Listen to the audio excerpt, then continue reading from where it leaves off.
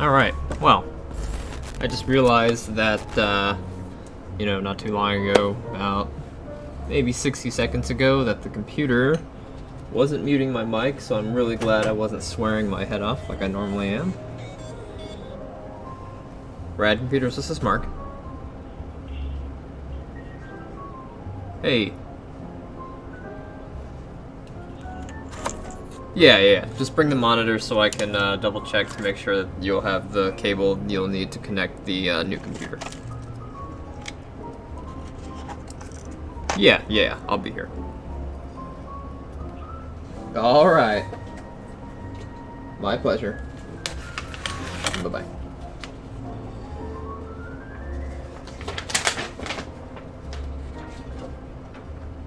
Okay.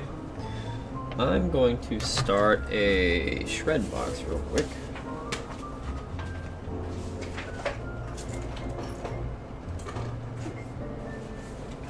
So I bought a crosscut, like tiny crosscut shredder, specifically because we have passwords that we write down for logging into customers' computers so that we can gain access to the tools and administrative usage that we need to do. And previously I'd just been ripping the passwords out and then basically eating them. Not in a very literal sense, but we'd been ripping them out and then cutting them by hand, basically shredding them up. So I was like, I'll buy a shredder, and then Amazon had a really good sale on a little crosscut shredder that can do 8 sheets at a time for like 40 bucks. So I bought that yesterday.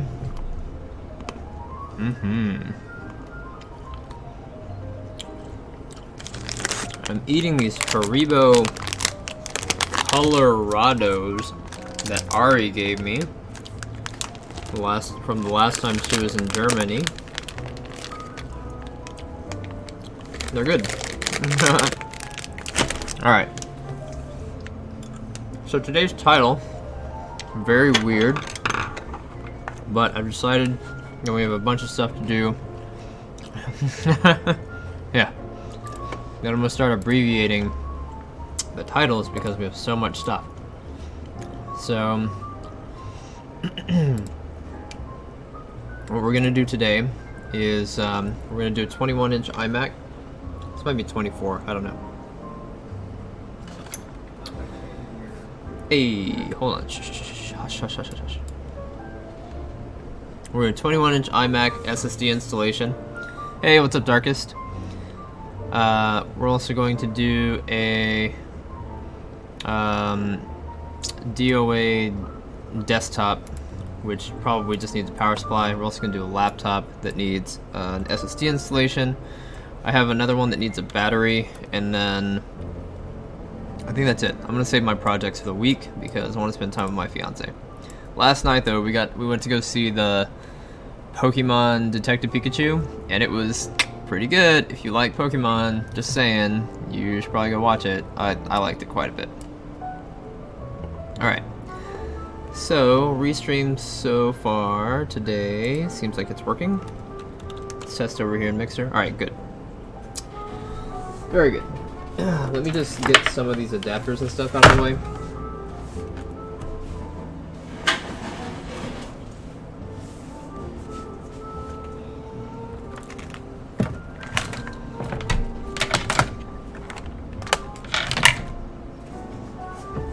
We still haven't received the KVM switch yet, so I'm a little disappointed that it hasn't gotten here all the way from China yet, but I guess I gotta be exercising patience because it'll be worth it. It'll be worth it. Okay. Now then, this is a 90-watt adapter with a really big tip on it. This looks like one of the what is it? Toshiba tips? Alright.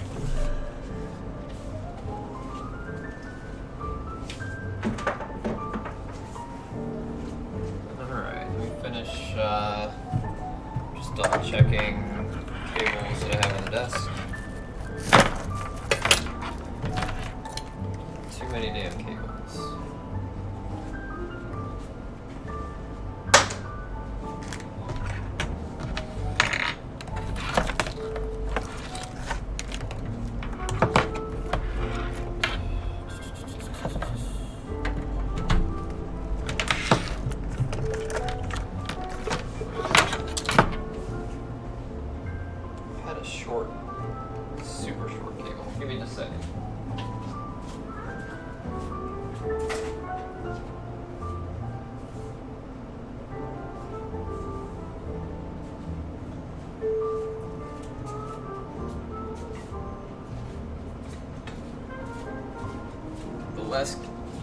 cabling I have on my desk, the better. So I want to go get a 1-foot power cable for this particular device,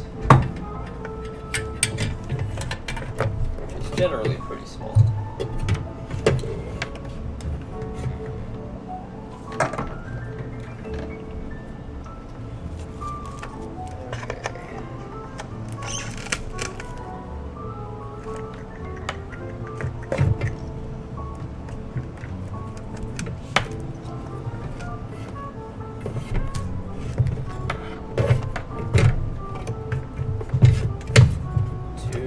Cables, yeah.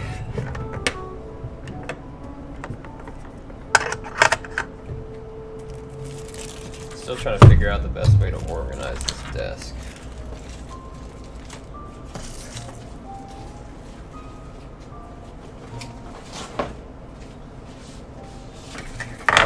Okay.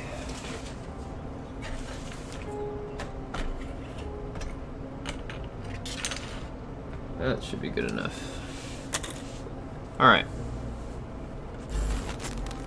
So, what we've got here today... Did that skip my transition? How dare it. That didn't skip the transition. Okay. Whatever. What we got here today is an iMac. This is a... It might be a 24-inch.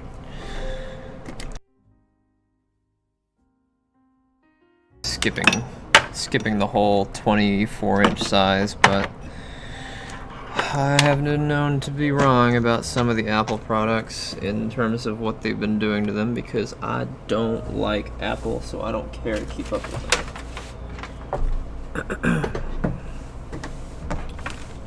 Alright, I've got a mouse here, I've got a mouse there, I've got a mouse everywhere.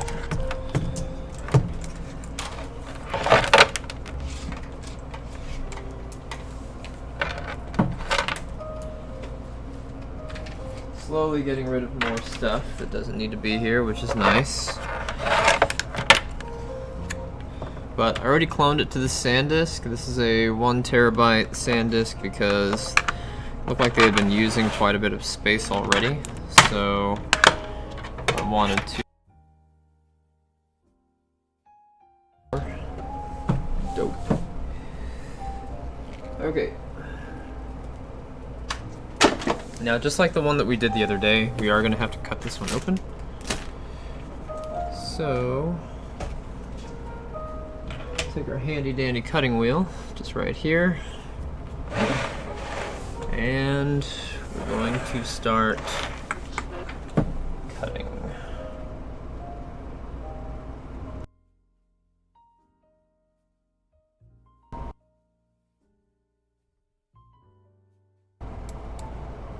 How about now? It's dropping out now. Might be redlining. Might actually be too high. Oh yeah, they do generate money, but I'm not about charging people too much extra, like an unreasonable amount. Alright. Pry. Do not try to pry the screen off.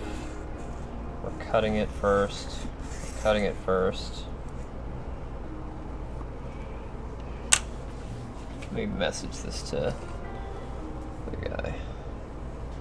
Hey, I'm good, Darkest. Good to see you.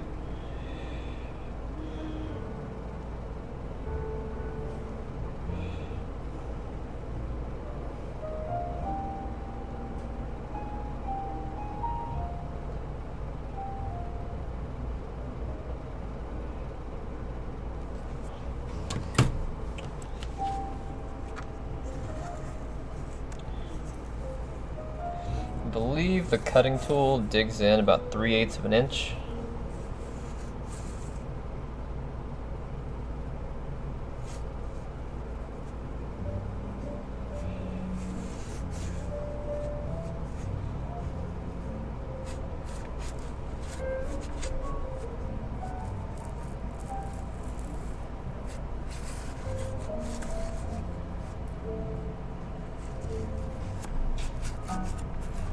You don't have to go super deep the first time.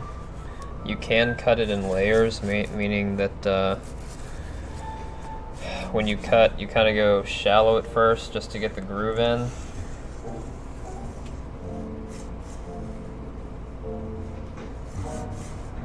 Then you come back and do a second pass, which will help it. But whatever you do, don't pry.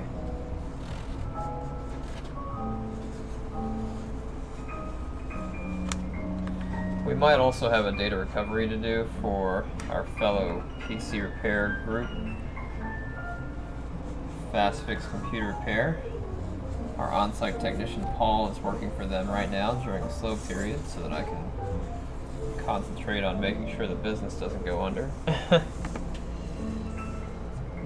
It's slow for everybody, but they do have a slightly better spot than we do. They're right next to a grocery store, and I'm in a plaza where literally nobody visits. Okay, so one thing that'll make this a lot easier is one of these. This is a foam pad specifically designed to hold up the Mac screen. Give me just a second. I just had a customer walk in that I've been needing to talk to.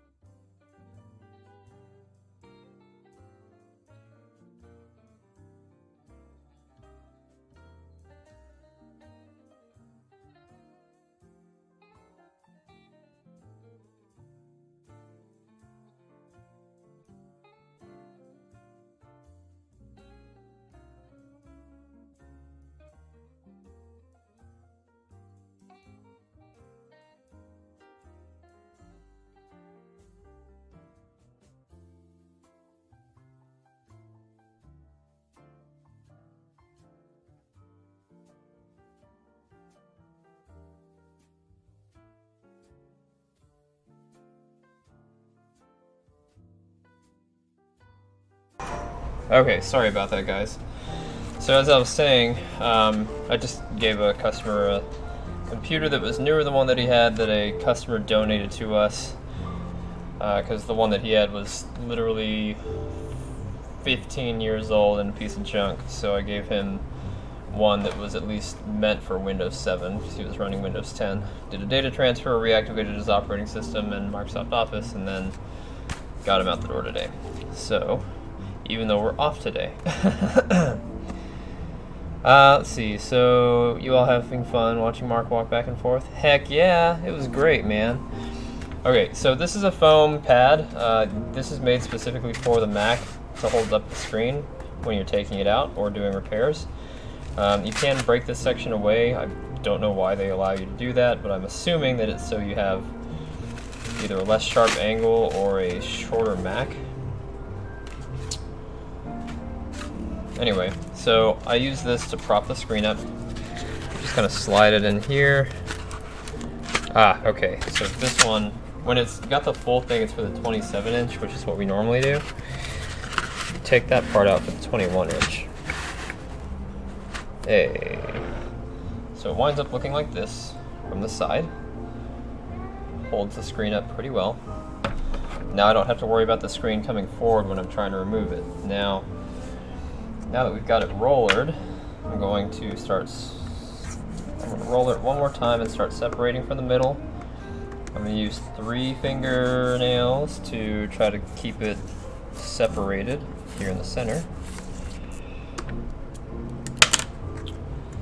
And now I'm going to use 6 fingernails in 2 different places to pry open a little bit.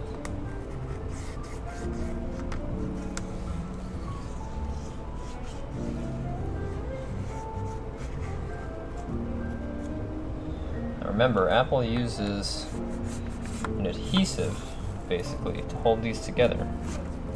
That's how they were able to make this particular iMac so much smaller than the previous generation, because this previous generation had screws, which means it needed something to screw into.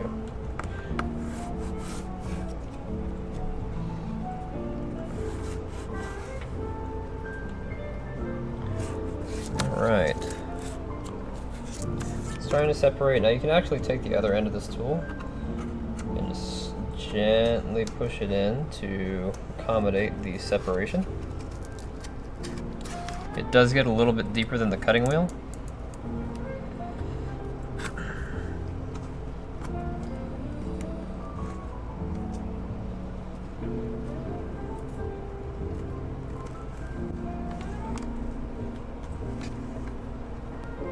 Alright, feel it separating now, there we go. Now remember what I said the last time when we were doing the 27-inch? Do not try to remove the adhesive using adhesive remover. The adhesive is adhered to little, they're like plastic, it's hard to describe them. They're like plastic rails. Alright, so now that we've got the screen separated, what we need to do is gently pull away. Now remember to grab the actual screen, not the glass, because the tension from the glass will break it. And we're going to pull and disconnect this top cable here. And then the cable directly below it has a laptop style or MacBook Pro style latch. So you have to move the latch, lift it up away from the end, and then pull it out. Now we've got some separation here. Now the next problem is that they do adhere the bottom side, and this is the most difficult part to me of the Mac, or the Mac repair, because it's super nerve-wracking when you're trying to get the screen to come out, because you're fighting adhesive and you're going against a metal piece, which is the bottom of the aluminum frame. So once you've got it peeled so far back, you can actually see the adhesive. It's kind of glistening down here. I'm just going to slide my roller down here.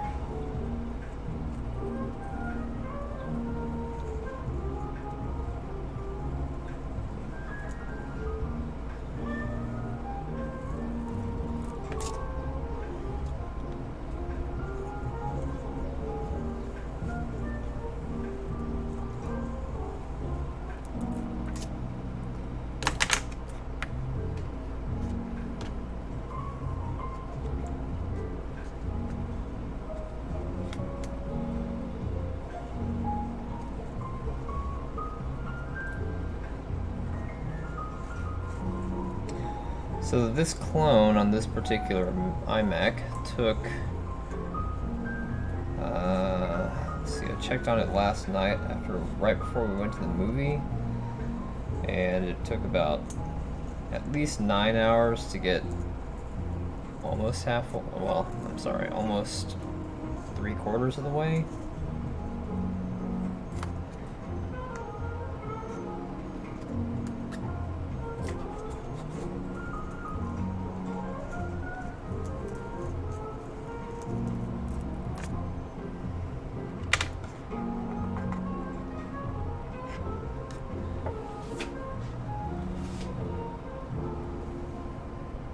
Slowly lowering it.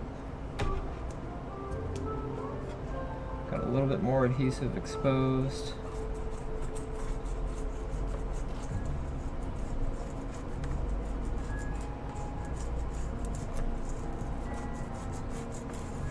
If this is your first time doing an iMac repair, 2012 and newer, I highly recommend you have 2 people, one to help you hold the screen, the other one to do the cutting wheel. I don't know about the 21-inch, but the 27-inch Retinas are $600 to replace, and that's if you know a vendor. Otherwise, they're close to $800 to replace, and that's just because you crack the glass, which is only 1.5 to 2 millimeters thick, depending on the year. There's a large amount of liability that comes with these, which is why we do charge more to replace the drives in the iMac 2012s than we charge for the 2011s and older. Alright, lowering it again, still supporting the screen. Now I'm rolling across the bottom.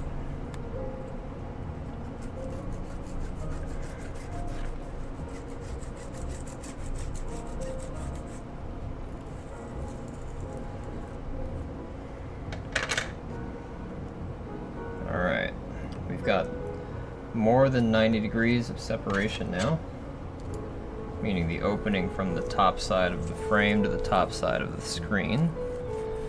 And this is the point where you will basically get the screen to separate.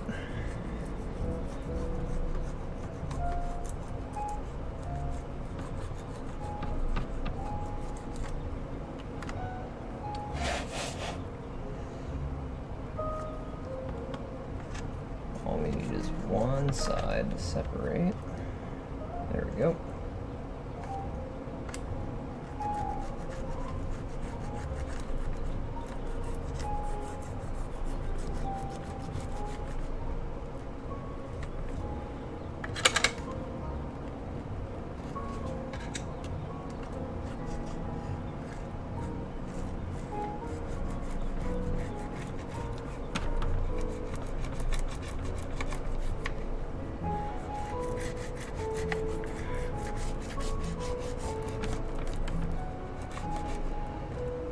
Now, once you get better at the 2012 iMacs and newer, you'll actually hate doing the 2011s because there are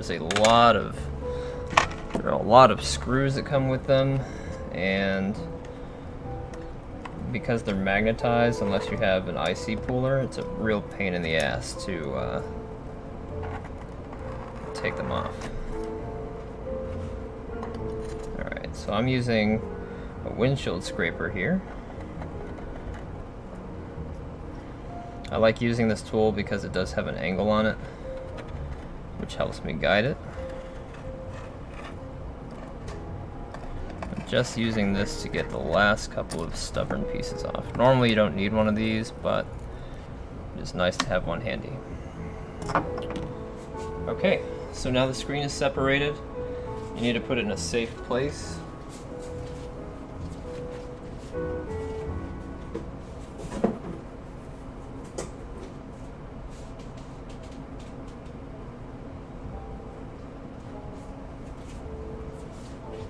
I always put mine face down on a towel, on a cardboard box somewhere.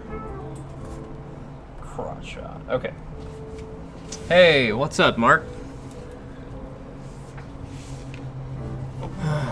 Okay, so the biggest problem that comes with these 2012s to 2017 iMacs is that they always use laptop-style drives, but they provide no way to dissipate the heat. So on the older ones, you had a heat temperature sensor, and you had two big fans, one here, and then the heat would exhaust through the backside, and it would flow over. It would flow over the area that the heat was coming from the hard drive. In the new ones, you don't really have that luxury, so you get to do everything the hard way. Now, where did I put my toolkit? I think might be at my house. The one that I use the most anyway. All right, let me go grab a T9 driver real quick. I had to take it home to work on a computer that was in a rush, and then she wound up leaving without it because she couldn't get here soon enough in the morning, despite the stuff that she was doing.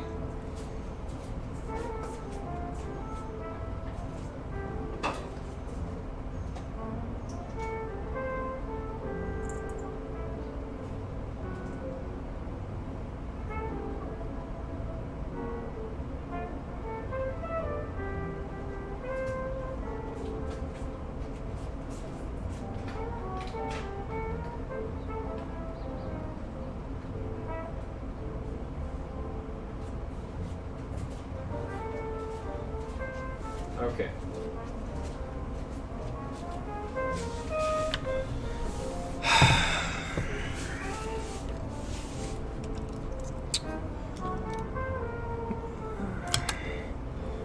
My technician, before he left, had a habit of not putting things in the correct places. So I've got this entire thing of screws that are in the wrong, or not screws, but drivers that are in the wrong place. Now I get to spend probably the better part of 2 hours figuring out what's missing from where they go, what kits are incomplete, all the good stuff.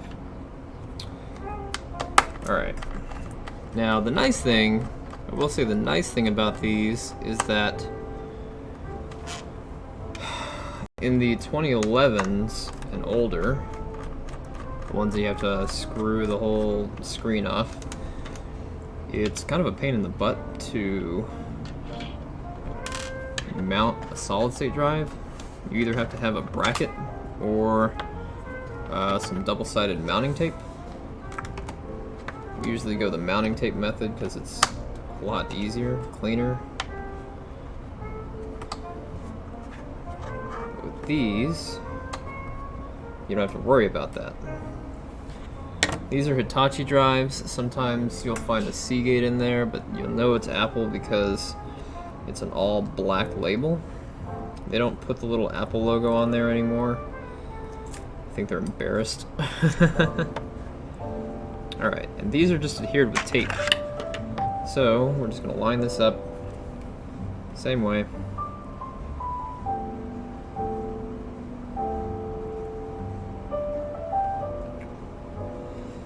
The tape is used to stick this to the side, and then these are rubber dampeners to reduce vibration. Not for the drive, because the drive is going to vibrate more inside of this rubber damper. It's used to reduce the vibration inside of the case so that the case doesn't start making noise.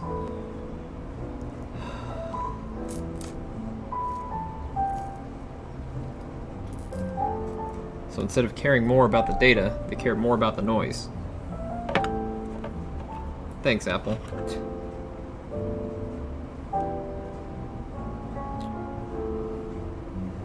Alright. So we've got both of this mounted.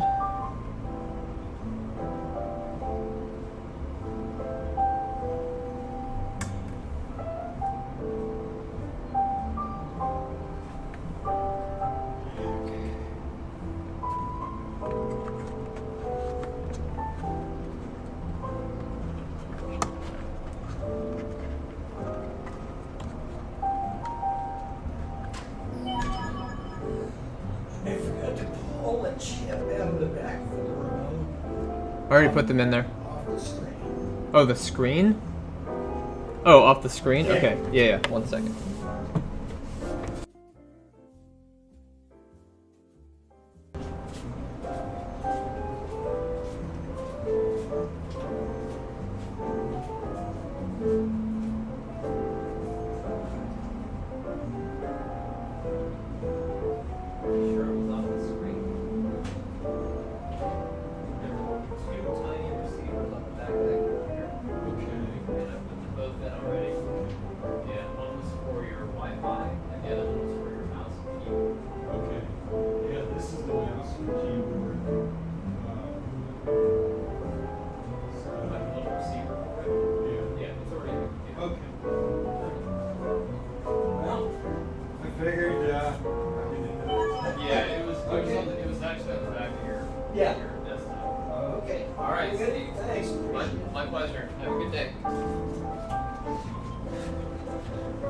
I don't miss nothing.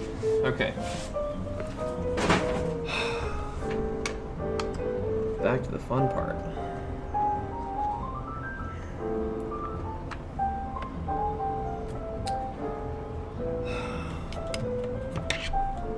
We'll just go ahead and take out the whole thing.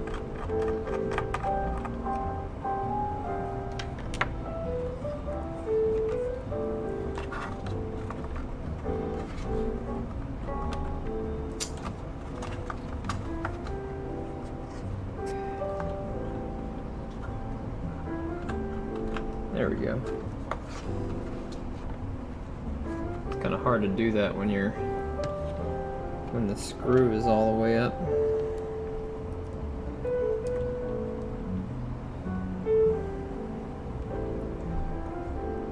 Now when you're working inside of the iMac, last time I said this and then it happened to me. When you're working inside of the iMac, please take care not to drop screws down into the power supply area.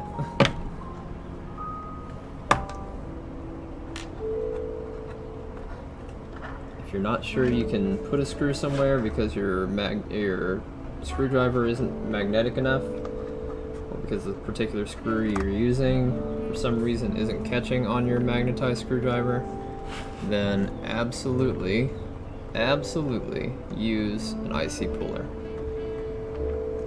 The last thing you want to do is take the left speaker off in order to get underneath the power supply. You got to put on nitrile gloves or latex gloves, all this other stuff.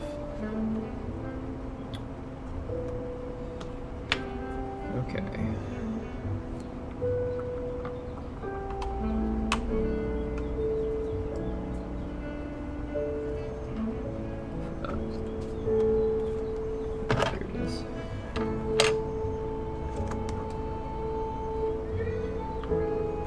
Careful not to pinch the power button cable.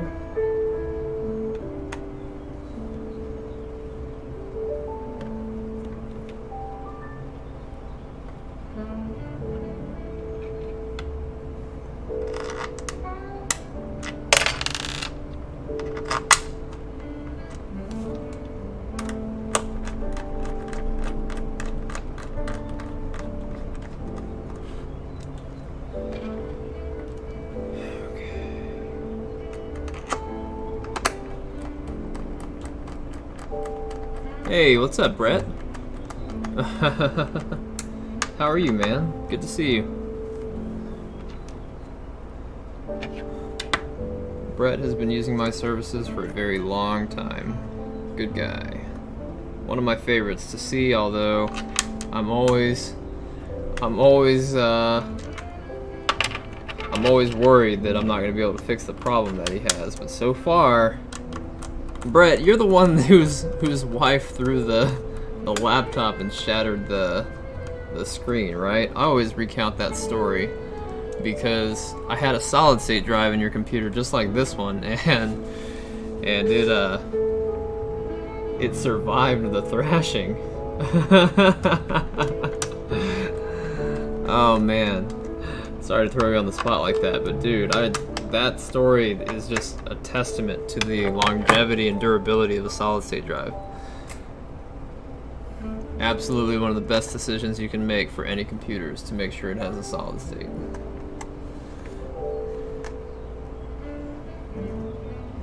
Alright, so now, remember, do not use an adhesive remover to remove this adhesive.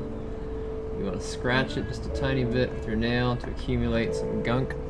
And once you've accumulated the gunk, grab onto it and then pull it straight down or away from your screen.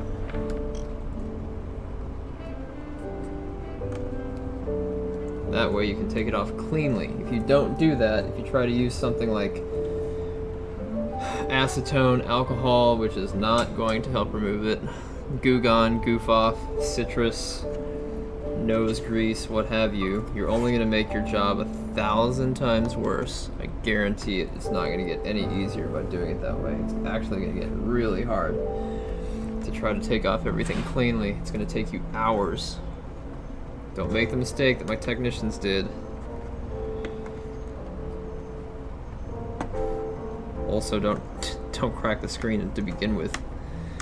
I had to buy 2 of these last year because my technician wouldn't listen to me when I told him, don't try to pry it away before you've got the whole thing cut around.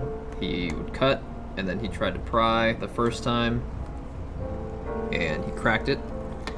Doesn't take much. It's about a 15-degree angle, maybe even 10-degree angle before it cracks. It's like 4 pounds of pressure from a lever.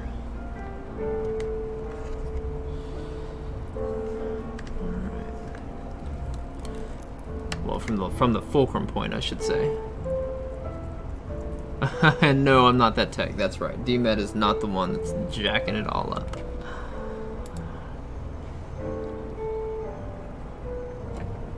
Okay.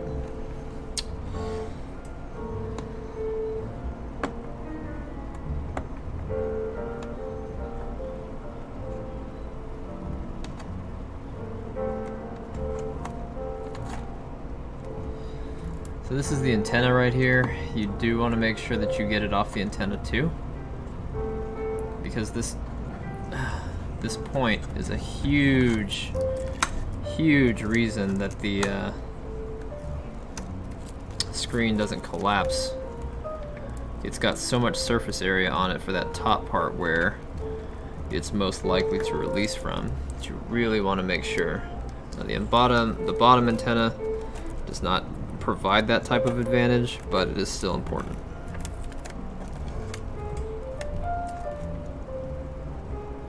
All right.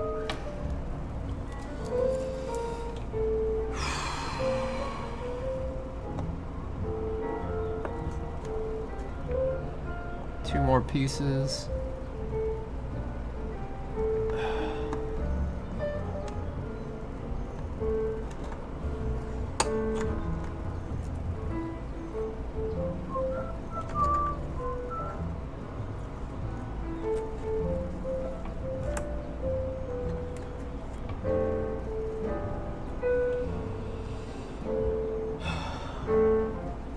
If I had to pick one that was more difficult than the other between this and the MacBook Pro battery replacement that requires extreme patience, acetone, and a steady hand, I would definitely pick this one all day. I'd much rather go through this than I would the battery swap. Because first of all, this can't catch fire in my shop and then make me wish that I was dead. Messing with the MacBook Pro batteries that are adhered in is always a risk of fire. There's no easy way. You can also melt the keyboard, you can destroy the cables using the acetone. There's 1,000 million billion things that can go wrong with it, and it's super nerve-wracking. Especially when you're trying to do it quickly. If you have more than an hour of time to spare, you can definitely get it done quicker, but sometimes customers are in a hurry. They want a job that takes 3 hours to do safely, cleanly, correctly, to be done in 30 minutes. Alright. Always label your drives as they come out so that you never misplace them. Now we need to repeat this process with the screen.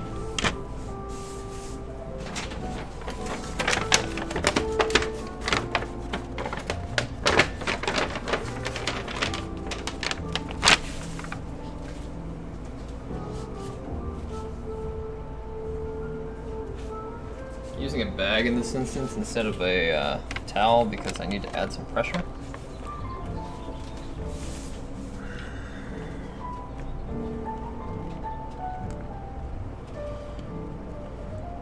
Alright, you can see here how the default factory was.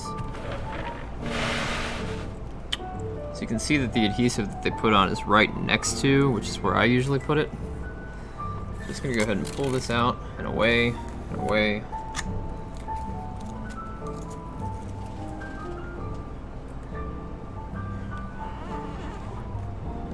Alright, same thing right here.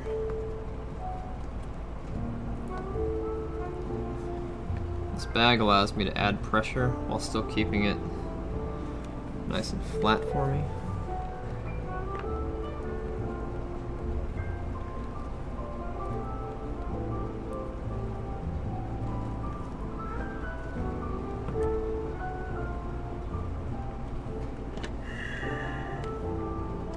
Just gonna nudge it.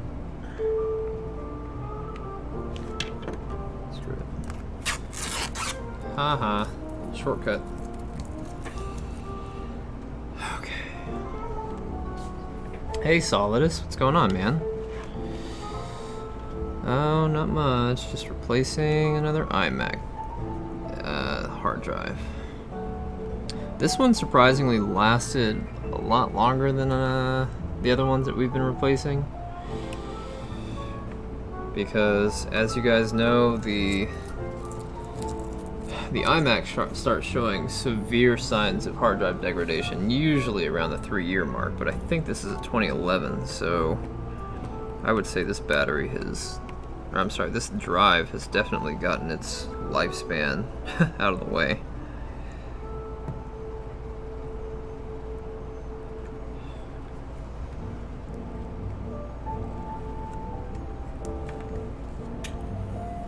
Oof. It's a big old piece right there.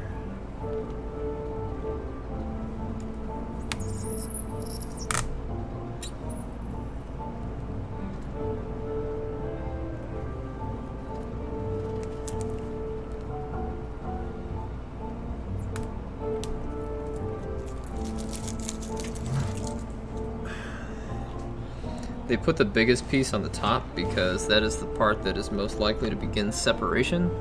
Then it goes down the sides. So by adding more surface area to the top, they are attempting to prevent the problem of screen separation.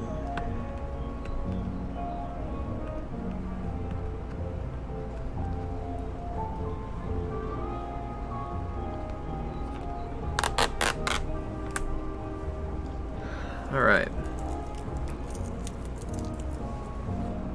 Oh, there's one more over here, I think.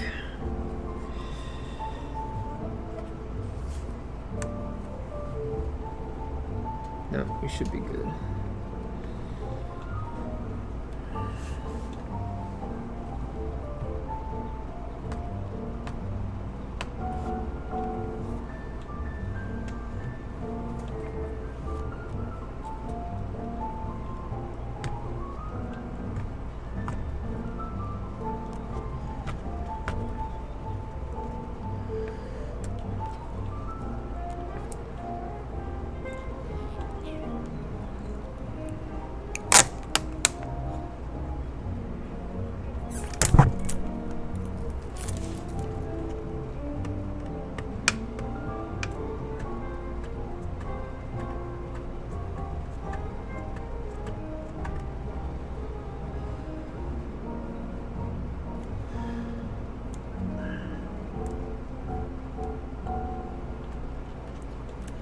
Okay,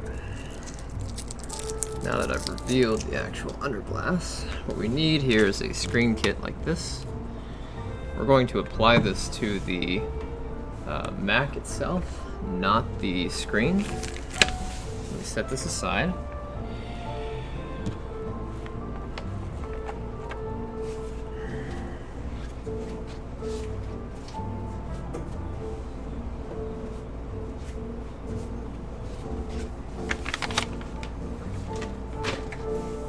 Okay. Yeah, man, no problem.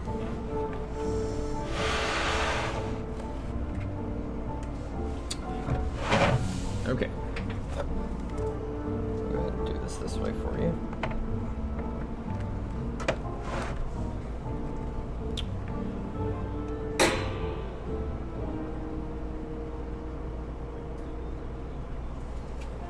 Switch to the screen right here. Alright, that should be good enough for you guys. It's good enough for me. I couldn't do it this way last time because my back was hurting, so don't sprain your back, guys.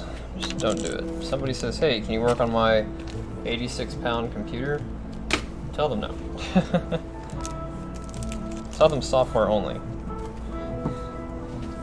Don't tell them, yeah, no cable management, and then find out that they have 8 hard drives, or 8 drives and two optical drives. That's just a terrible idea. Okay, so we're gonna make sure that we know where these are going. So this one's gonna go down here. This one's gonna go.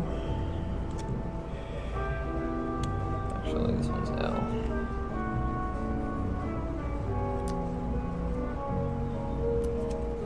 I don't know why they named this one 4L and 4R.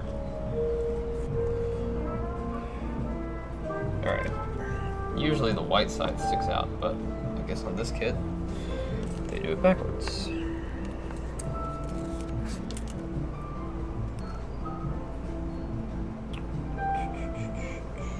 Alright.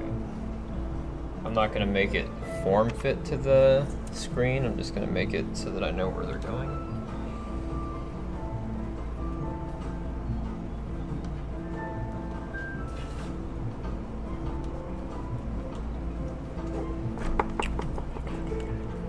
Tell where the antennas go because they've got this portion right here, and this one is right there.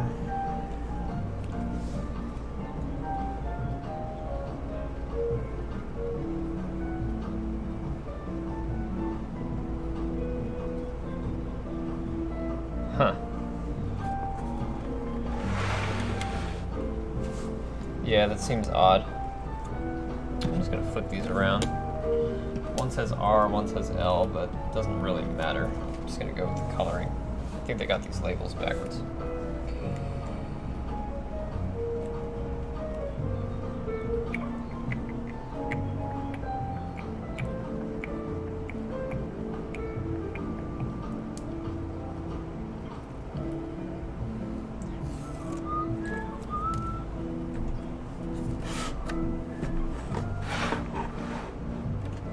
Whole Lazy Susan over for you guys.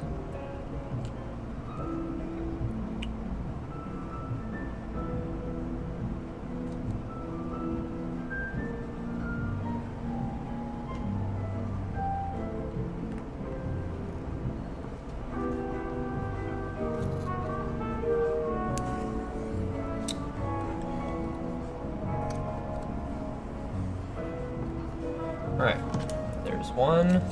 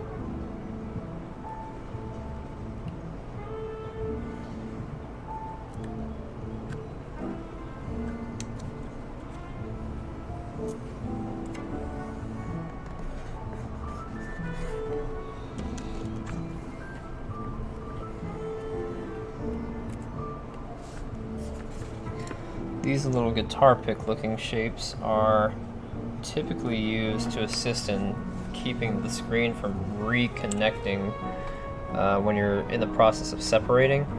They can also be used to apply pressure onto the stickers. so that they adhere better.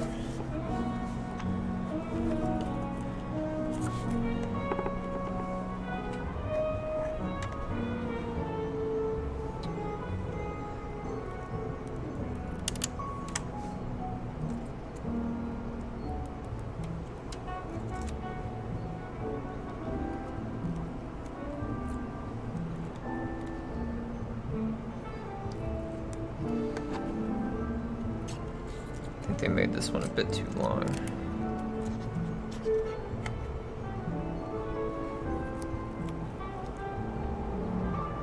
Hey, Dylan Pro, thank you so much for the follow.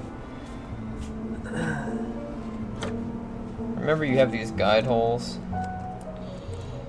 I haven't been using them up to this point because there are no guide holes on the bottom one.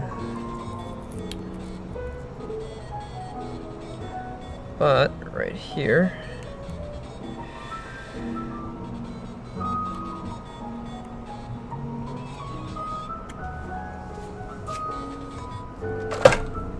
this is Mark. Hey, Steve. Yes.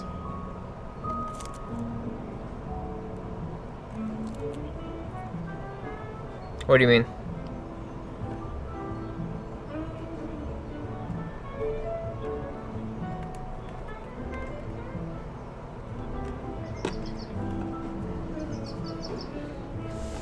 What's it say on the thing? It's got to be presenting you with a choice.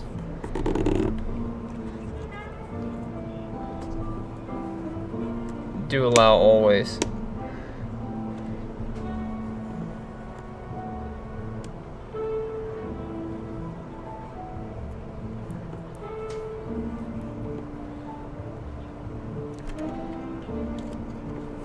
Down at the bottom right hand corner, you'll need to make sure that you have an active wireless connection.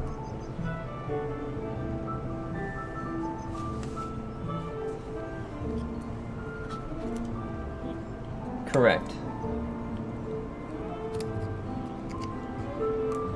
Do you see a little staircase by the clock?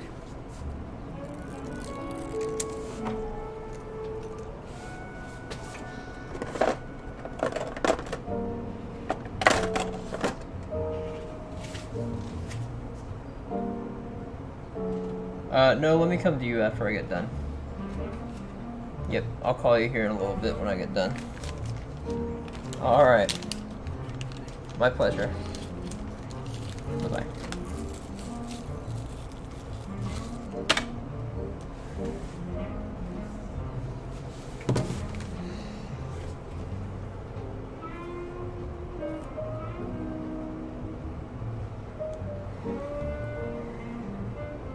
This is a spooger, or spudger.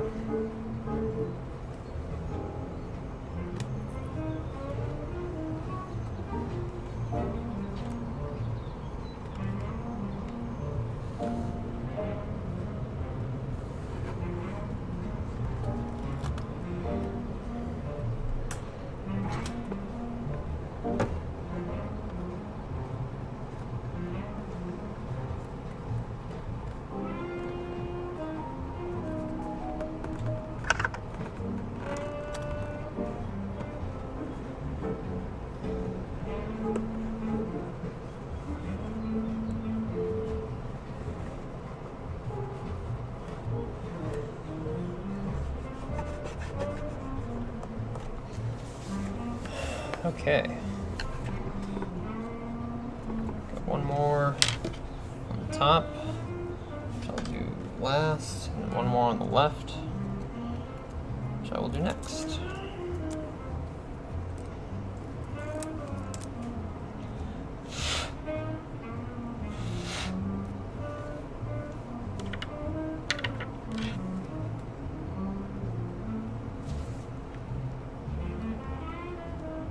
You guys can see the left side.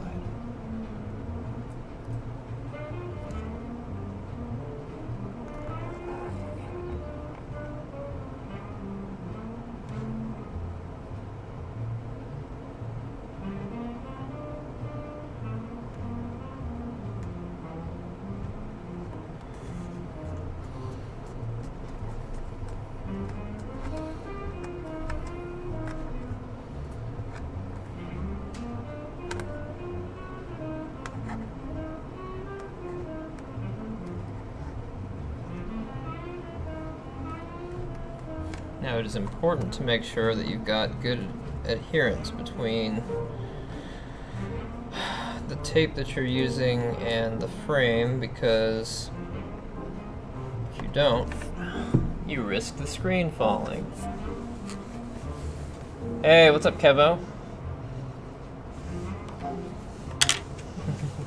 Hey, welcome to our 1,000th follower, Kevo. There you go. Let me see why the bot isn't up this time. I think I'm gonna switch bots. It looks like deep bot development is dead, so I apologize, Kevo. That's why it hasn't been acting right. It's been crashing, and I went to the official forums and I looked at the actual program for DeepBot. They haven't updated it since July of last year. They used to push out updates every 2 to 3 weeks. So here in the next week or so, I'm gonna get the bot switched over to DeepBot, or to Streamlabs. So that should help.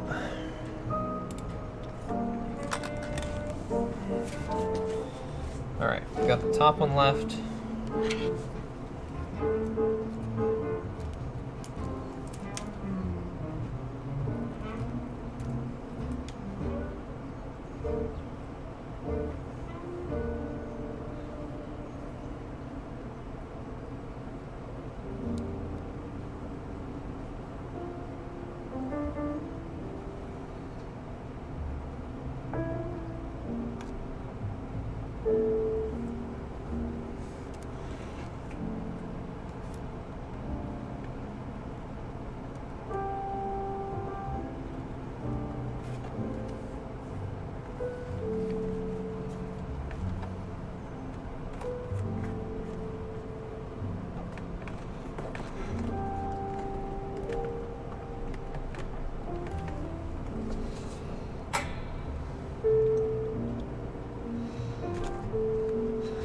Kevo asks, so sometimes I need people plug in the modem internet cable to the switch but use port 6 or something like that.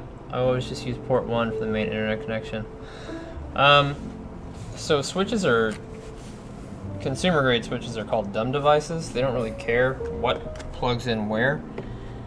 You can plug your input into port 1, 2, 3, 4, 5, 6, 7, 8, however many ports you have. You can plug your internet line into any of them and then plug the remaining devices into any of the other ones. Now the thing is, most best practices use either port 1, 2, or so port 1 through port 8, it would be port 1 or port 8, port 5, or port 12, depending on how long the switch is, how many ports you have. And then if it's a double stack port, meaning you have Ethernet ports on the top and bottom, then best practice would be port 1, port 12, port 13, port 24, or port 1, port 24, port 25, or port 48, depending on how many ports your switch has. So there are some 16-port switches. It would be port 1 and 16, but basically first and last on either end, and then you would want to use a different color. So if it's an internet cable, you'd want to use like yellow, red, blue, whatever, and then all your other cables would be a different color. That way you know which cable is coming in from which other device, and the more complicated it gets, the easier it is to figure out with the coloring.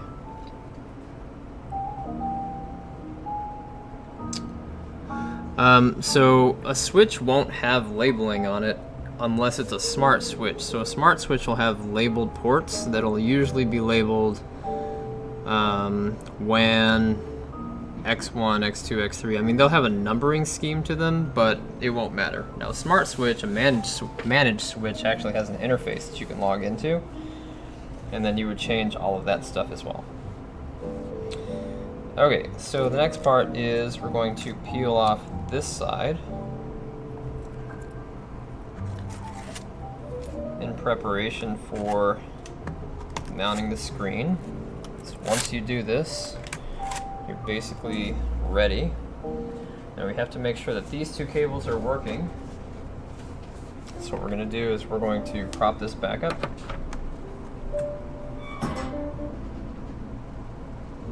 We're going to scoot this over to the side to plug our cable in. But not yet.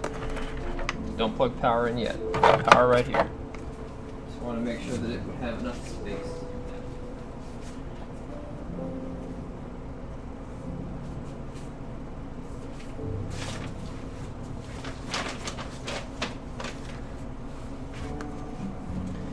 Alright, now this is probably the most difficult part of this process, is holding the screen up and getting these cables to connect. If you lift it up too much and it's not seated exactly centered, then you'll have a lip on either side, which can be annoying.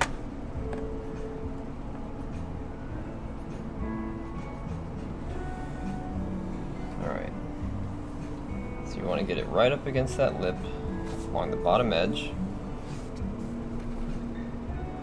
Now hold it by the screen. As you lever it in, we're going to do this in reverse order, so we're going to do the one that requires the clip first. You're only given about a hand space in between here, so again, if this is your first time doing an iMac, I recommend having 2 people. Alright, so there's the first one. And then here's the second one.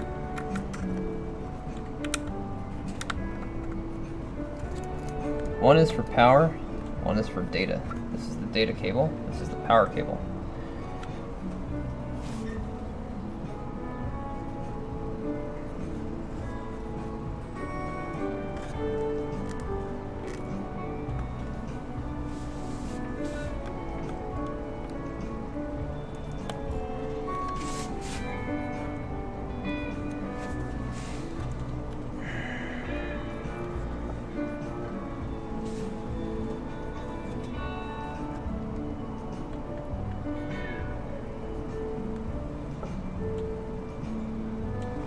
What I'm doing is I'm gently applying squeezing pressure to the screen on both sides of the glass and downward pressure towards the bottom of the case to seal the bottom gap. Because unless you do that, you'll create a 1mm to 2mm gap on the bottom side as well. Alright, so that gap has been sealed at the bottom. I'm going to continue holding the screen. Remember, we already undid the sides. I'm going to plug in the screen. I'm going to power it on, make sure it gets light and color. I see light. I see color. I'm going to go ahead and power it off. Hard power down.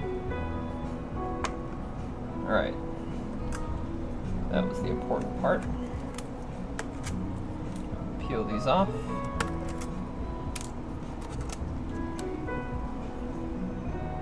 And release. Got a perfect seal right around the corners. You can tell there's no lip whatsoever in either direction, meaning there's no overhang on the aluminum frame here, there's no overhang of the glass. It's that way on both sides, which means that all 4 sides are perfectly in line.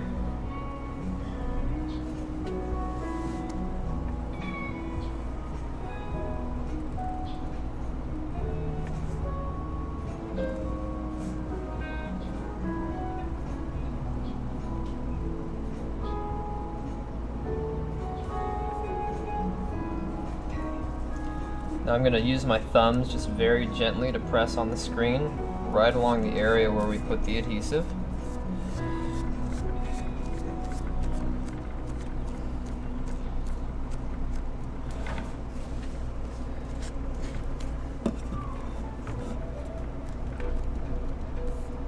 Very good, nice, good finish.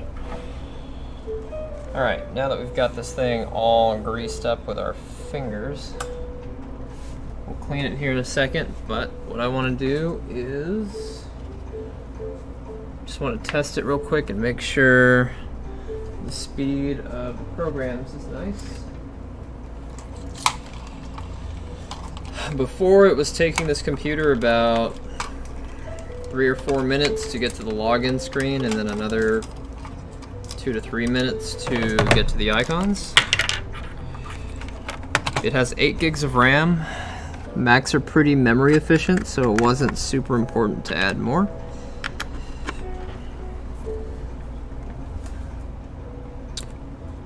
Alright, and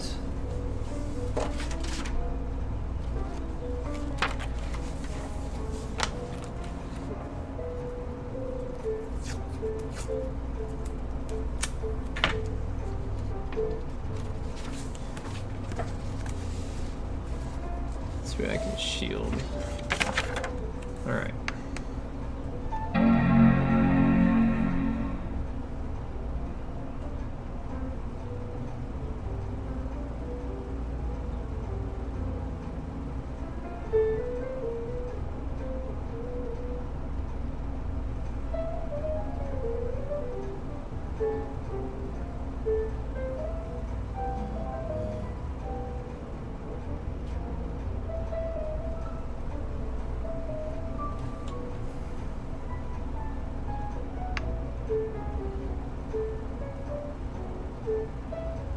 Oh, there it goes.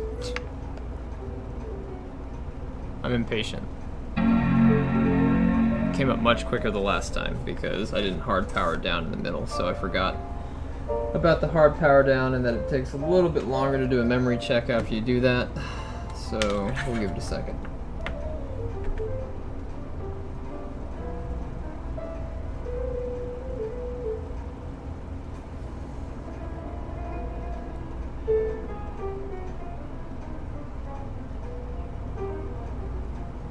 White is either an inclusion of all color or an absence of all color, depending on how you think about it. Hey. Look how fast that bar goes. I mean, before, even at this point, it would have taken much longer.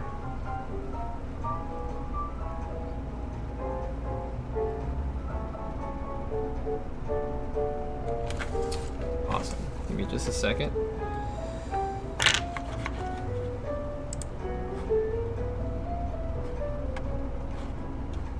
Cool, yeah. So it pulls up the internet like super fast now. Alright, we're gonna go ahead and shut it down. I like how it says keyboard batteries are very low, except that I'm not using a keyboard. This is on Mojave 10.14.3. They actually have a 10.14.4 now, so we'll go ahead and update that while it's here.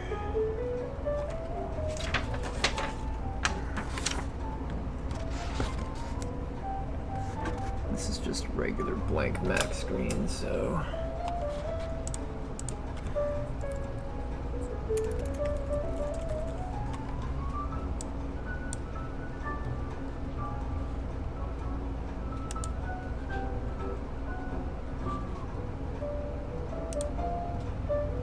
this is just the regular 1080 screens. These 1080 screens are only like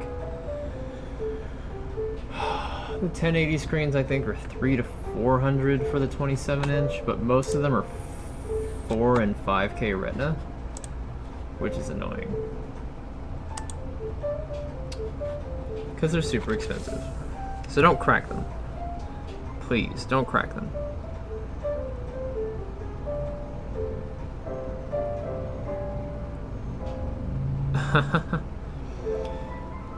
If all colors are used, then it will be black, but if you're talking about colors of light, then if all colors are used, it will be white. So like I said, it's either an absence or an inclusion of all color. It just depends on whether you're talking about light or the surface that it reflects on. Alright, so this computer is going to do its update thing. Hooray! Let's move this out of our way. Oh, let me text him and let him know it's done.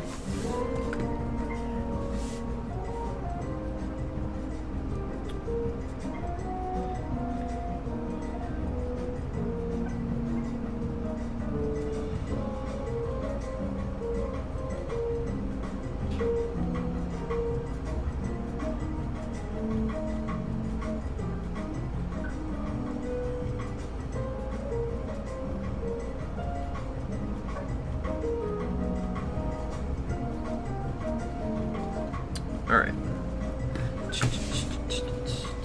Yeah, tell that to your physics teacher. Hey, teach. You were missing some information.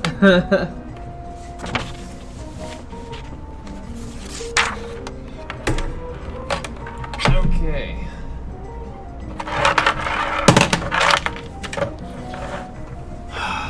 Got that one out. What's up, Kevo? Guess what? What? Alright, the next thing we have on our list, we have a custom desktop with no power. I don't know if you guys have seen the... Oh man, I can't wait to show you guys this. This is tech support gore at its finest. So, let's go back to our screen mirroring.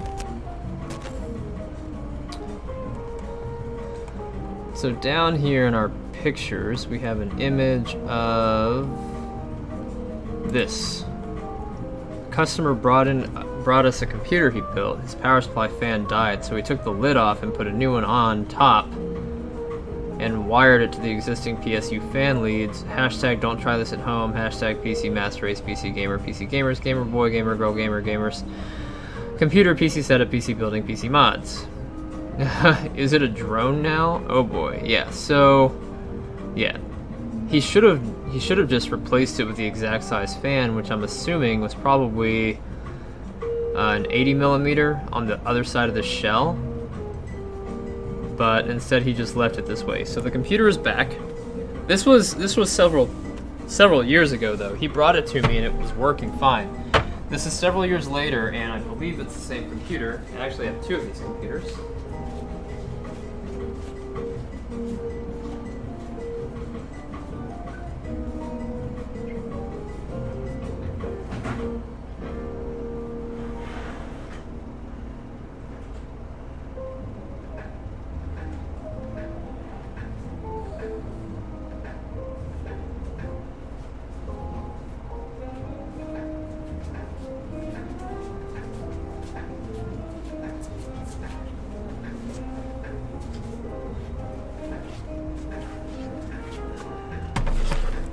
Alright, I have his Toshiba laptop, and I have his desktop. Let's do the laptop first.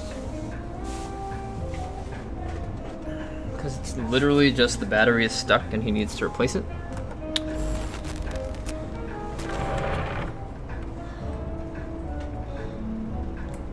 Ironic, right? Safety logos on the laptop. Alright. So he said the battery was stuck.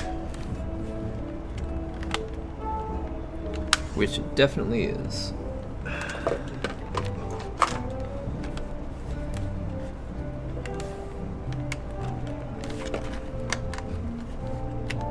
Nope, it's definitely not.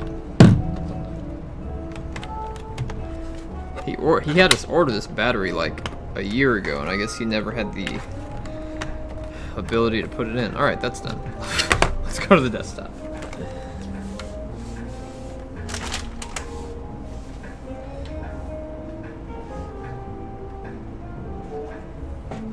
Before I put it up on screen, let me cover up his CD key.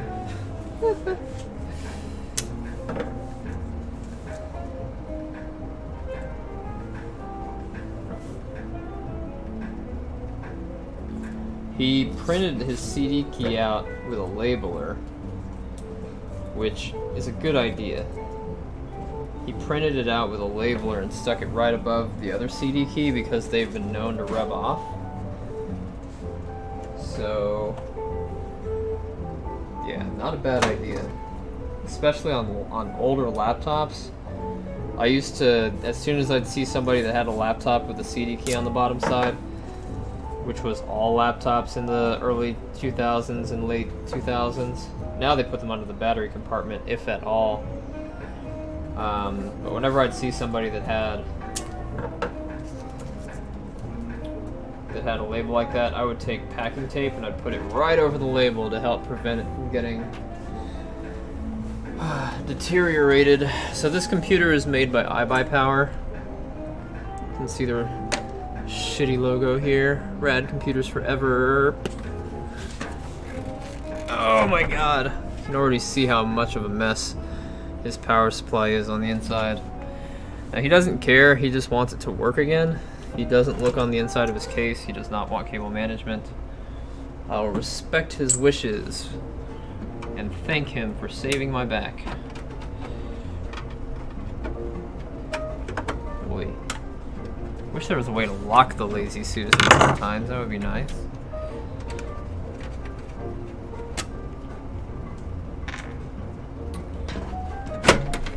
Ew. It smells like curry in here. Alright, here's the power supply with fan. I'm honestly not surprised that it died. But this rat nest though, hey baby.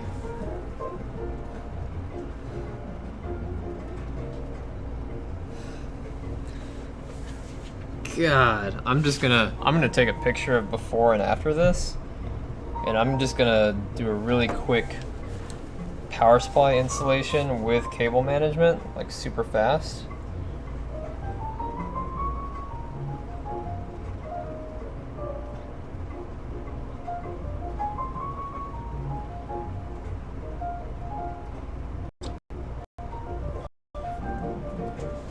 Ugh. At least it's a, what is that, a Gigabyte or Asus board? Might be MSI. Gross. Okay, so let's try to power it on first so we can verify his issue.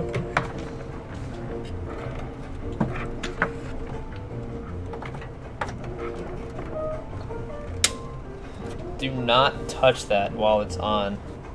Don't even reach your hand in there. Absolutely have to discharge the capacitors before you do anything. So the power light comes on briefly and then nothing. If you had a loose screw in here with no shielded protection, screw could have gotten in there. Turn that switch off and want to press and hold the power button to drain the electricity.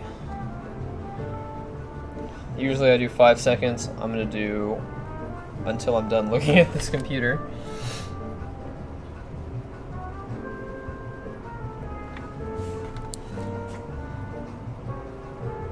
Alright, it's 24 pin with a 4-pin power in the back.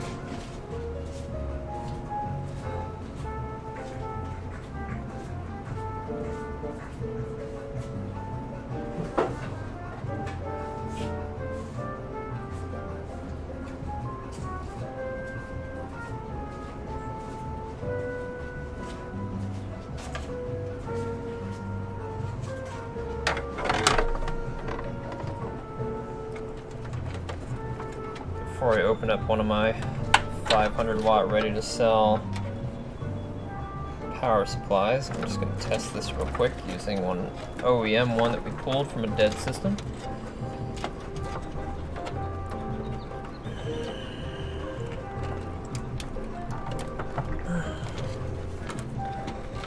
Come on, 24 pin. There you go.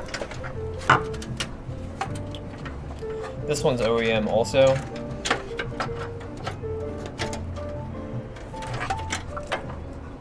Just in case anybody's wondering. Meaning it came out of like a Dell or an HP.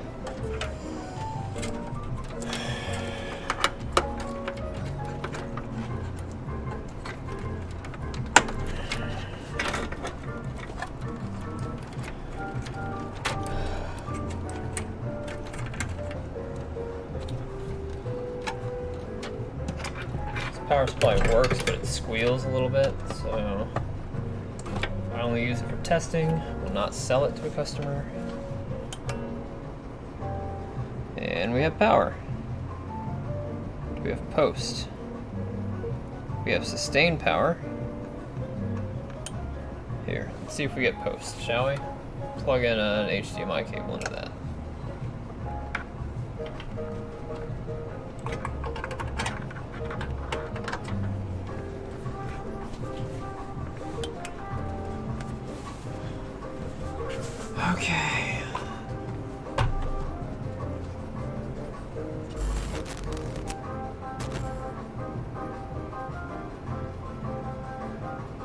All right. So I see post. You guys see a green screen, I see post. I don't know what the deal is. It's not capturing wrong. It's got to be the Elgato. There's got to be something inside the Elgato that's broken. Sometimes. It's not all the time broken, it's just sometimes broken. Yeah, airflow in this case is 12 out of 100. If we're lucky. So we know the power supply is busted. What we'll do is we will take this tester out.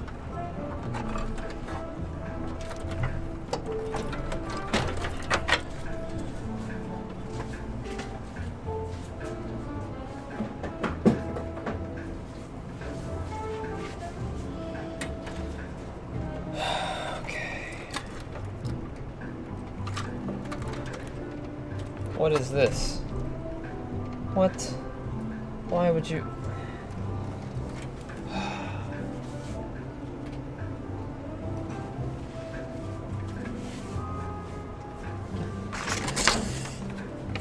I don't ask questions, I just fix the problem.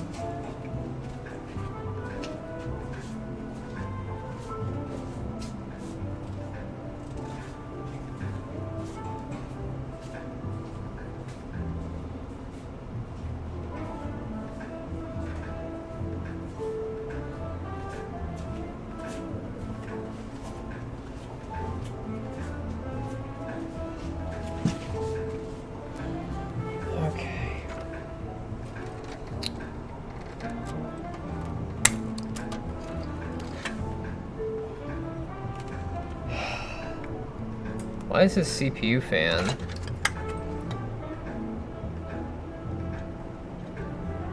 I mean, he could have just plugged his... I mean, the only cable man... With the... what? Why would you... What? What?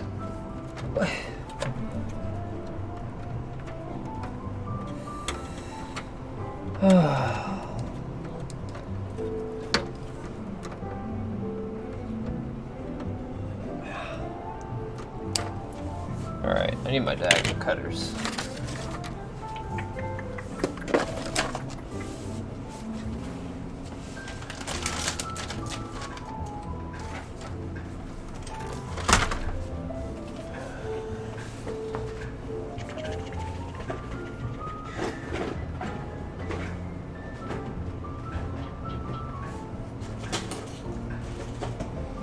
I had them not too long ago.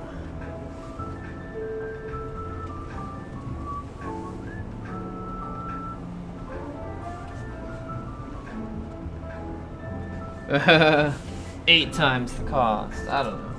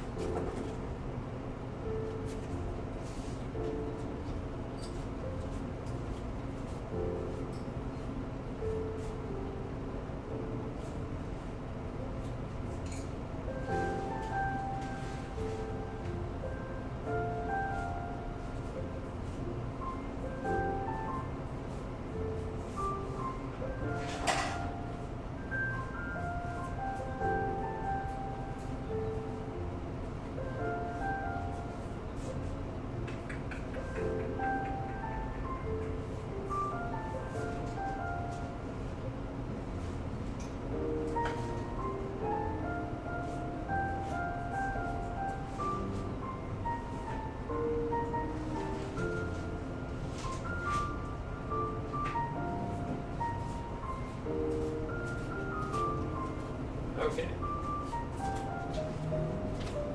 So before we dive elbow deep into this computer, I want to start the clone on this one. I was telling my fiance about this one. It looks just like her little purple Dell.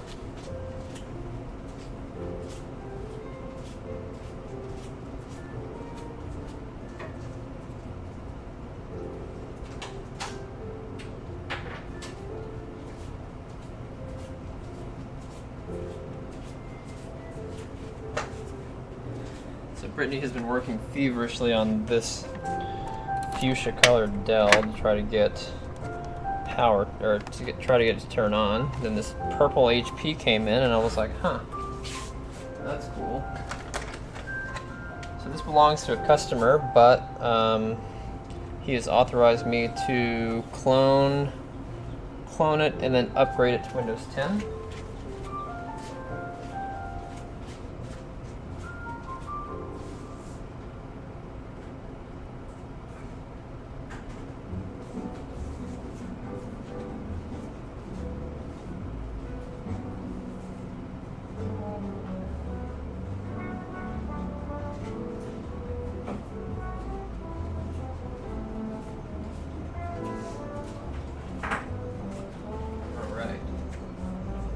Wish I knew where my diagonal cutters were. Diagonal cutters. Alright, so we've got a 240 gig solid state drive here. Come on, diagonal cutters, where are you?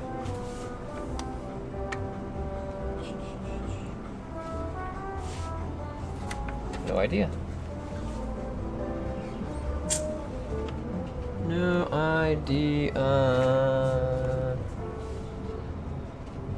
Alright, well, where's the clone tool that I was just using then? Here it is. Alright, the reason why I want to start this one is so that we can go ahead and get the clone started, because it is going to take a while. And I don't want to be here all day.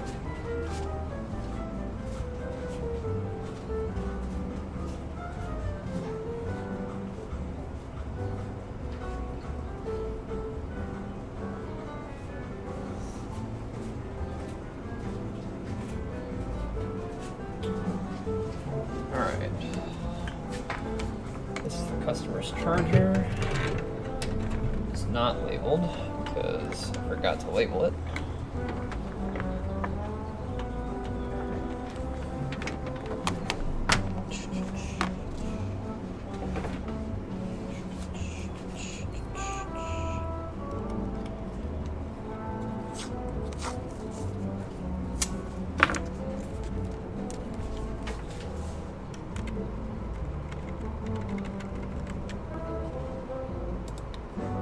Alright, his name is Carmel with a K.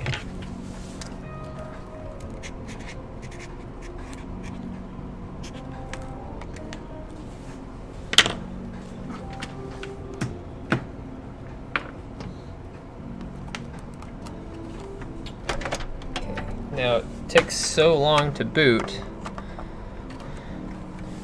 that we're going to skip the whole let's try to clone it inside Windows thing, and we're going to go straight to PE. There are no USB 3.0s, so I doubt that there's going to be UEFI. So we're going to boot this to Legacy. On this HP, escape is the startup menu, F9 is boot device options, Samsung flash drive. Hooray!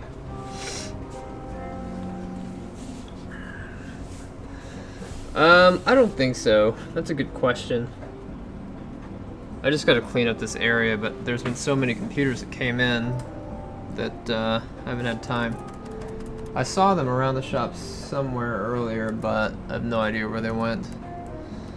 Alright, so we're going to go ahead and boot to our Windows 10 pre-boot environment. I might have put them in a drawer, like this drawer that's right next to me, and I just haven't slid the drawers out far enough to be able to see everything.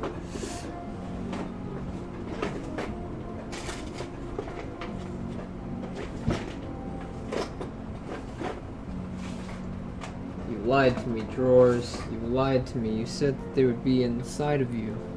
And you lied. Dirty lies.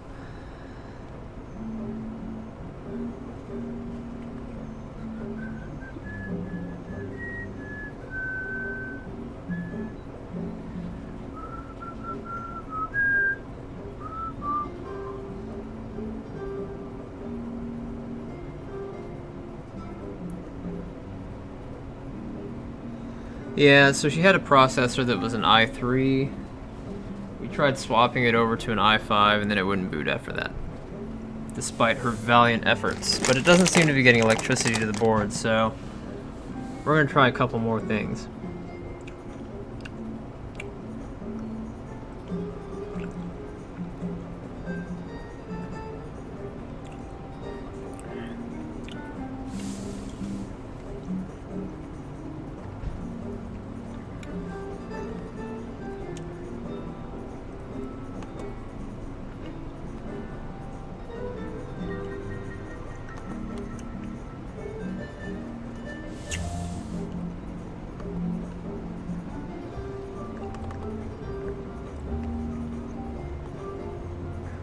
We're gonna rely on Macrium.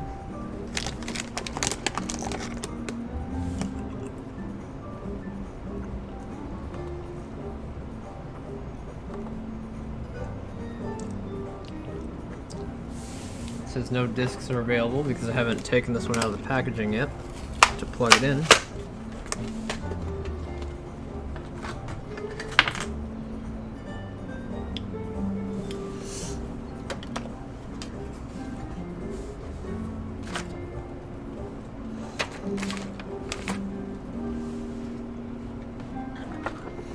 Let's use that, let's use the one that we just got, the colored one, if we can.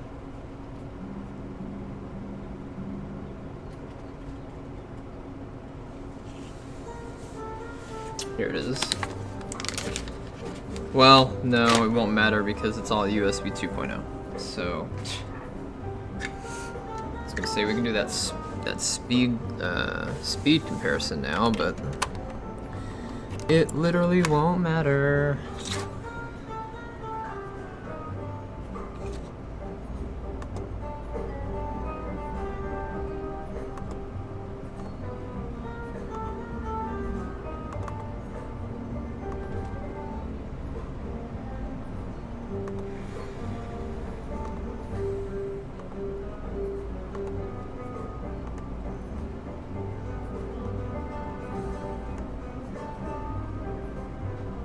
Okay, it's leaving off the recovery and the HP tools, which is fine. We don't care about that stuff.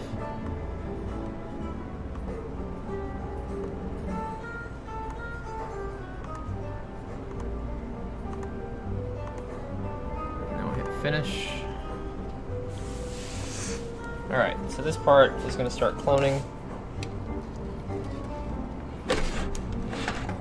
And I'm going to move it out of the way.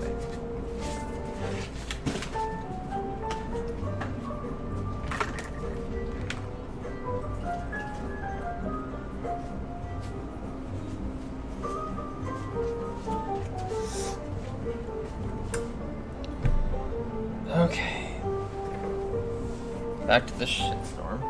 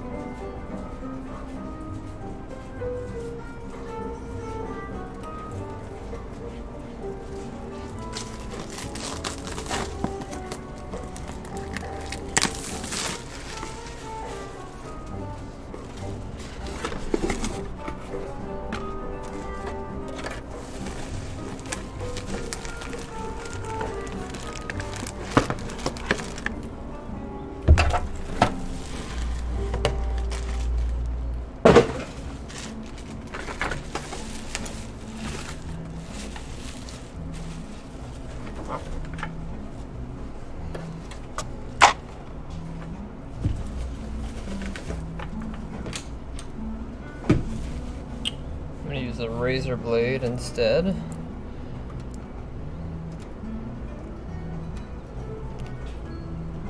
Be careful not to cut the cables. This razor blade sucks too, apparently. Okay.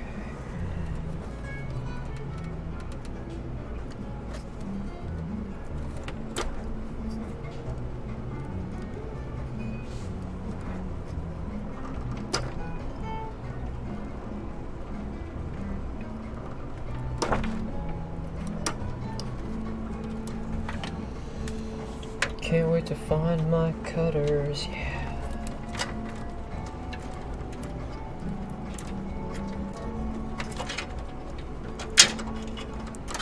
What is going on?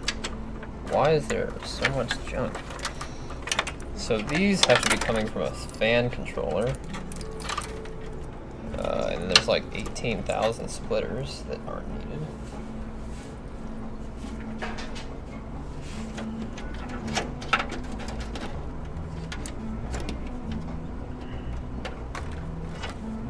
The only management is keeping the cables together, like pseudo-sleeving.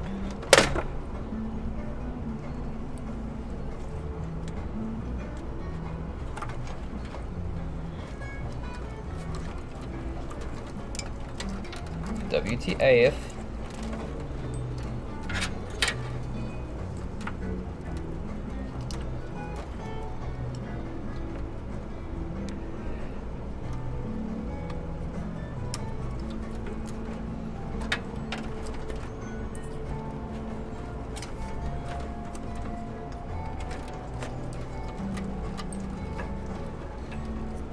How old is this case?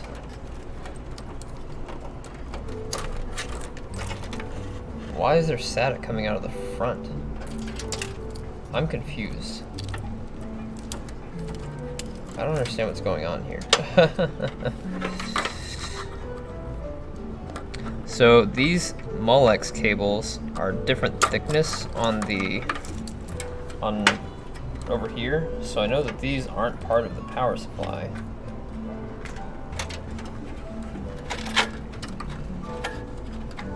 At least he did one thing right.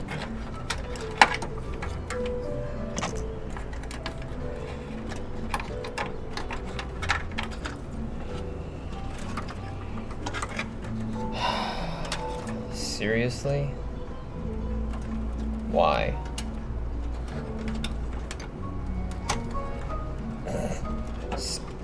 What? Okay. So this is a transformer. It's used to illuminate CCFL lights.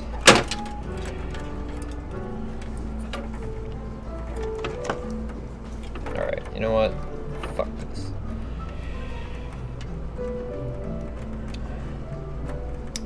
This computer is in desperate need of some rad TLC.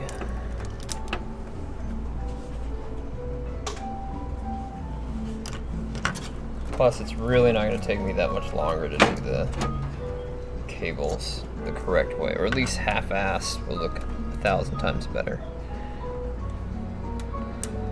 My half-ass is other people's whole ass, you know? Makes sense to me. Alright, what did he do here? Oh, he looped them for no reason at all.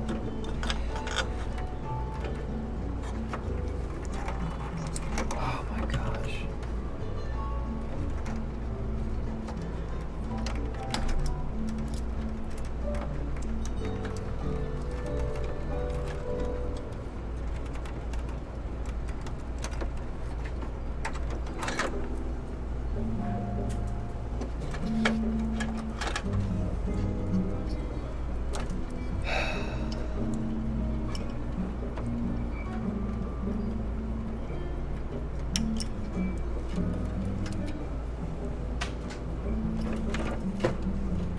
Hey, there we go.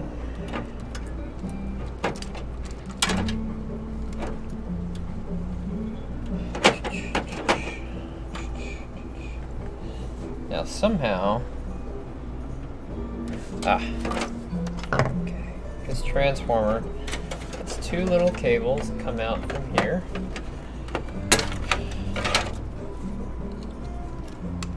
Put that in a really weird place.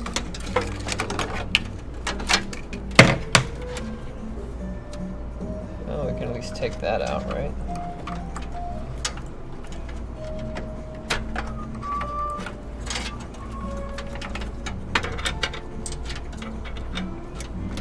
Now the thing about CCFLs is that you can't extend the length of the wiring. It actually changes changes the very delicate process of converting the gas inside the CCFL into usable light.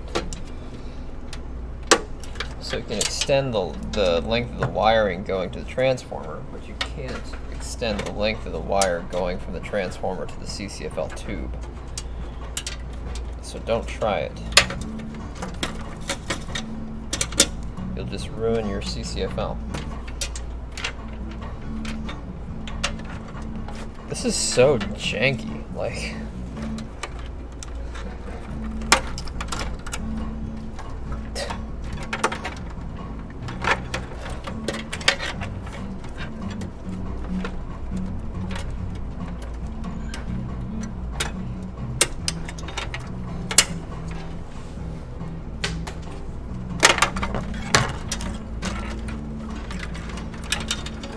I wonder if his tubes even work still. CCFL tubes.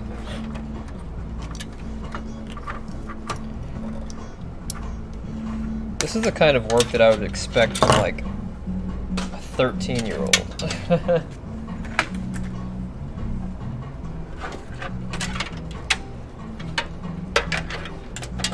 I know I'm not trash talking any normal customer. It's a friend of mine. I've done enough work for him that we call each other friends now. But he's gonna get the replay of this video because this is some jacked up shit. I mean, his case is made for cable management. That's why there's holes in the backside.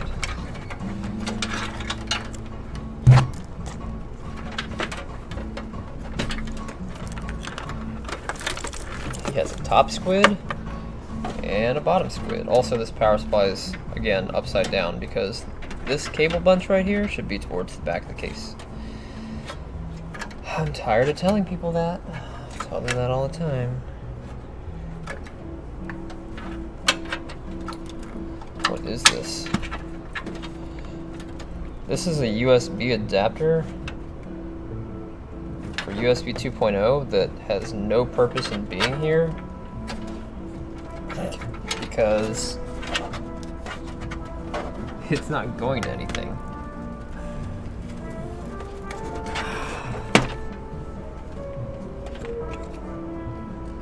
Unless it's some kind of infrared or radio. Oh, you know what? There's a MAC address on it. This is definitely either Bluetooth or Wi-Fi. And actually, that's supposed to go, if you can, on the outside of the case. Usually through one of the little closed-loop water cooling holes.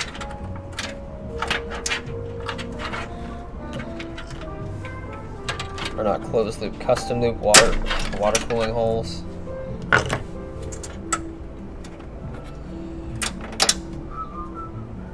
Because the metal inside this case obstructs your Wi-Fi.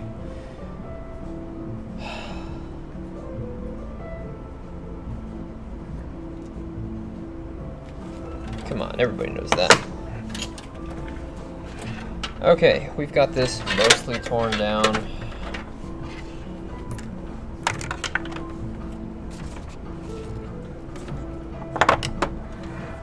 Take the power supply out.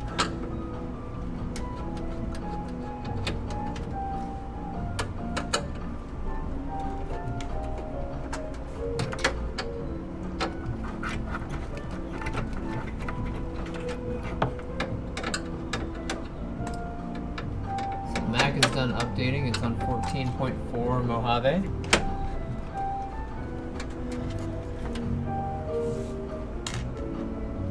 I'm sorry, 10.14.4. I apologize. Very careful with this power supply. Ah, yep. He had an 80mm fan right here on the back that all he had to do was replace.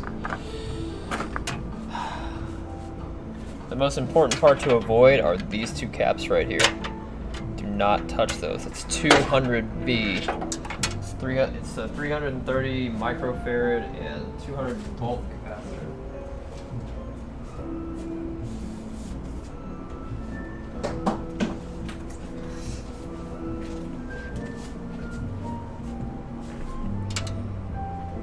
All right. Farads are the amount of energy that it stores. Voltage is the electricity that it delivers. I think. I don't remember.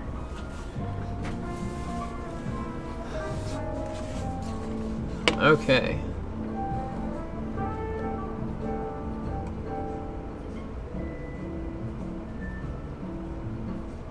Brittany, did you do this? Yeah, to keep him out of the house. Hey, what's up, Wingstrosity? Good to see you, man. Sorry, I haven't been paying attention to the chat for 5 minutes. Ooh, bar hopping sounds nice. Alright. So we've got our bottom squid out. He's got his audio here. What, he doesn't have built-in audio?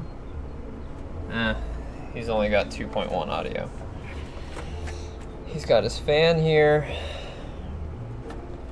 4-port.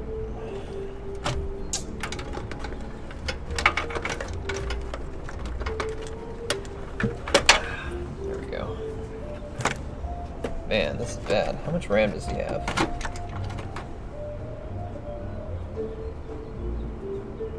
He's got a 4 gig stick. Alright. And it's 1600, DDR3 1600.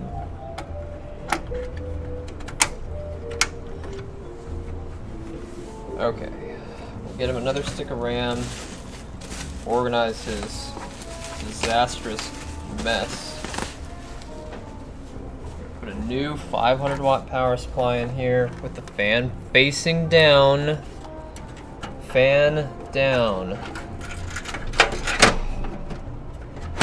Come on, people, this isn't rocket science. It's regular science. It's computer science. Computer science is mostly using your brain. Using your common sense. Okay.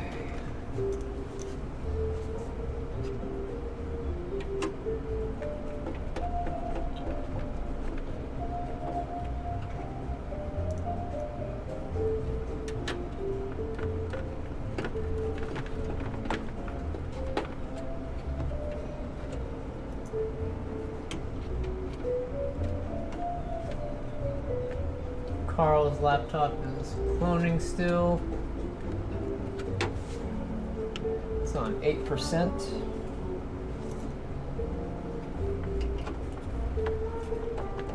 It should be done by the time I'm done. I'm hoping I'm done before it is. Okay. So in order to properly cable manage this quickly, I'm going to do what I did with the View, the Thermaltake View. That was the 65-pound empty case that we built the really nice looking gaming computer out of the other day, last 2 weeks ago. It was a very long stream.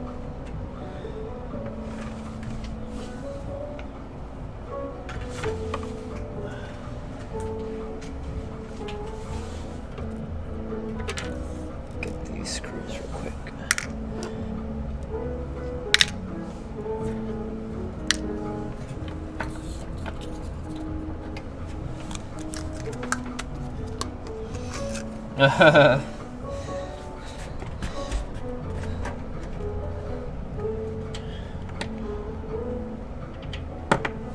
It's not the screwdriver, I was just looking. Here it is.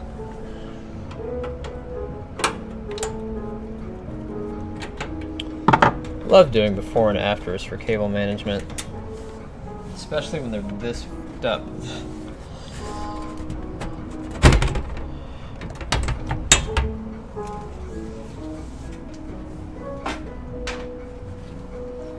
Alright. Let me just loosen the squid down here.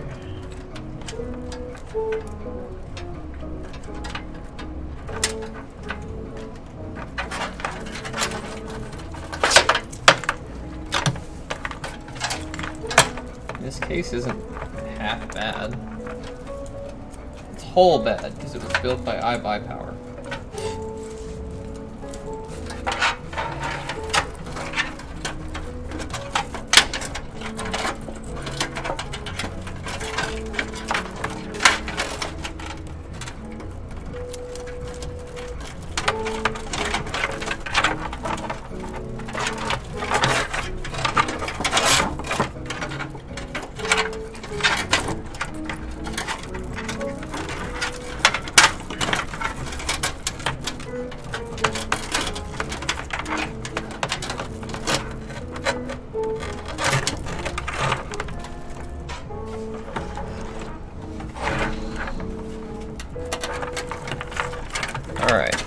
Gotta go fast. Well, we prefer to go fast. So the 24 pin needs to go in here.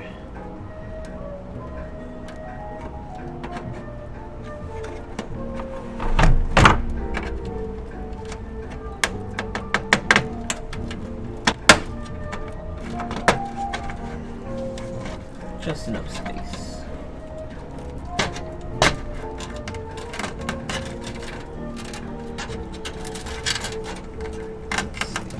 Yeah, so this rear case has it's beveled outwards, so we do have enough space for this.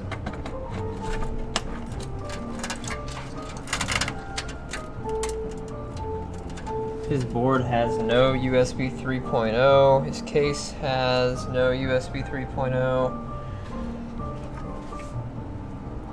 He's got some SATA, some USB 2.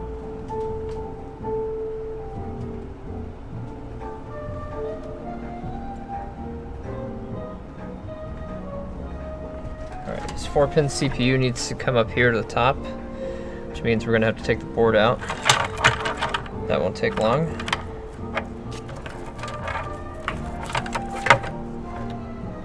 Alright, so this is going to go up here into this top portion right here. We can't do it right now because there's a board there. So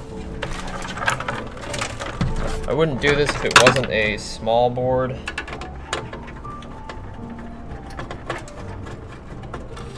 Since it's a small board, I can get it done pretty quick. I mean, I guess if it was a large board, I'd do it anyway because it's supposed to be... Larger boards are generally nicer boards.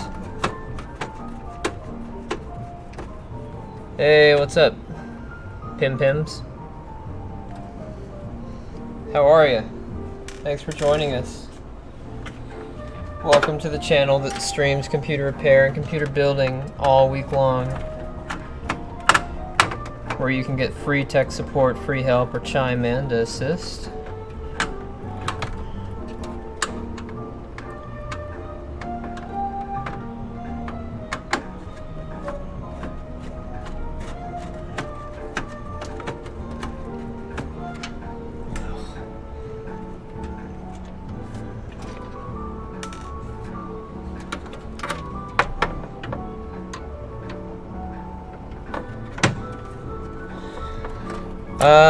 We already did an iMac teardown, 2012 and newer, the ones that are glued together, so that we could do a drive swap after a very long clone. Then we did a battery swap that took like 10 seconds. We started a clone on a laptop to a solid state drive, and now we're doing a power supply swap on a computer that had a dead power supply and some severely bad cable management.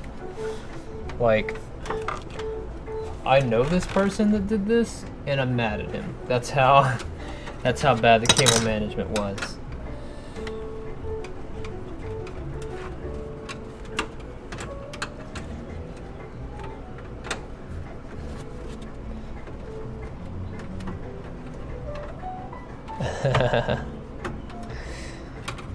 I don't think I'll be out of the house for too long. And look at this, a wood screw. I've got another one of those. Come on, people.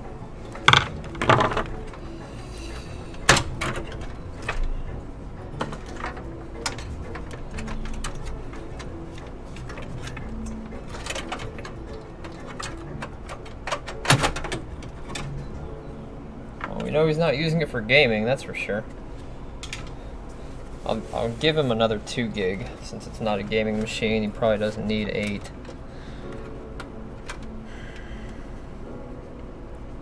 We also need to rotate this fan, this one up here, because the fan tail comes out right here.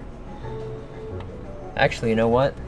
No, it would be better to keep that long and then bring it over here. Okay, the reason why I'm doing this is that we can get that 4-pin through the backside. We also need to fix the standoff. It's a bit too tight. Did I get them all? Yeah.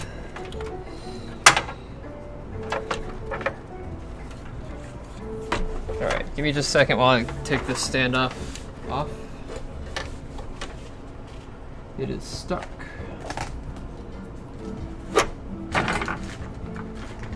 So to remove a stuck standoff, you can use pliers and a screwdriver. This is what happens when you don't use the right threaded screw to secure your motherboard. And then you force it in.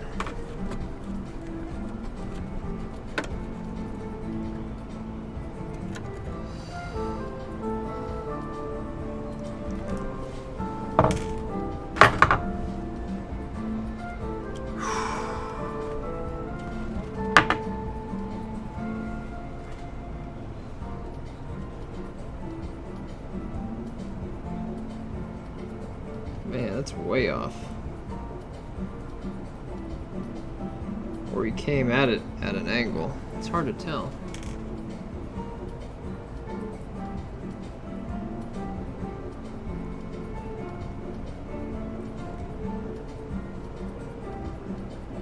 Oh, this standoff is completely jacked. It was supposed to be a coarse threaded, but he came at it at an angle and chewed it up. I can't even reuse it. It's annoying. Do we have any others? Do we have one that we can move?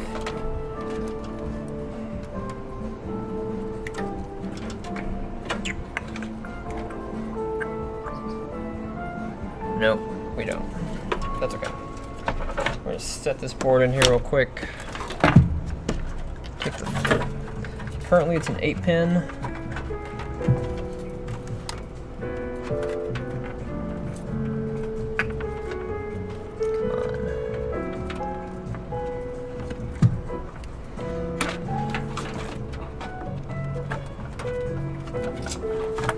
Let's go ahead and separate it.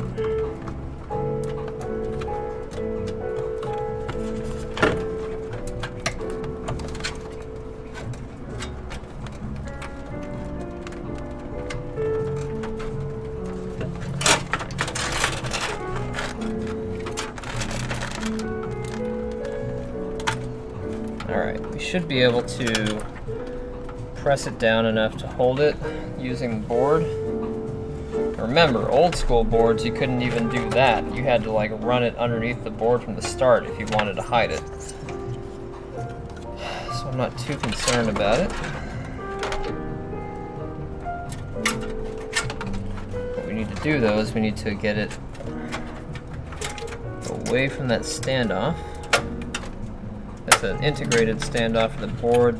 That one's always in the same position. We're going to press it back, and then we're going to shine some light in that hole to make sure that we're not covering it with the cabling. Okay. So, I don't know if you guys can see that, but it is clear. Looking at the hole, it's roughly in the middle of the screen now, directly to the left of the webcam. There's no black on there. So we know that there is no cabling on that part. So I'm going to do that screw first, because I don't want it shifting while I'm working on it.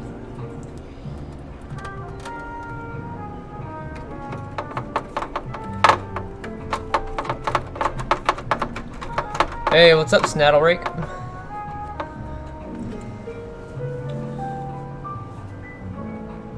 I have no idea what's in this PC. It came into the shop with a broken, let's see, with a power supply that wouldn't power on, that the customer modded himself. I'll show you guys. I've done work on this computer before. It's not super fast, but when his 80mm fan in the back went out, this is what he did.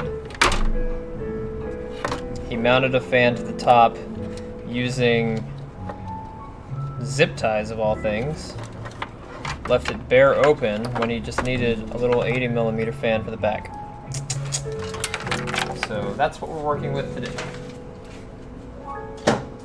This picture was posted on our Instagram in October of 2017. Might have been 2016, I don't know. It's been a while. But that's okay. We've got the two main cables mounted that we need.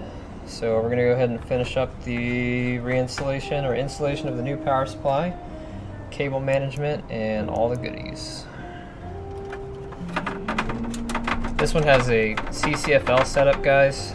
Newcomers to the stream. CCFL is cold cathode fluorescent lamp. It's what we used back in the old school days before LEDs were fairly inexpensive. I mean, back then, an LED setup, even halfway looking like what they look like today, would cost you hundreds and hundreds of dollars. LED availability was just not what it is today back then. I mean, it was just nowhere. You were lucky if you had like one color LED, much less RGB. Like, I look at computers now and I'm like, dude, 20 years ago when I started building computers, I had no idea that they would look like this.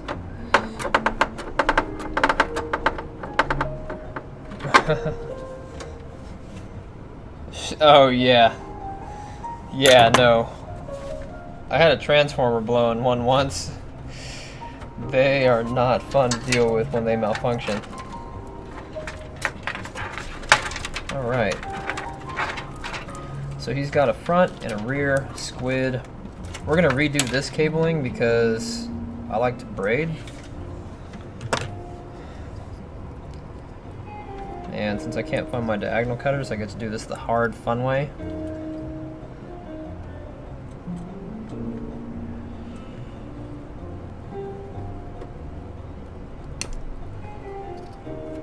I'm going from something hard with the zip tie into almost into soft wiring for the wires. So I'm going real slow, just a tiny bit of pressure until it cuts it. And I'm only doing it this way because, again, I can't find my diagonal cutters. 2 more to go.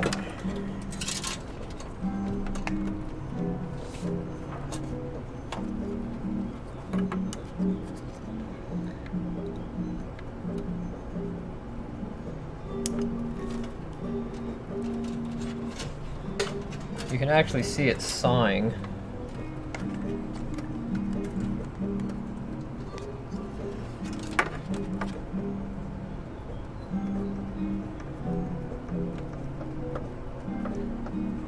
So I get a good idea of when to slow down. When it comes within like a millimeter, I know it's about to pop open. All right.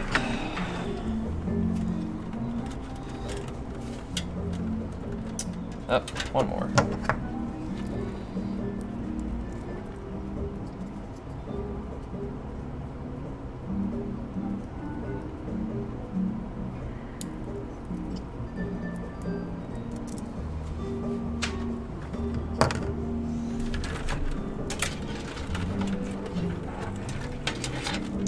All of these are roughly the same length. It really doesn't matter what we start with. I'm going to go ahead and do RG and B, red, green, and blue, just because I like that color combination. I'm not French braid yet, so you know what? Now it might be a good time to start learning. I watched a video on it, and then I forgot.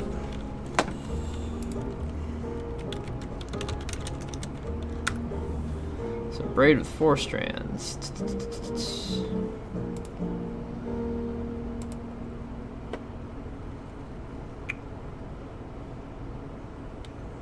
I used to know how to braid with 4 strands, actually.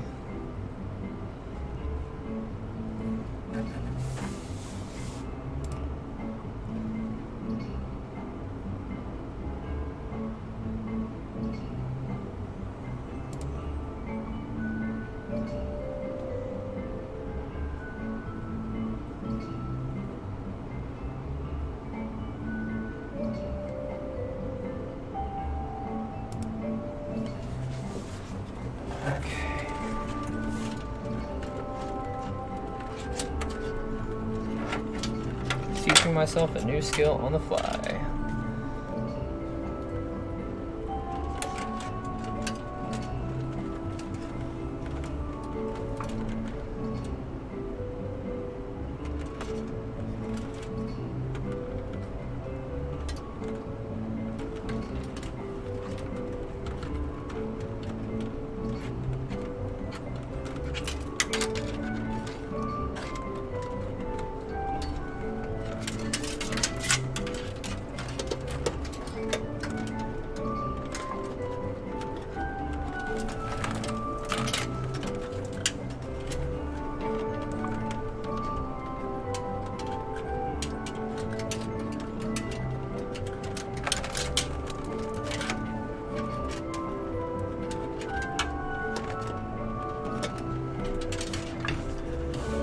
Not easy from this angle.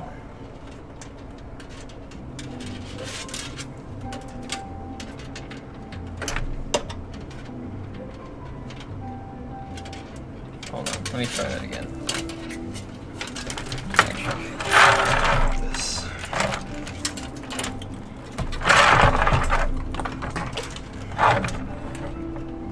What's that sitting on? Oh, it's the front of his case. Okay.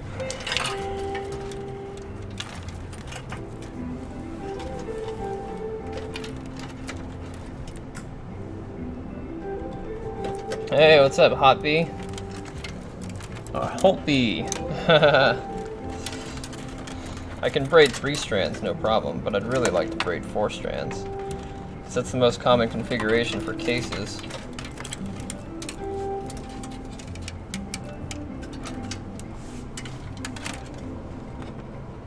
Let me see here.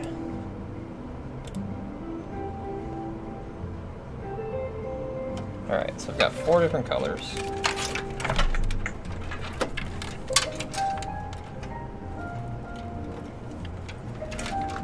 I'm going to zip tie them all together real quick just for purpose of ease. So I have a starting point, they're not shifting all over the place.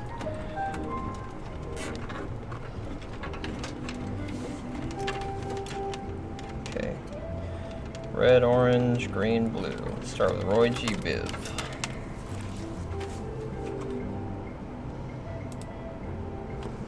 Okay. So this one comes here. And this one goes here.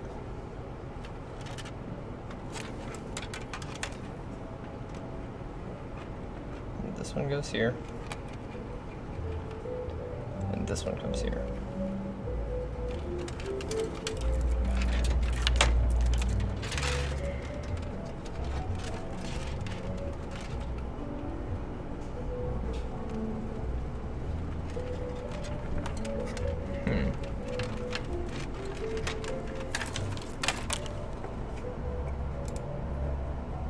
Okay, try it again.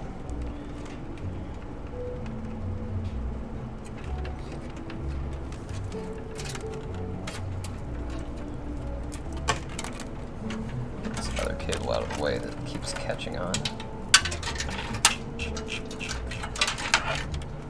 Those of you that have been to my stream before know how much I like to braid the input-output cables and why this is important to me. Those of you that don't know, you can go see my Instagram at instagram.com/radcomputers to get an idea of how I do cable management.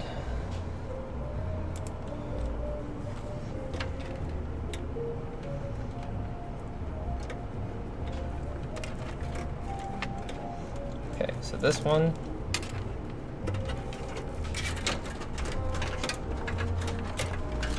Let's get this out of the way.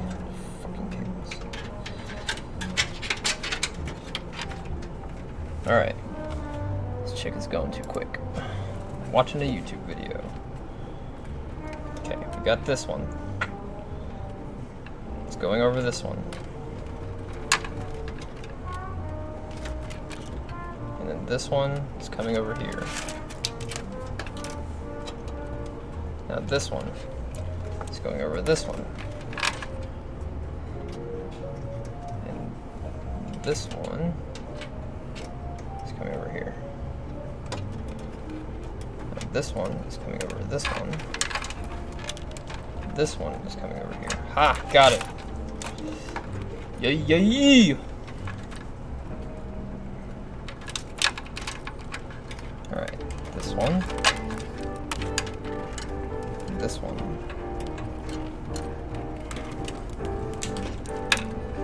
This one. This one. This one.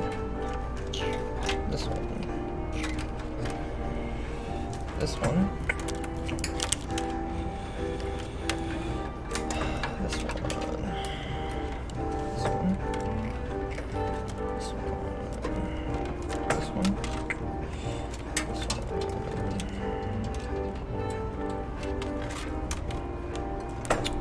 This one. This one. This one.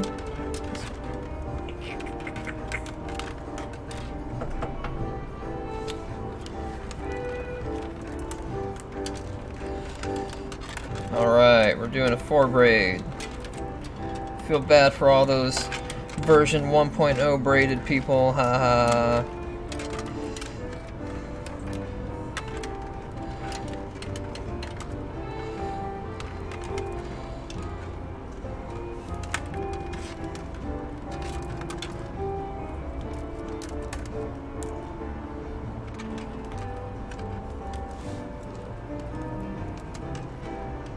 I actually used to know how to do this.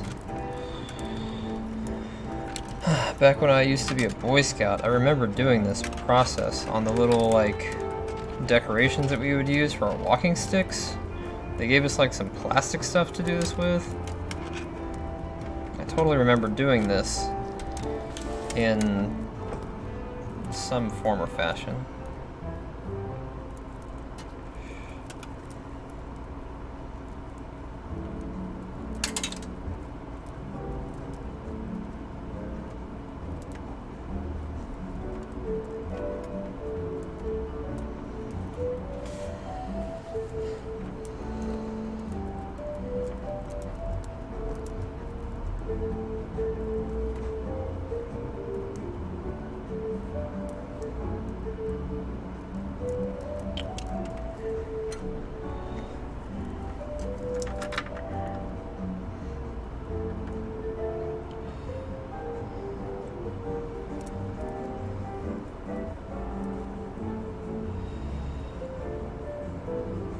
Okay, what'd I do?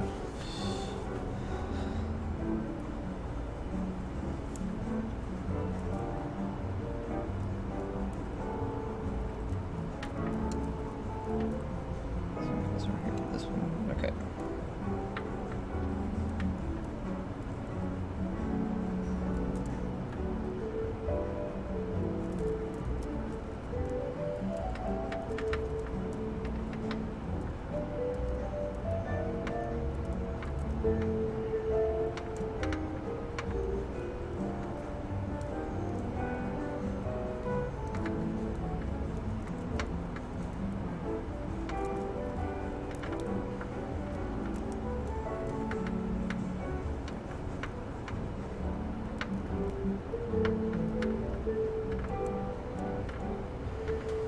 Alright, give me just a second. It's looking a little weird because it's not super tight, so give me just a second.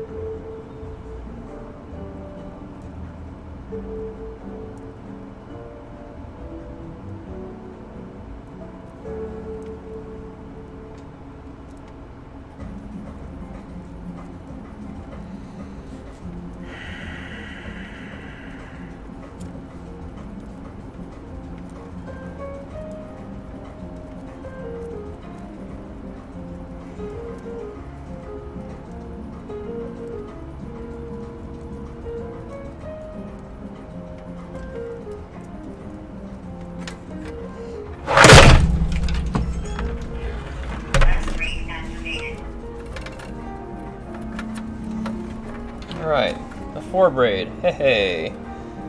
We did it.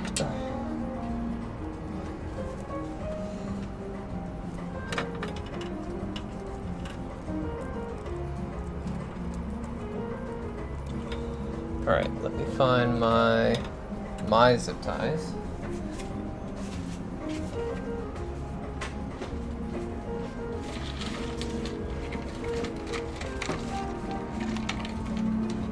like braiding because it keeps all the cables together. You don't have to worry about zip ties. When you braid them, or when you zip tie them, like every couple of inches, they can still start separating in between the zip ties, but not if you braid them. No sir. There is no separation at this point.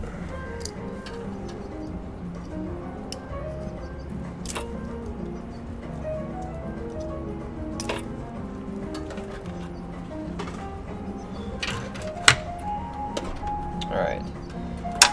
Let's see where the fans need to go.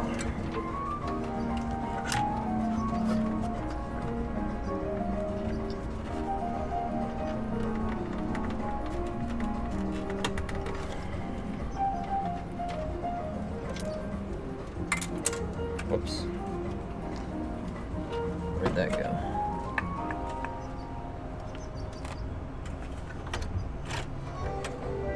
Other side of the case.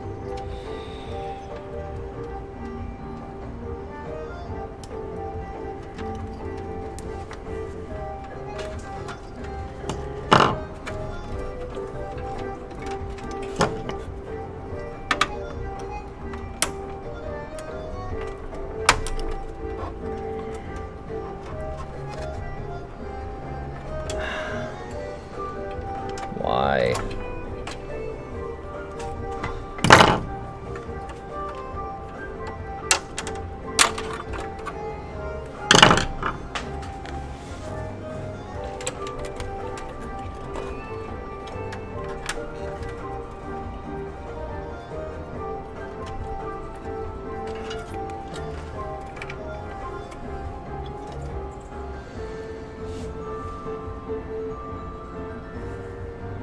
Alright, so what I'm going to do, I'm going to kind of do what he did, then I'm going to rotate the fan.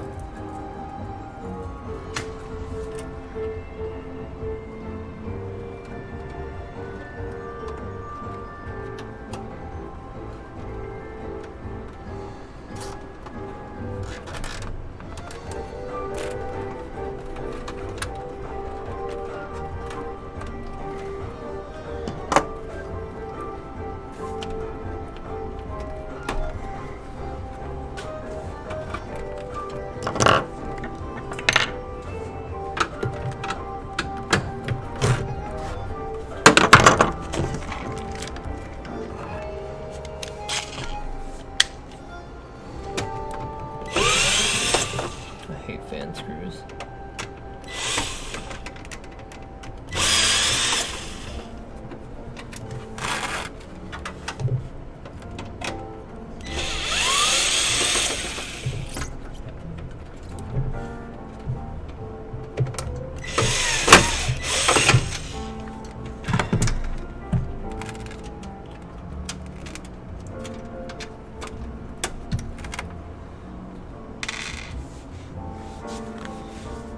Alright, we're going to rotate the fan.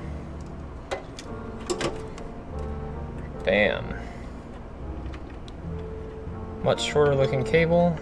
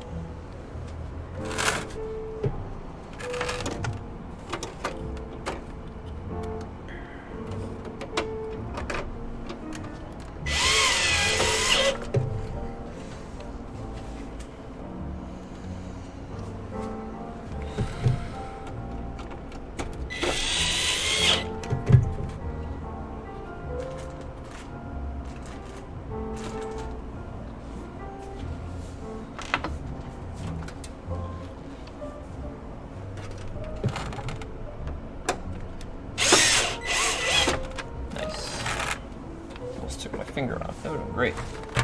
Hey, Legit Boss, what's up, dude? Thank you for being here.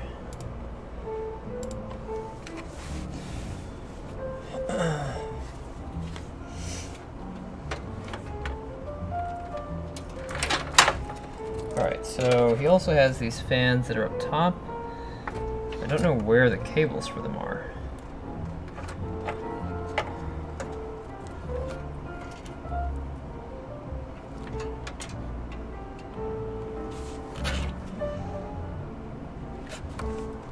Unless these are them.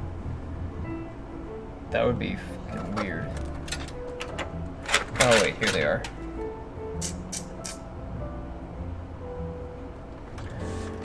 Okay, so does he have a fan lead, a fan header that we have not used yet? No, because it's a cheap motherboard. So, of course it is.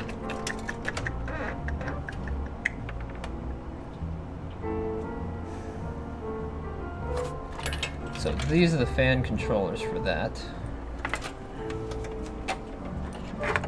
So he's already got these like half-ass managed, so what we'll do is we'll find the top exhaust, which is right here. And he has a front intake, which he does have fans there, which are right here. Camo managed those kind of a weird way.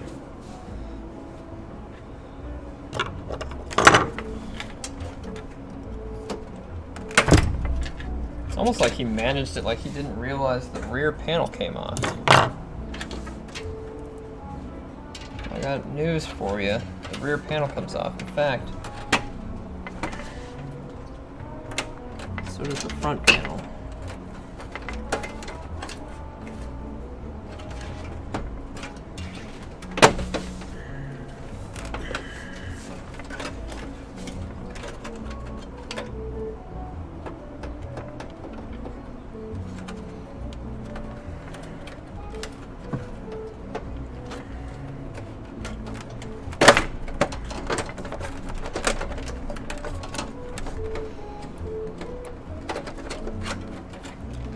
Alright.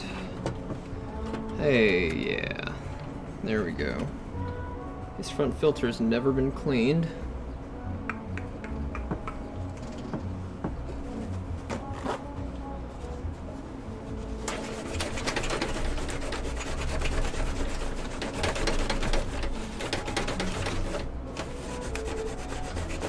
So airflow went from 12 out of 100 to like 4 out of 100.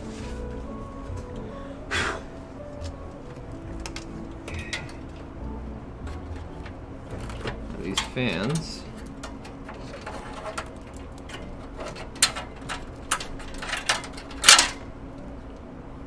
I mean, I do like the fact that he already managed these, and it's reversible. Nice. That saved me a bunch of time.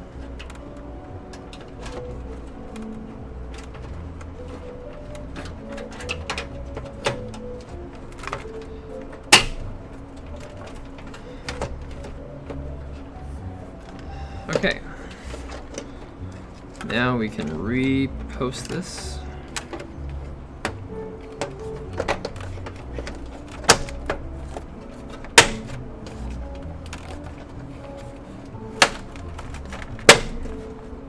What do you mean 4, Kevo? I forgot what I was saying. Also, his solid state drive needs to be turned around. I think that is probably my bad. Let's see, does it need to be turned around or does it need to be mounted from the other side? No, it needs to be turned around, it looks like.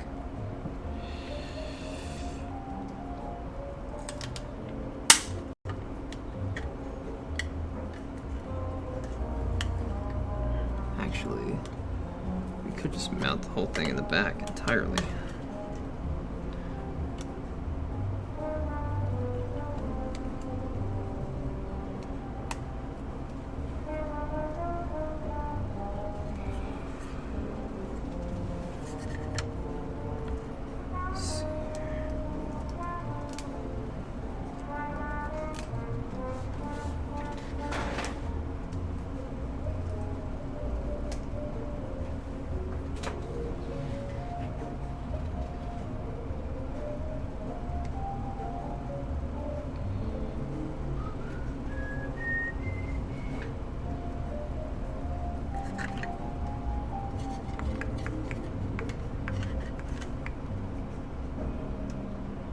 Actually, it doesn't look like his case allows for backward mounting.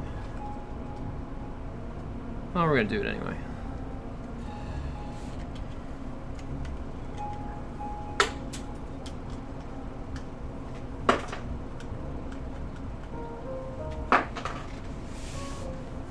Okay, so what we're going to do is we're going to mount this backwards. Oh, where are they? There they are. We're going to mount it this way so that the opening is facing the back. First, we need to find some compatible screws.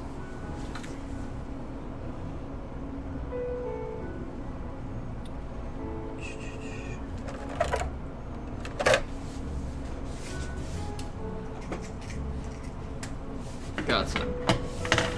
So SSDs and optical drives actually mount using the same type of screw, which is a very finely threaded screw. But the solid states, you typically want to use the kind that's flat on top with like a little angle towards it. I don't know what screws are called, so I'm just trying to describe it.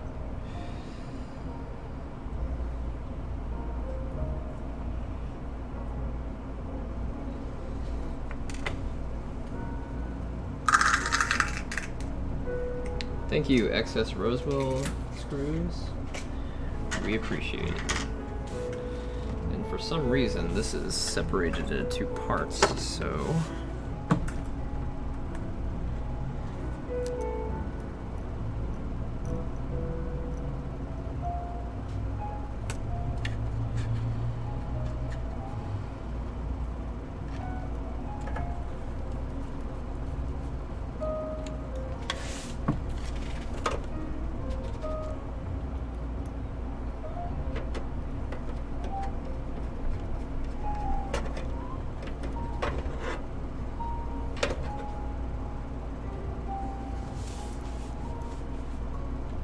Oh, yeah, no. Yeah, absolutely, because the filter is complete trash on this.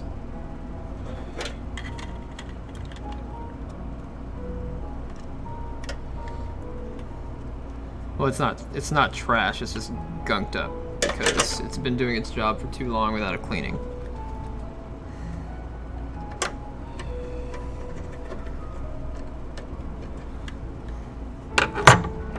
Okay.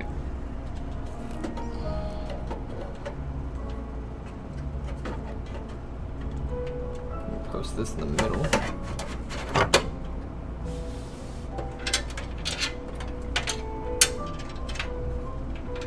And then his CCFLs, the transformer, we'll figure out the placement for the lighting cables after we figure out the placement for everything else. So he has two top exhausts. We'll use top and rear as the same, just so that we can minimize splitters. And then front, we'll use one of his.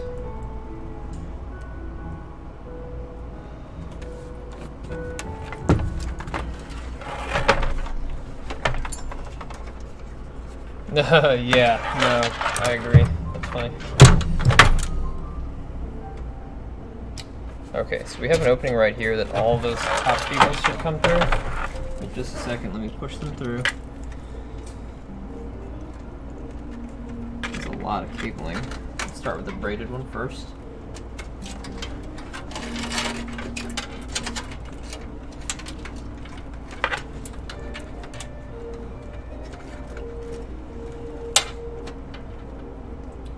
USB and HC audio second.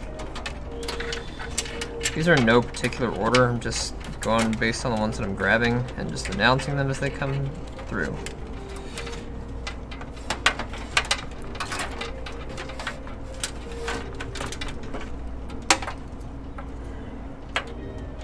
Ah, I figured out what that port is for. SATA.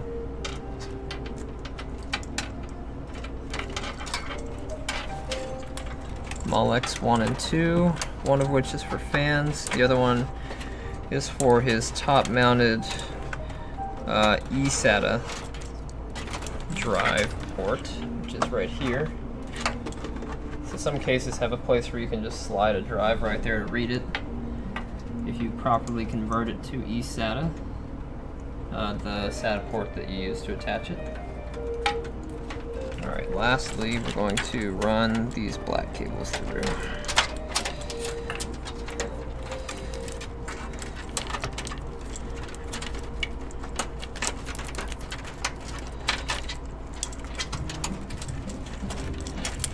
Alright, I would say that's the progress right there.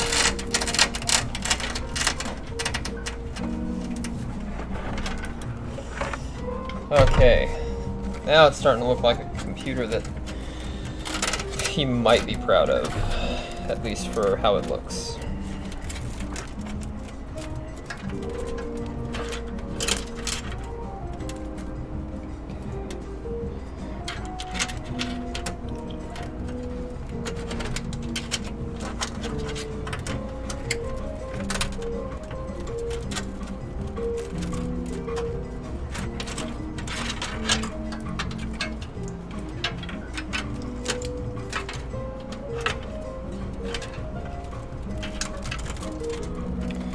If I could have gotten dates for how well I cable manage,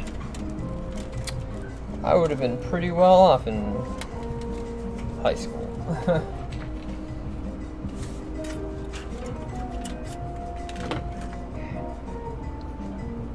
Alright, during the initial portion, remember, use twist ties instead of zip ties. You will not regret it.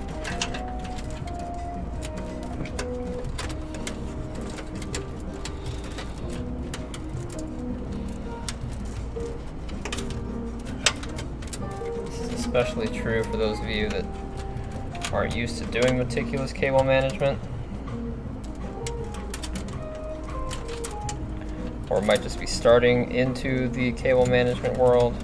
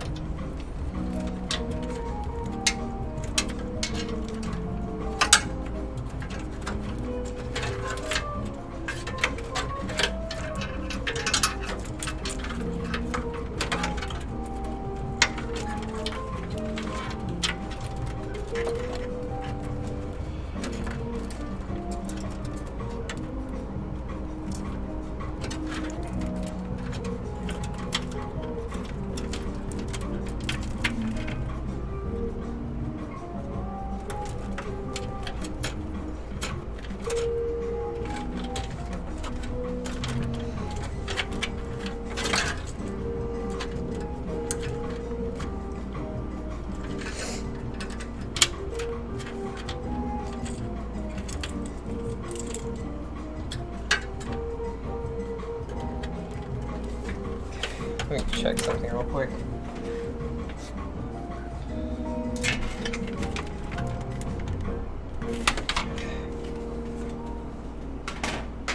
Will not be able to manage it right there.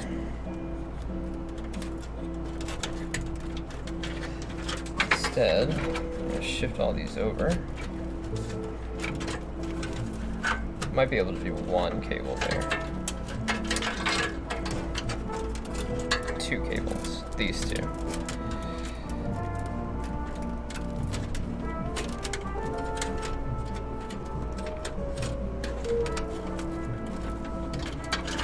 The rest of these are going to need to come down here.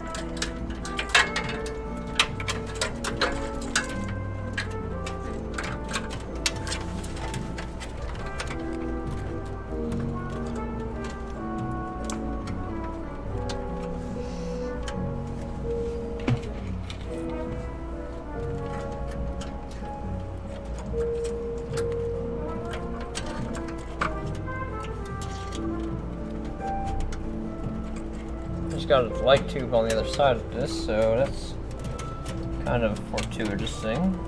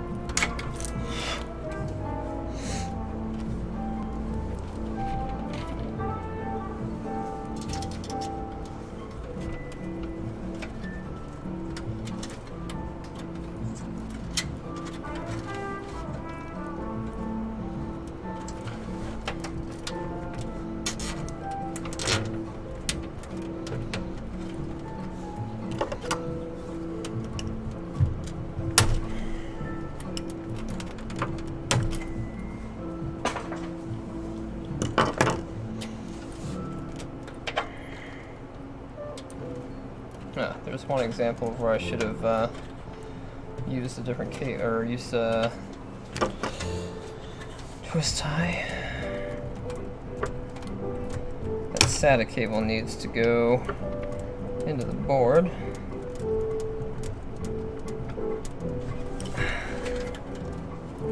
Come on.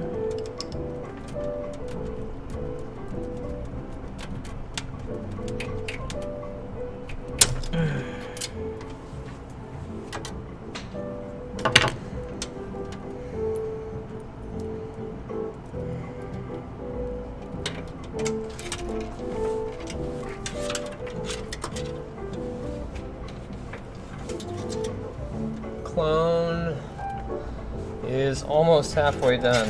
It was over an hour ago that we started that clone. It's only cloning 120 gigs.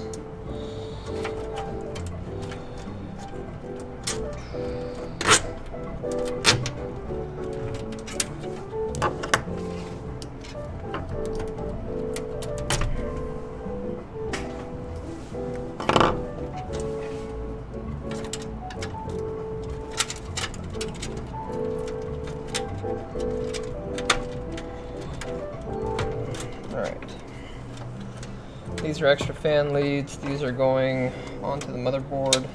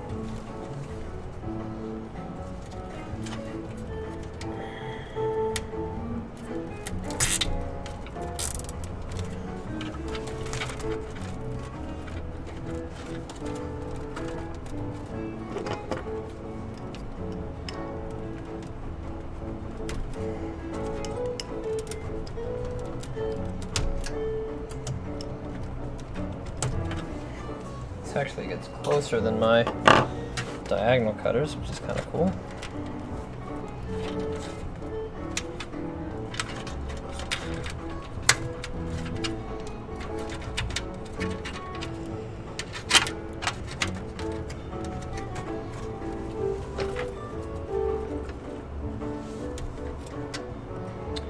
That's what I tested when I took the back panel and stuck it on. So a lot of times, especially in these older cases, you will have to press a little bit, but you should be able to get all the security latches in place.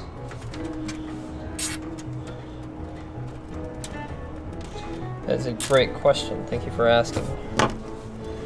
I've had to cable manage cases that are even older than this one, and so I've kind of gotten used to what can and can't be done with certain cases, and so sometimes I forget to explain that portion, so I'm really glad somebody asked.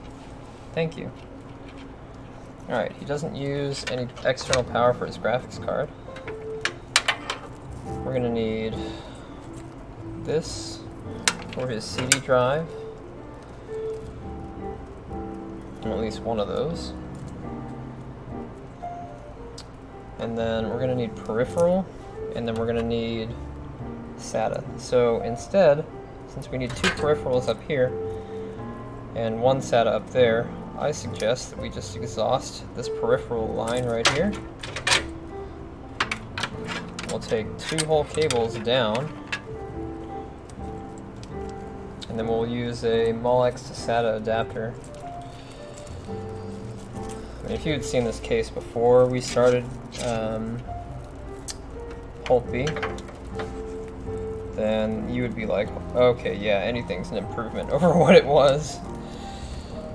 Okay, and since we removed the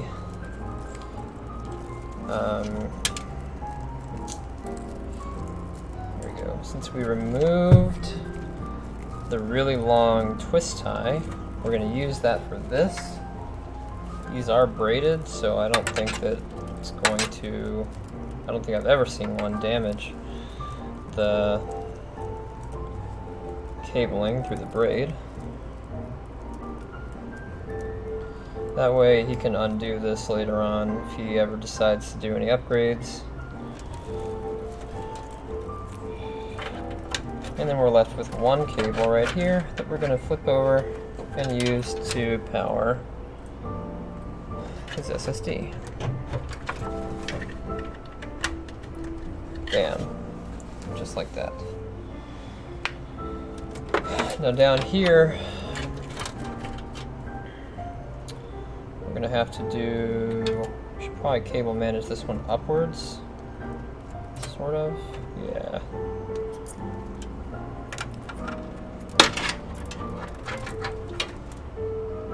Yep. Yep, that's what we're going to do. We're going to cable management like this.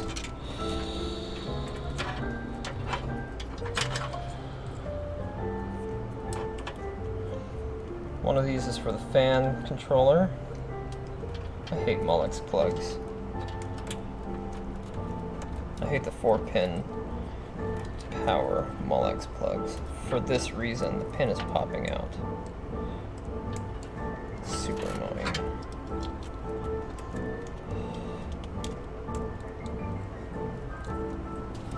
Okay, so there's one. Now the next one, I'm actually going to use the one that's right next to it, not the one that's next in the chain. I'm doing this for cable management purposes.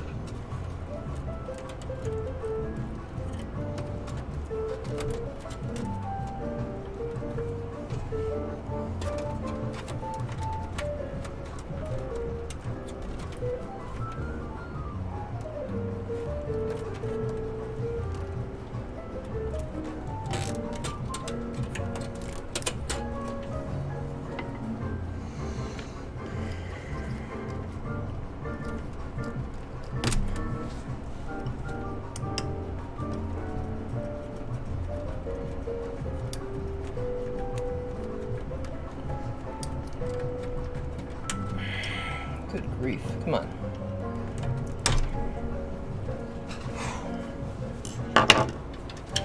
Alright.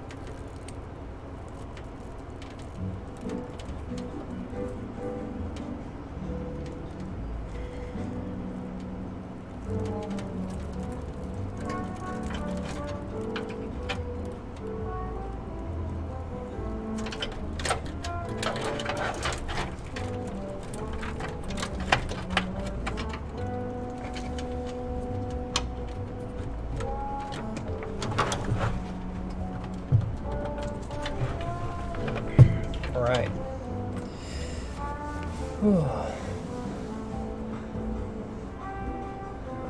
Because there's a bevel darkest, there's like a 2 to 3 millimeter bevel, and I don't want it sticking out that far.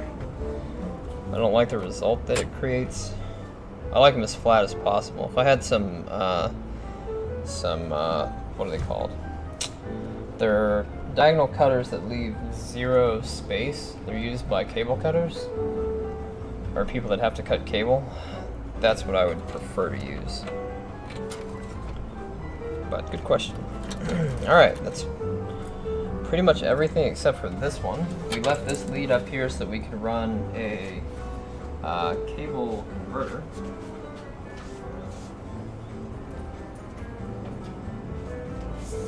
Thought he'd have one on that stupid thing.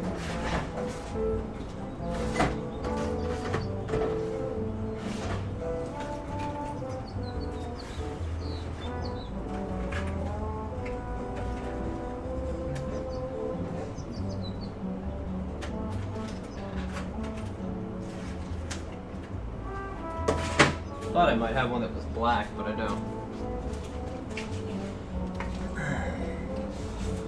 I'm gonna give him the ugliest one that I have. Since I'm not charging him extra to do the cable management.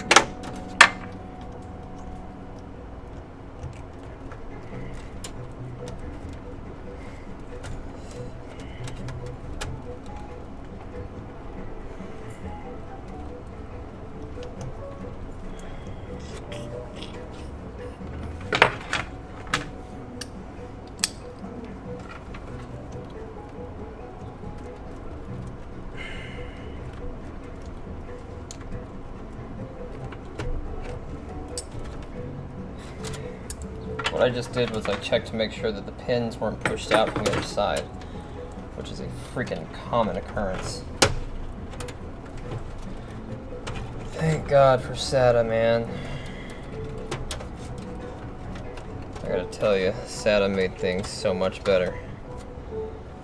Alright, now this one, just gonna get it out of the way.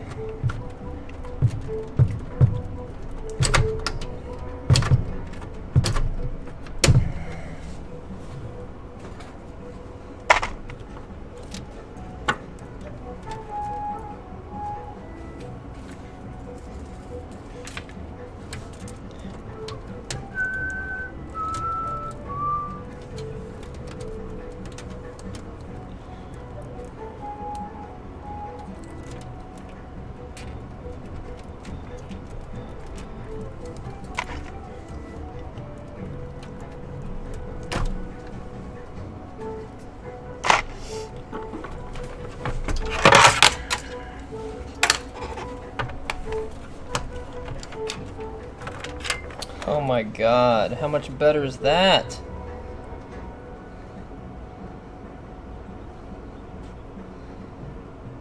Oh, right on. $4. It's not bad. Hey, Rushig, what's up, dude? Yes, we do. But for people that are not in the Phoenix area, we only accept payment via MoneyPack, Amazon gift cards, or other gift cards. We prefer Amazon gift cards so we can order all your parts using the gift cards, and then we can order parts that we need in the future with the gift cards. Hey, yo, Rushy GG. Thank you so much for the follow, man. I appreciate that.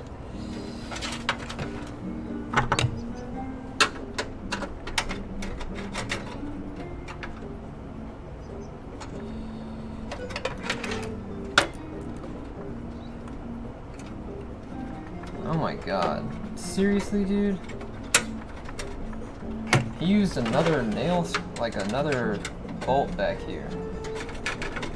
Another weird one. Bro. Seriously, this is the screw that he used to hold in his his parts back here. Dude, seriously.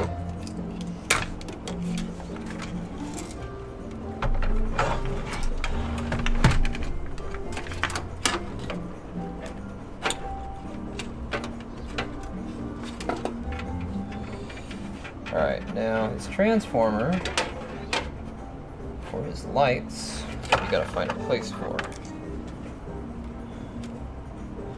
Ooh.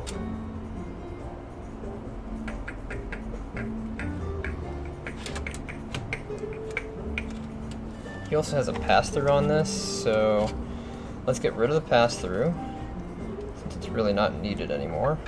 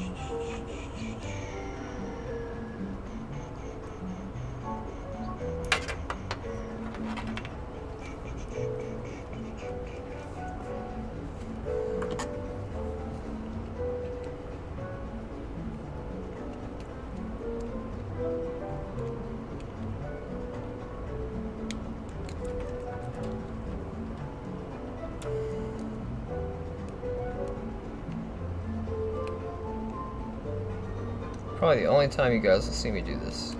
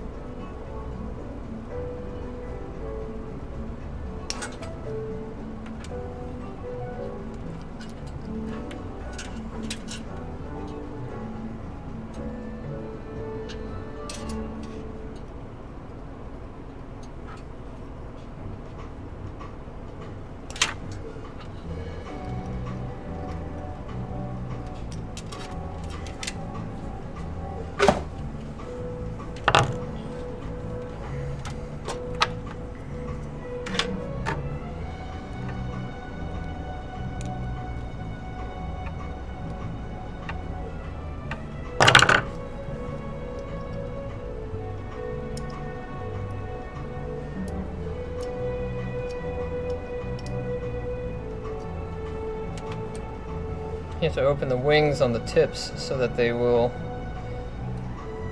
sit where they're supposed to.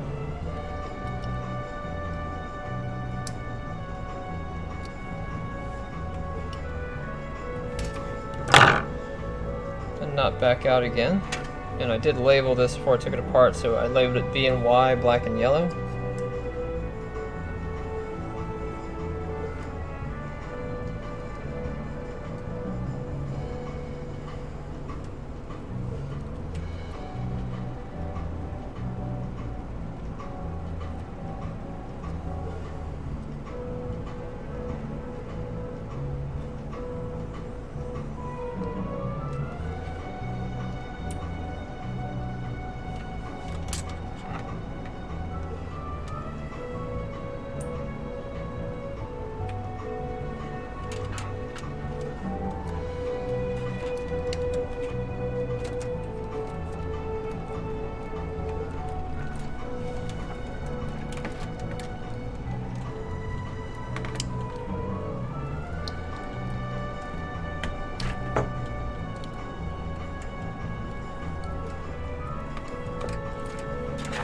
Alright.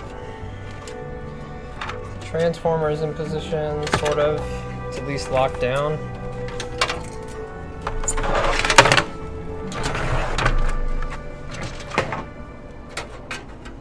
I'm going to put the switch for it right above the power supply. And then we're going to lock it down with the screw that he used for the standoff that was completely destroyed.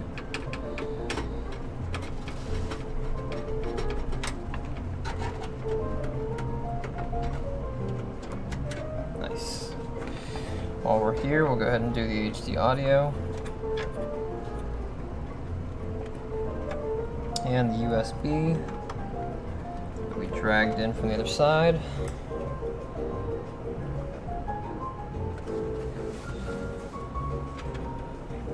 Okay, what else do we need to do on this? We're going to give him 2 gigs of RAM.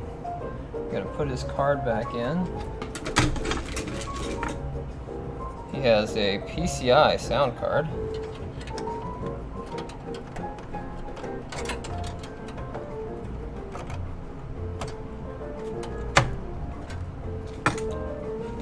He has a PCI Express MSI. This is probably an N210 or 610 GT. Yep. People get these when they just need dual monitors. They're cute. Alright. Got one more screw that's basically identical. Yeah, it was screw. It was very big. I've been building PCs. I'm 34 now. I built my first one when I was 9. Let's see, I built my second one when I was 15. My third one when I was 16. And then I've built about 600 since then because I now own a computer repair store. But my career up until this point, I've had my business for about 7 years. Up until this point, I was working for other places, building computers and doing repairs and stuff like that as well. So, I've been building them quite a while. I love what I do. They say if you love what you do, you'll never work a day in your life, and I completely agree with that. Today's Saturday, we're not even open today. I absolutely love being here. Much to the dismay of my fiance, which is watching this, even though she works with me. Hi, babe. Okay. So we got all that. We just need to find positioning for his cold cathode fluorescent lamps and attach his front panel. Now the front panel is kind of weird because this cable is super long. So what I'm going to try to do is an old school trick. We have enough space back here.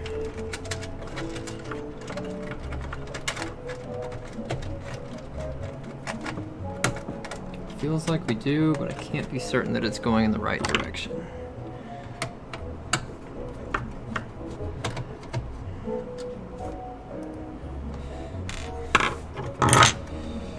What about you, Rushy? How long have you been building PCs for?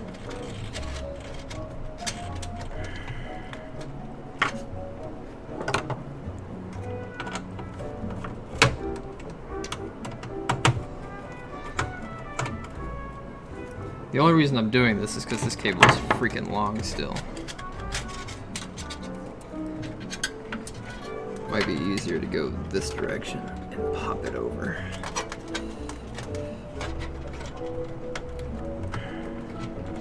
Go cables, go. Go, go. Ah, nice. Fudge, yeah.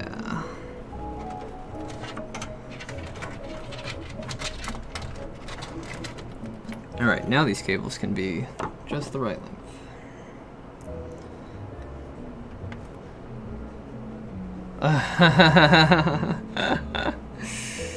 Yep.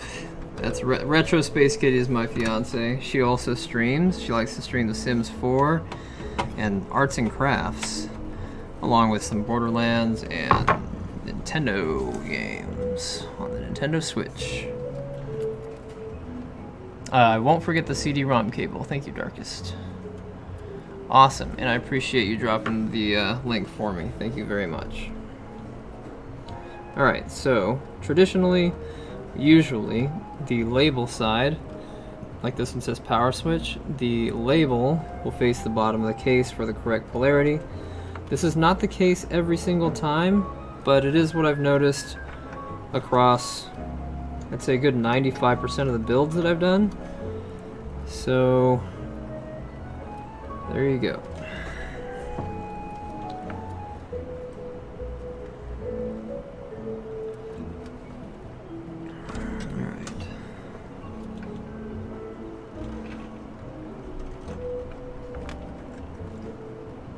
I made this 10 times more difficult by putting the sound card in first, especially since it has capacitors right there.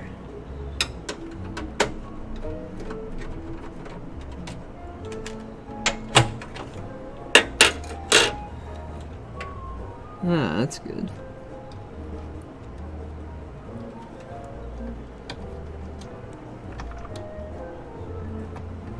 Now, of course, with the power ones, since they're individual strands most of the time, you don't have to put the label side down on those so long as you put them in the correct order.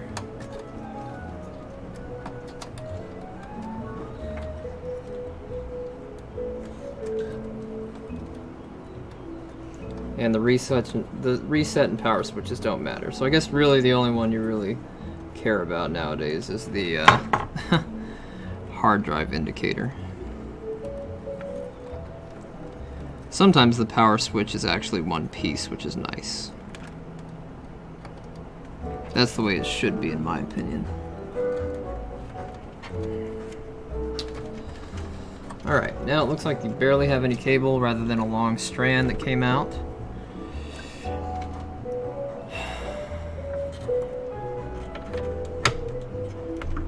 Now we've just got to connect the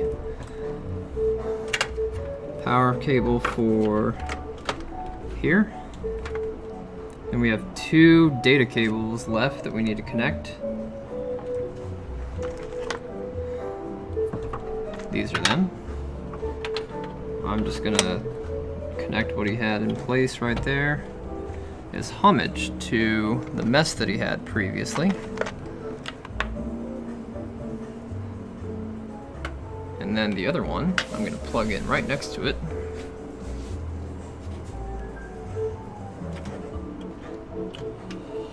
And that one's going to route downward. Oh, let me put the sound card back in.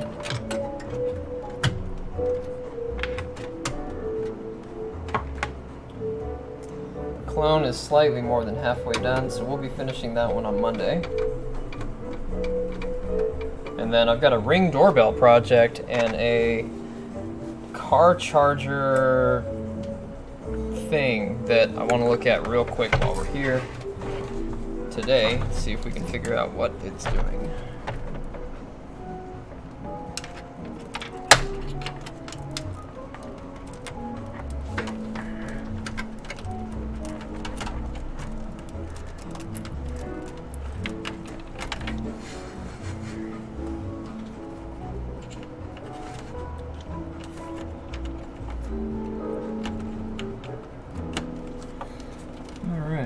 fortunate in that one of the cables that he used had a 90-degree plug and it was facing the correct direction. Bow, bow.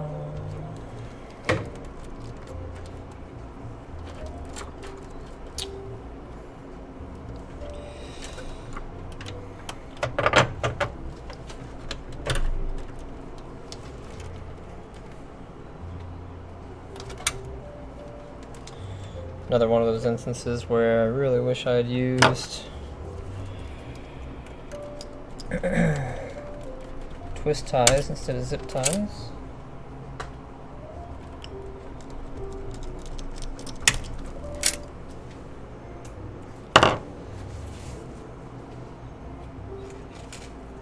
But that's okay.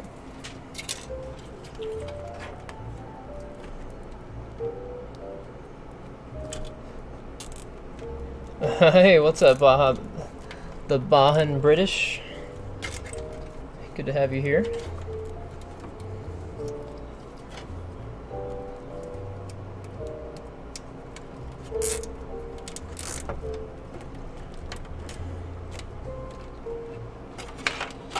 Okay.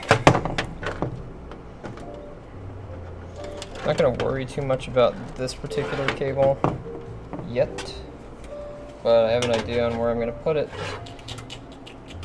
I'm gonna mount it to the other side of this using mounting tape.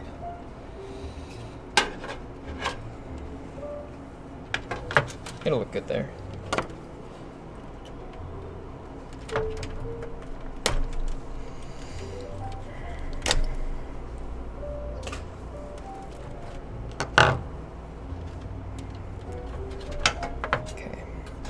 Before I can mount it though, first I need to get the two bulbs plugged into it. One is out of the case right now. I don't even know what color these are. I don't think I've ever seen them work.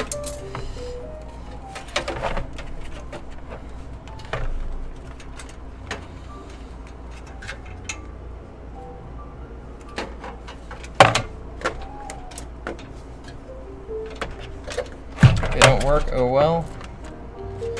Can switch the bulbs out with other ones and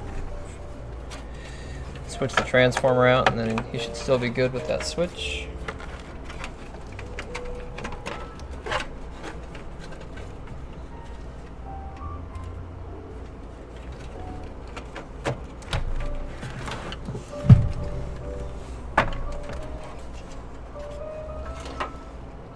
$24 terabyte.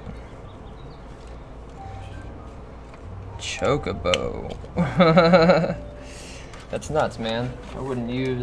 I myself wouldn't use one that's that big, but I mean, if it floats your boat, dude. Oof. I might have to rethink the positioning of his tube. He really doesn't need two. Like, we didn't use two back in my day. If he really wants two, I can give him two. Okay, here's the secret to good lighting. If you're gonna put lights in, don't make it so that you can see the damn source. You want your lighting to be out of the way, and you only want to see the glow, alright? That's like, if you look at show cars that have lighting, you don't see the light, you see the glow. That's the way it should be, always. And I say that because I used to install lighting into my friends' cars for them, because I know how basic electronics work. So please, don't show the light source. That one in the back is even faux pas, so...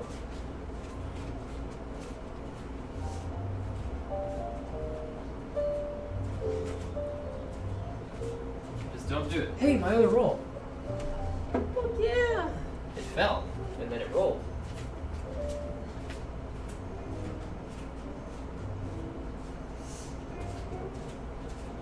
Derp-a-derp. My herpless a slurp-a-derp. Glorp. Yeah, this one right here, if there was space for it down here, I'd have put it down here. But there's not really space for it, so we won't worry too much about it.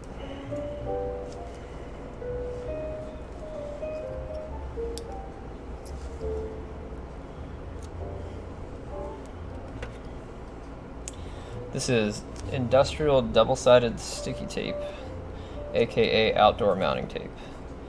Hold about 10 pounds per square inch. Is heat resistant to weakening and works really well.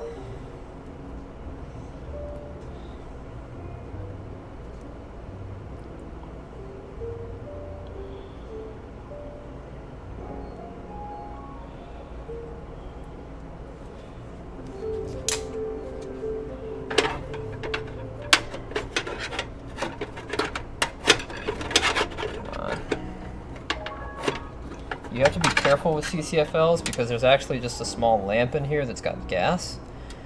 And if you bend the outer shell too much, you'll actually crack that inner piece and then it stops working.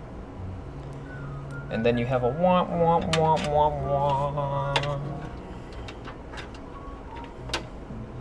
So don't do it.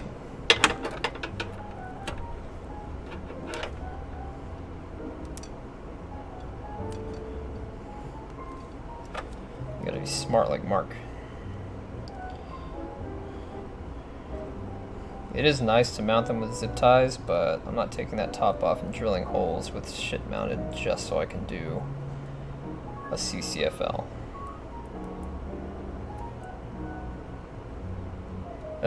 Thanks, Kevo.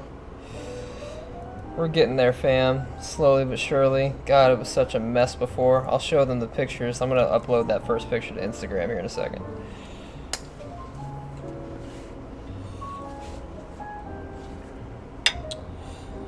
Alright.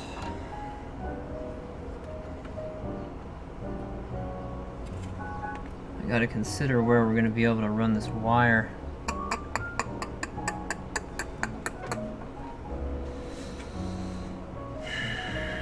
I think we're going to wind up running the transformer right here on the inside, just based on the positioning of everything else. Which means that needs to go this way.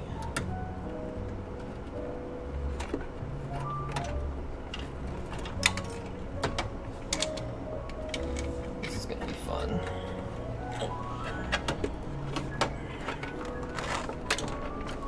I don't need this part to be super sticky because it's going to help me stop this side from sliding.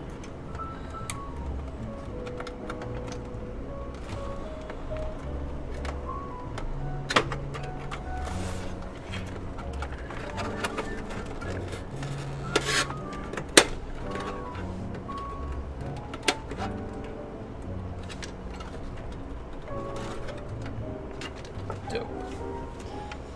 Okay. Yep, we're gonna have to run the transformer right here.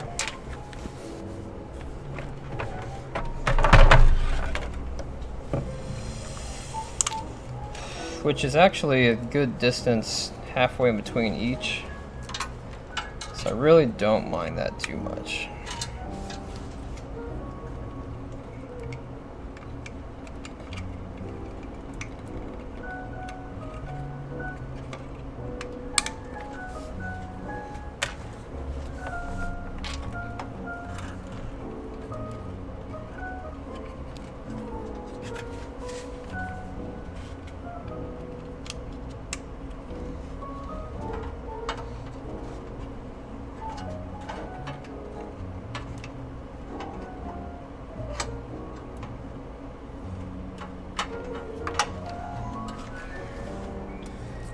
All right.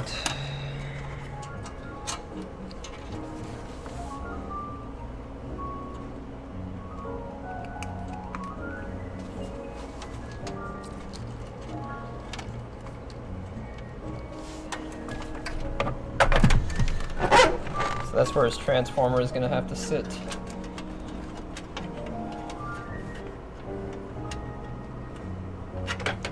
But what we can do is we'll cover this wire real quick.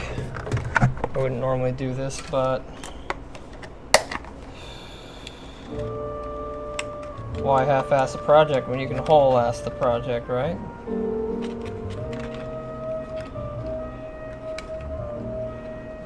Damn, I don't think I have any. I was gonna use black heat shrink tubing. I don't have any black markers either. Alright, we'll skip that part. If I had black heat shrink tubing, I would have made it black right here. It would have been hot. But, c'est la vie, friends.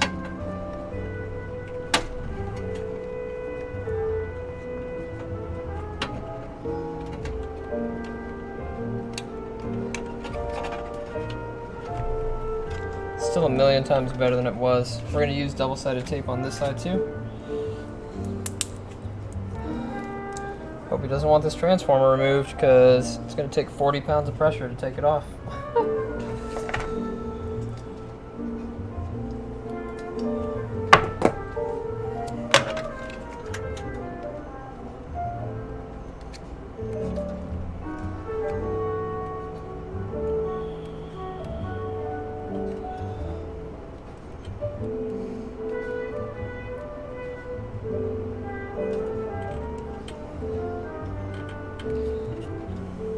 I see 6 terabytes for like $100, dude. You could have doubled that for $15. Best Buy constantly has those on sale.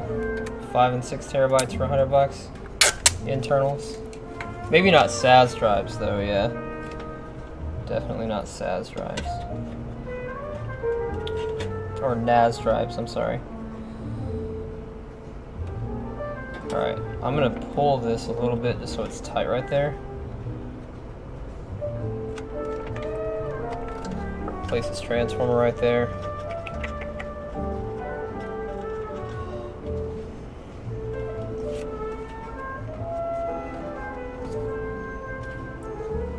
From the side, that looks good. That's it, actually. That was the last piece. Man, I'm fucking good. Don't try to make a computer against me, fools. There's still the matter of this little wireless device right here. I don't know if he was using his Wi-Fi.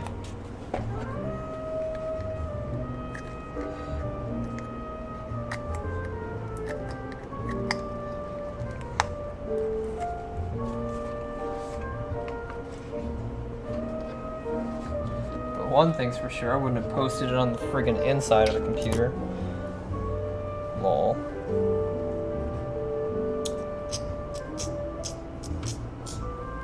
I mean, he had a perfectly good...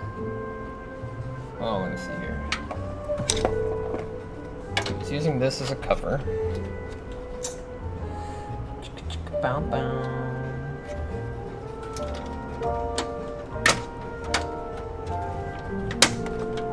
So he was using this as a cover, had an open slot, and didn't bother to run this through here like this. To just mount it on the outside so that he'd get better wireless reception. That's all he had to do, fam. And it's even the right length.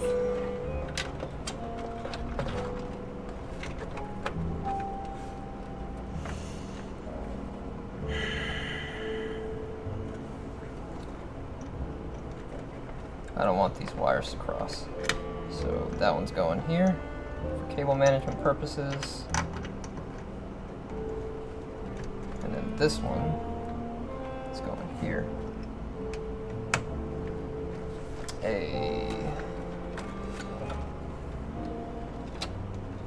Now we're going to use more double-sided tape.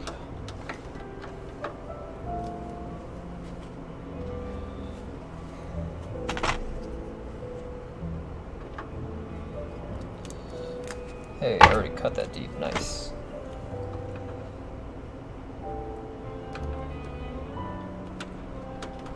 Lay that up on the back.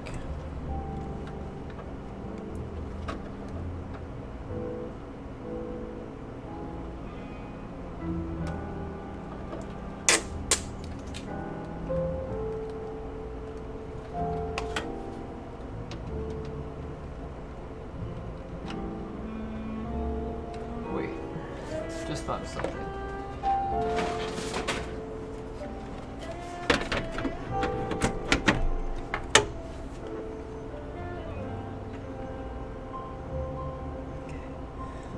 interfere right there, so let's just put it on the back of the plastic plate. There's no harm in doing that. Makes it removable when it needs to be, so you can pop this off without any interference. Good position for it. It's not metal.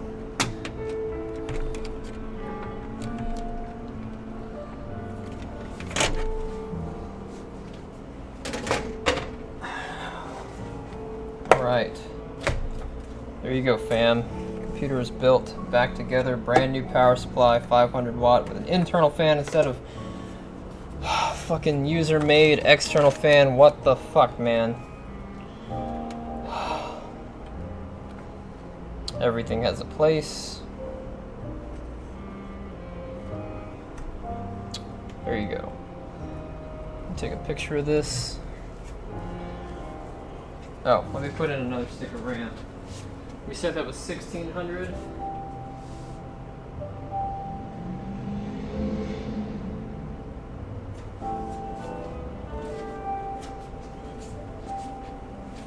There we go. Now he's got 2 more gigs.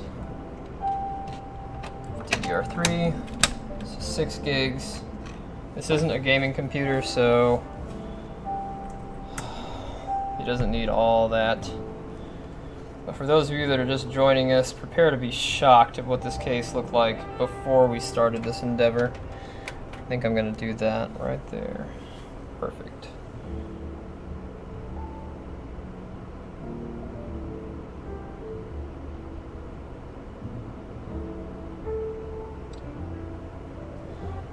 All right. Let me see here.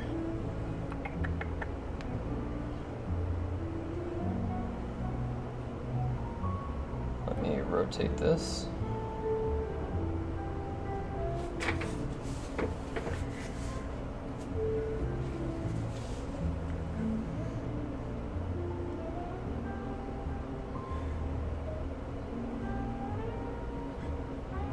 Alright, I'm going to upload these to Instagram real quick. I don't think I've taken pictures and uploaded them to Instagram in a while.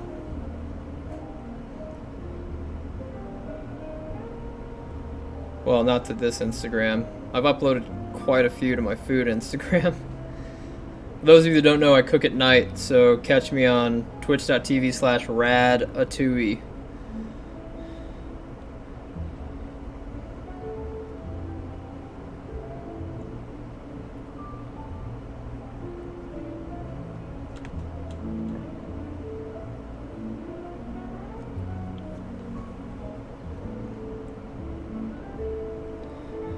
Alright, I'm posting this right now. Give me a second so that I can make some adjustments to the way it looks.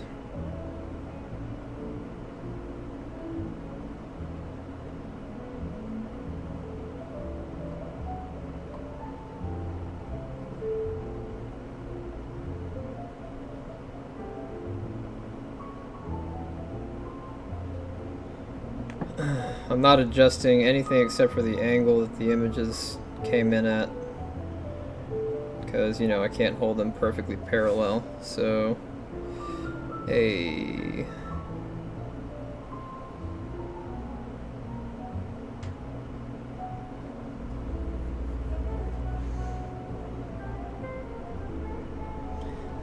I wish you could put text on these.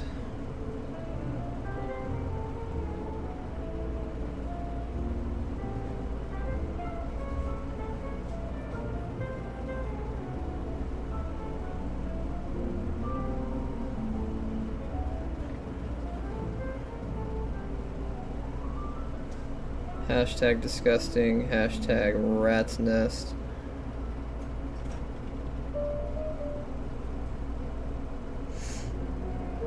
Hashtag PC building. Hashtag PC master race. Hashtag gamers.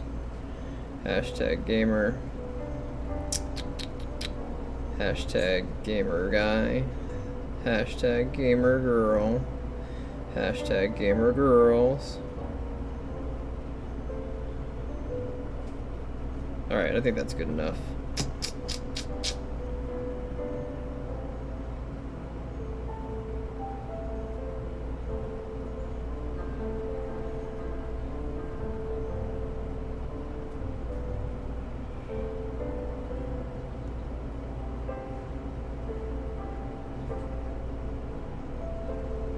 before we did a power supply, hashtag power supply swap, and applied our magical cable management. Alright, perfect.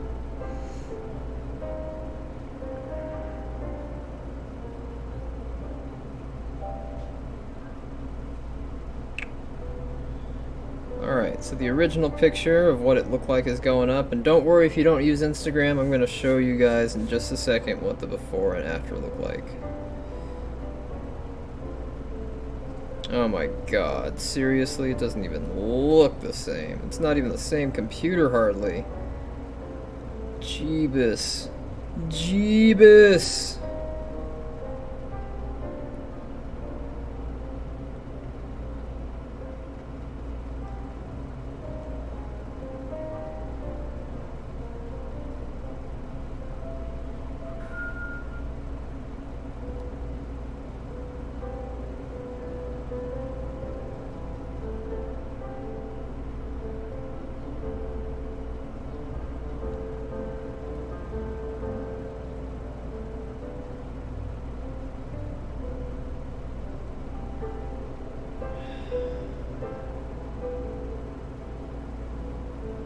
This is no filters applied, only straightening the angles. Hashtag beautiful, hashtag amazing, hashtag sexy, hashtag hot, hashtag hotness, hashtag 1337. How many people use that still? Alright, cool. Whatever. Close enough. Tag ourselves.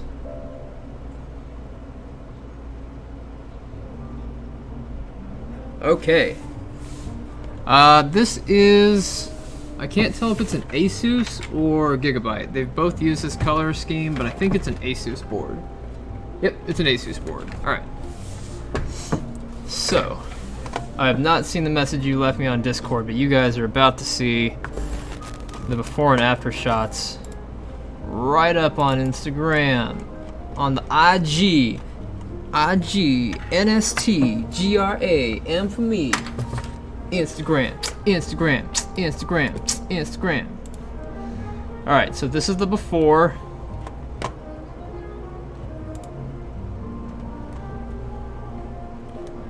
That's what it looked like before. Alright, before I did cable management. This is exactly, look at this PC down here. Look at that. Look at this. Look how bad that looks. He took his power supply apart. We already posted this. We already posted this power supply like when we had to fix this computer the first time. And I was like, seriously? Are you crazy? Here it is. This was October 18th, 2017. Look. Look at that. Here it is, right here. This is what it looked like inside the case. This rat's nest. Who can be proud of that? Nobody can be proud of that. Your mom won't be proud of that. I ain't proud of that either. But I'm proud of this. Oh, yes, I'm proud of this. I'm extremely proud of this. This is my handiwork, not this. No, sir. No, no, no. Oh, yeah. No, no, no. Oh, yeah. No, no, no. Oh, yeah! No, no, no! I mean, look at that. That is night and day difference. Night and day. Oh, man. This is why you guys have got to learn to do your cable management. Oof. Oof. Let me take a picture of the backside, too.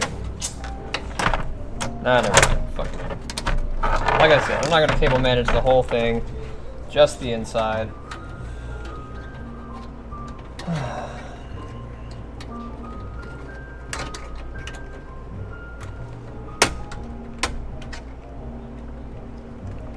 Alright. Let's see if it turns on. We did all that work. We don't know if it works now.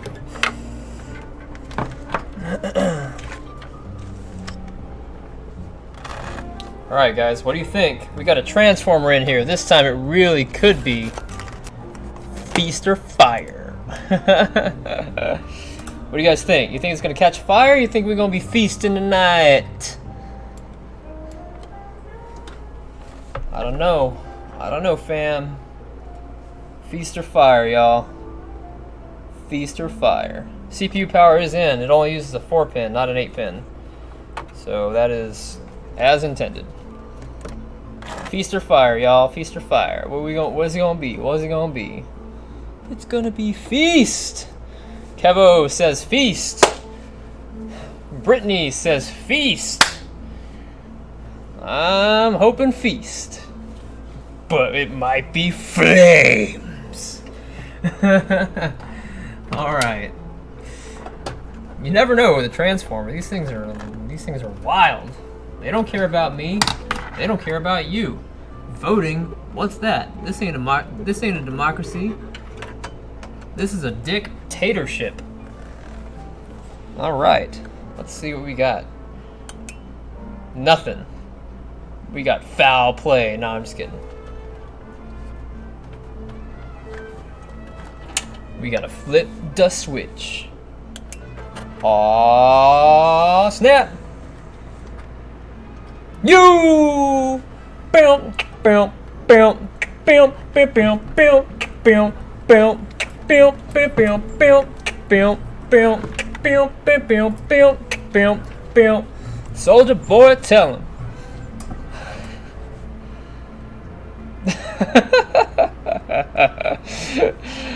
Oh man, that was good. I think we should do that every time, though. Maybe not particularly with that music, but we should definitely do that more often.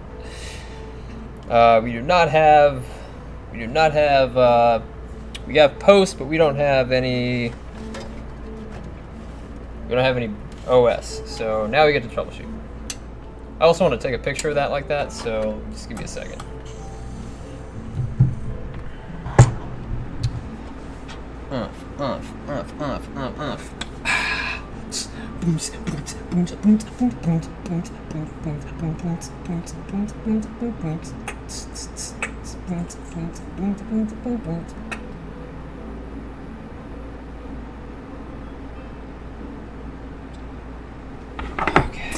Oof. I did not know what color those would be, and I'm actually really surprised and pleased that they are white. So, where'd my other keyboard go?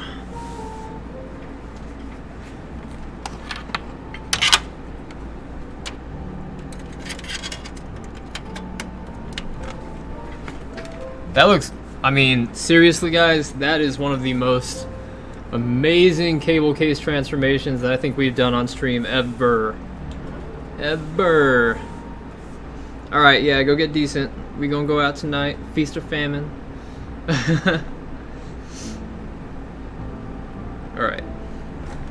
So, let's go to the Elgato real quick. It's green, the Elgato sucks. Oh man, the Elgato blows, it blows. We should have got it from Lowe's. I don't know why it's doing that. It shows up normal for me, so whatever the problem is, it's with the Elgato itself. Thank you, honey. There you go. Bam. Had to turn it off and back on again. Right, we want to boot into...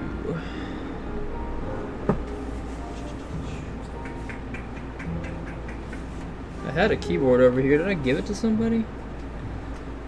Alright, 1 second.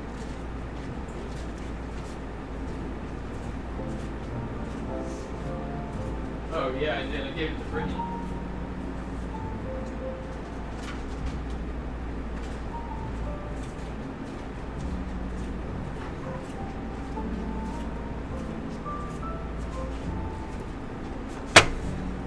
Oh yeah.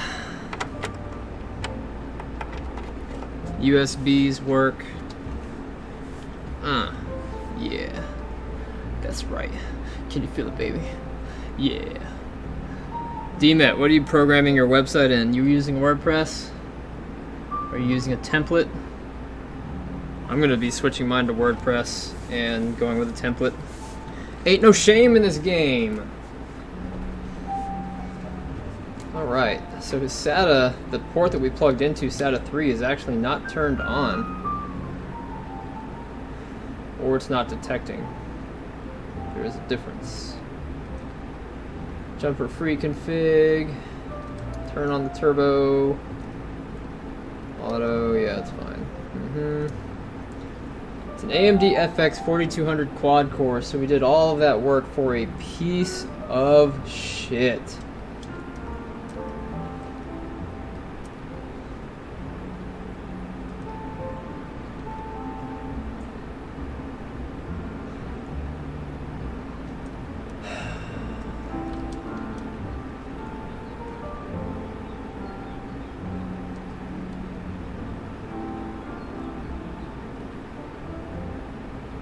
Look at that CPU temperature, 60 degrees at idle.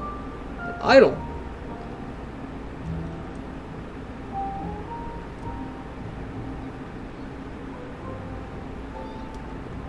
Yeah, we're replacing the thermal paste for sure. For sure, guys.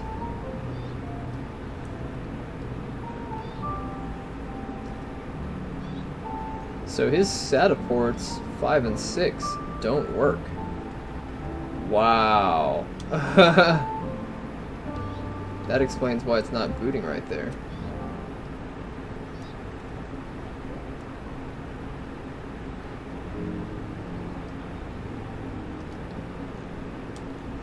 There must be a jumper on the board that turns on 5 and 6.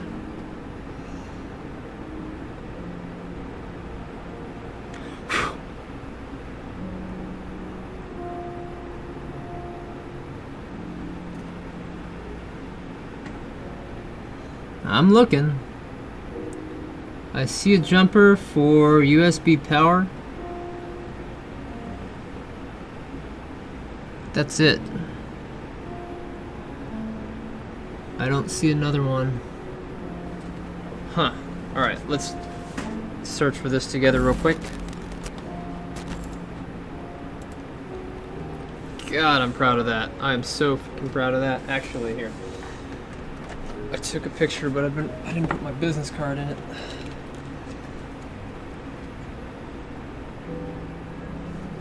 Take one more.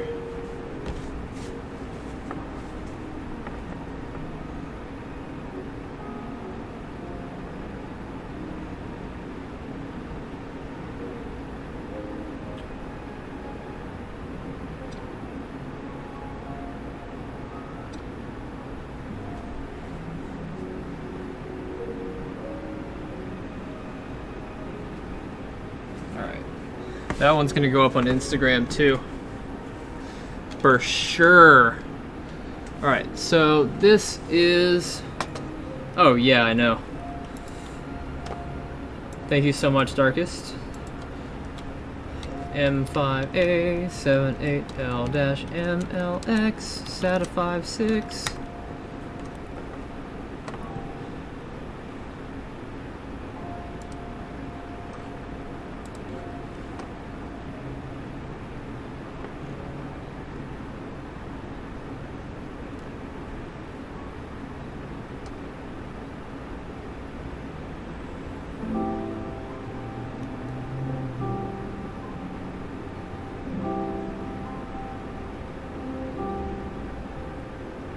What? That's what they're there for? That doesn't make any fucking sense. Why would they do that?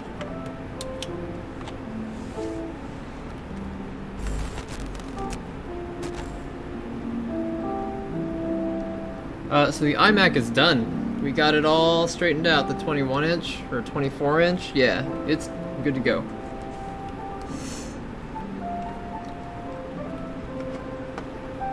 It is GTG, fam.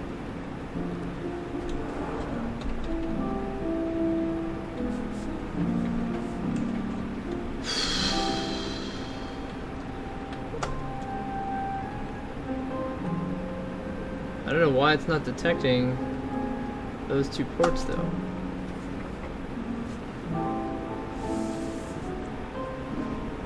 Okay. You know, they might be Marvel. I have no idea. I'd have to look for a controller on them.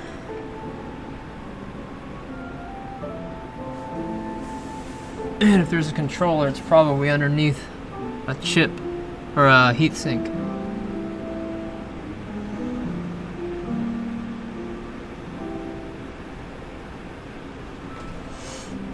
Oh, switching it to IDE worked, but now he loses things like trim.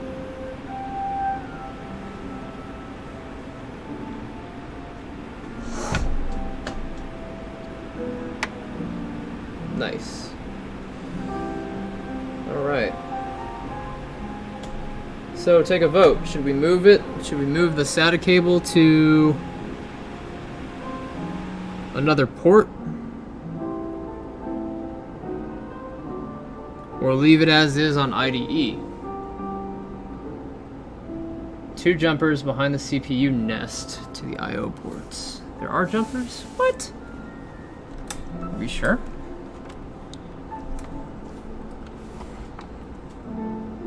Sure enough.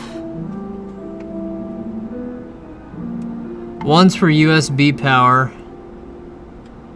The other one is for K8 power for the processor. It's to manually up the voltage. 1 and 2 is 5 volt, 2 and 3 is 5 volt VB, whatever the fuck that means. Variable maybe.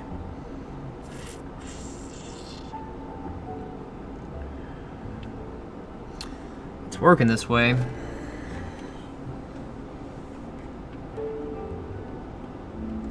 Well, so that just booted all the way to Windows with it as it was with IDE.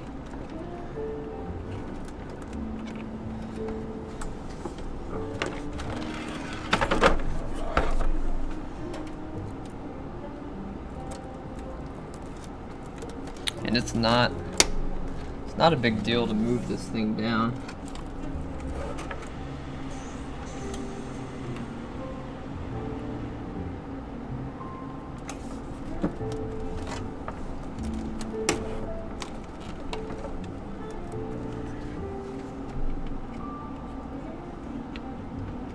I'm gonna move it down, and I'm gonna keep the top one on IDE because it's just the CD drive.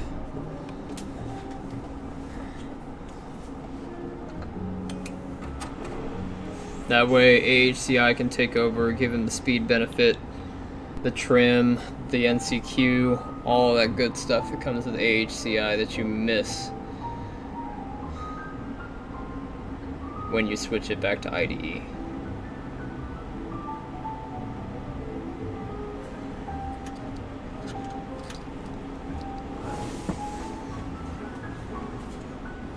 I'm gonna text him and I'm gonna go, this thing's a piece of shit, and I'm gonna send him the picture of what his computer looked like before, and then I'm gonna go, but now it's an organized piece of shit, and I'm gonna send him the after picture. Hell yeah.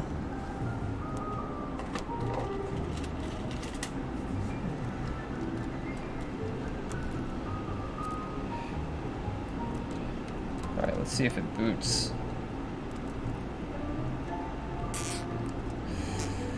Let's see if it boots with the burn. Ooh, it doesn't like booting like that.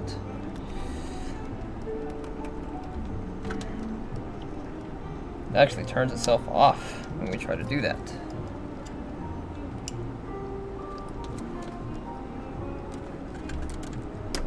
How interesting. How interesting indeed.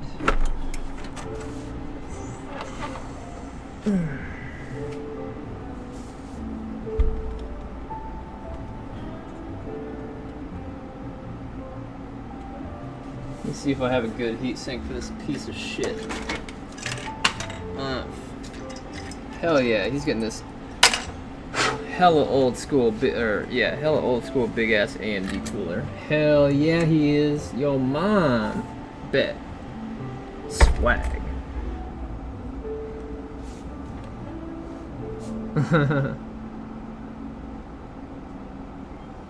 Alright, so for some reason his computer does not like to boot with it in SATA port 3. We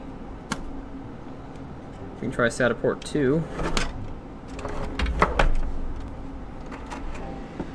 That's an odd problem to have, guys.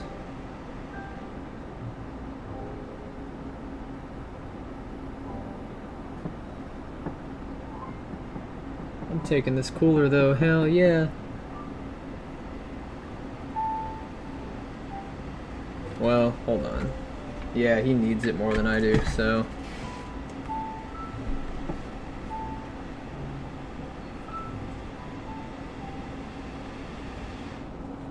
Yep, turned itself off every single time. Alright, well...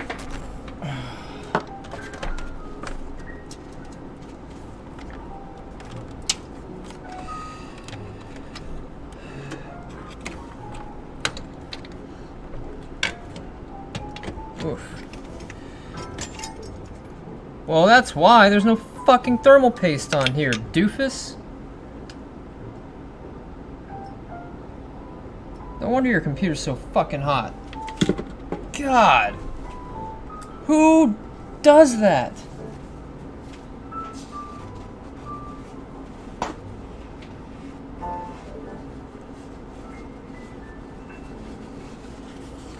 God. I wonder why it's getting so hot. You've got questions? So do I.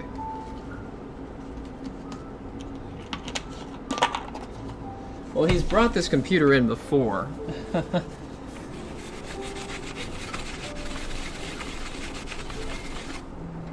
I was gonna give him this big ass AMD cooler, but it was only because I thought he needed it.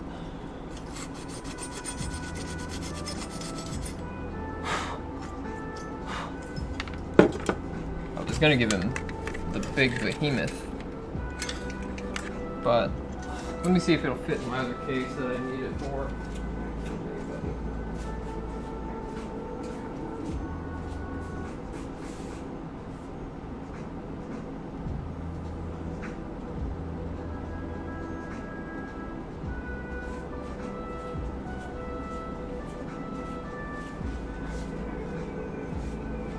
It'll look better in his case. I'm gonna give it to him. The case that I have is just a little small, it's a small form factor piece of shit.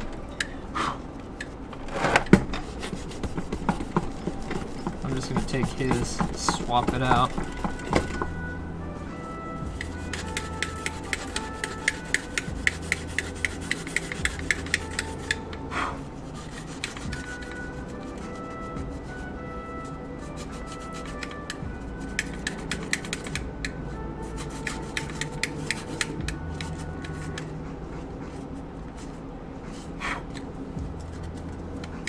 Alright. Let me blow this out real quick.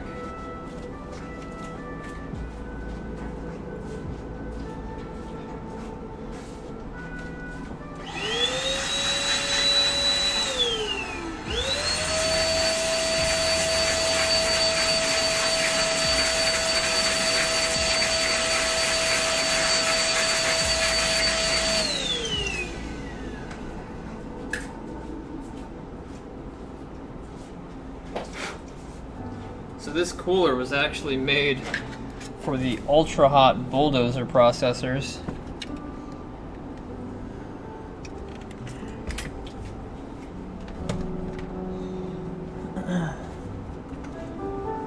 So this FX should run nice and cool, 59 degrees centigrade, dude. What the fuck?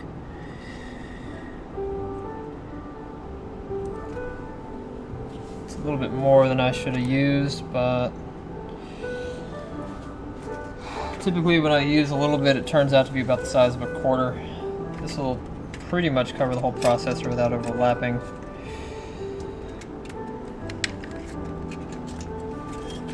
Will it fit though?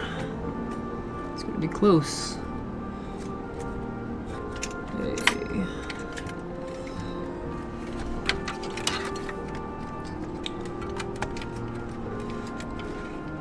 We'll burn out 20% of it. Yeah, basically, right?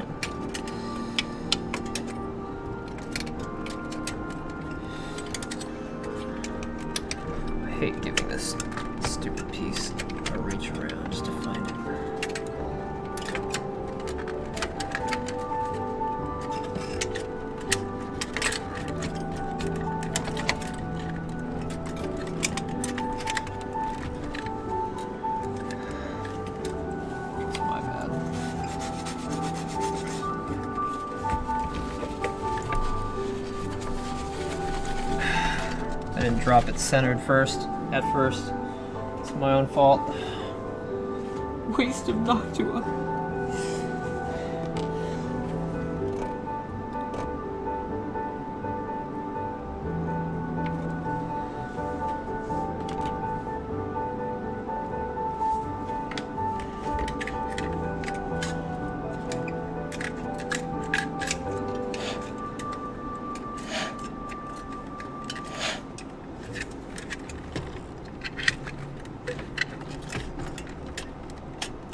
Feel it. There we go.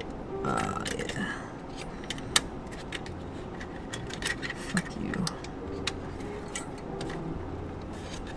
You think you smart?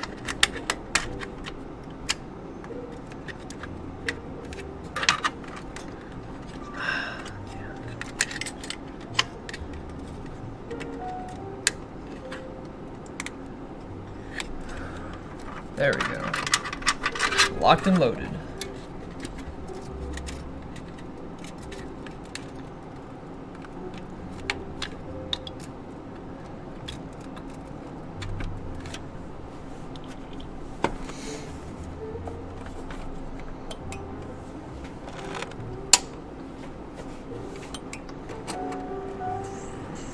Much better. Check his temps.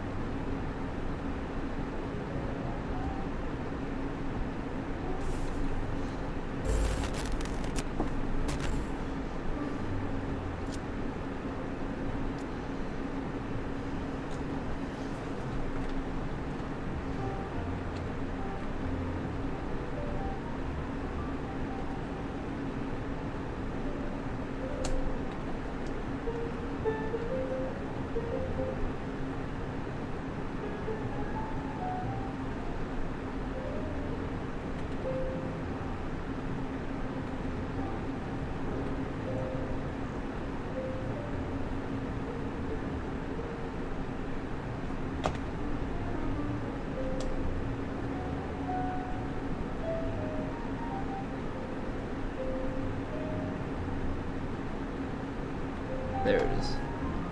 44 degrees centigrade at idle now, instead of 59 degrees. That's good.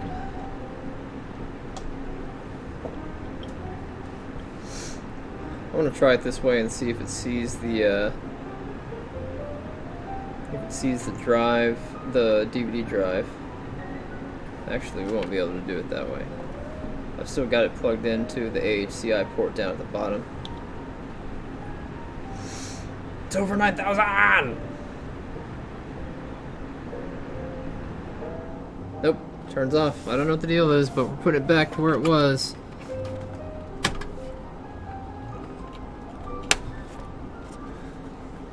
Because that way it was working, and I'm pretty sure that's the way you had it plugged in, too.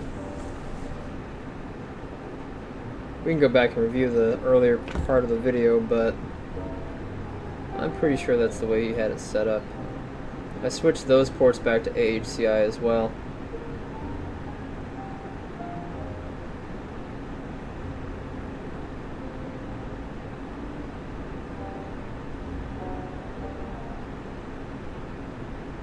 Yeah, and the reason it's doing this is probably because it's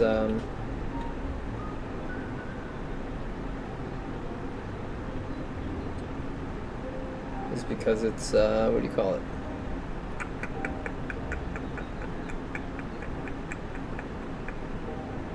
I forgot what I was talking about.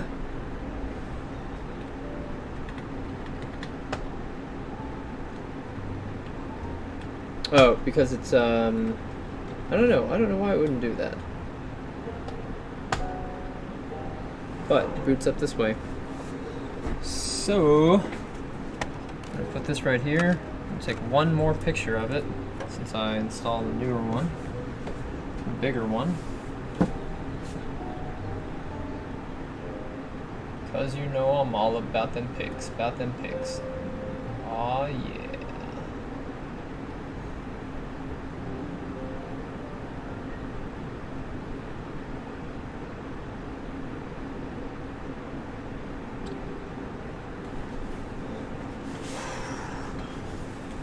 That looks hella good. Yes, thank you. Well, MBR should read on AHCI also. It should be backwards compatible. I have no idea why it's not reading.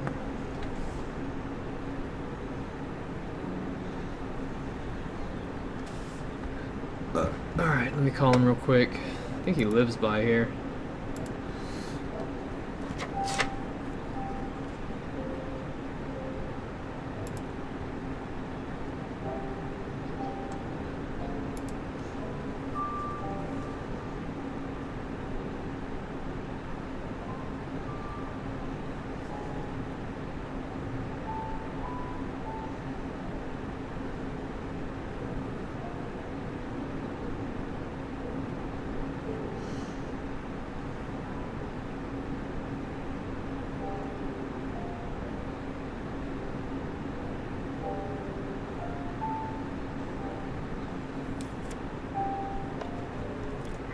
Hey, what's up, Suyang? How are you?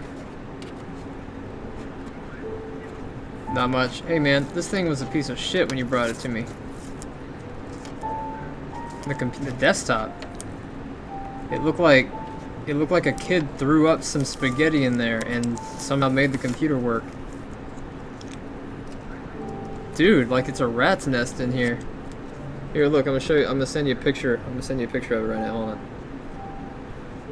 I mean, all the cables in there? Yeah, dude. What happened? Yeah, that's the way. Huh? What happened to it? Nothing. I mean, last time we changed out the motor, and I haven't touched it since. I know it came in like this, like the last time. I know we didn't change anything, Yeah. but damn, dude. All right, well, here, let me send you a picture of what it looked like before. Let me know when you get this. Alright.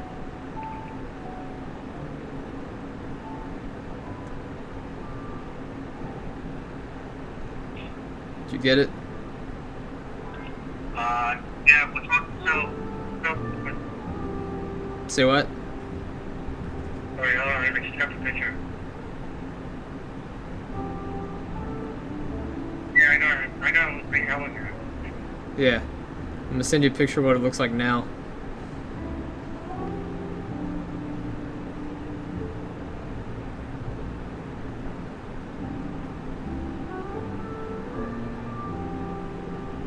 Let me know when you get it. Alright, it's awesome. Yeah. So what'd you do? You short the cables, or No, or you moved it? I braided some of the cables. I tucked everything under that needed to be tucked. I moved everything in the back. I had to replace your power supply to make it work. I gave you an extra 2 gigs of RAM, and I switched out your heat sink on your CPU because it was getting super hot. Okay. Alright, that's fine. Alright, and I already did your laptop battery. When do you want to come pick stuff up? How much should I write? I got one for mine.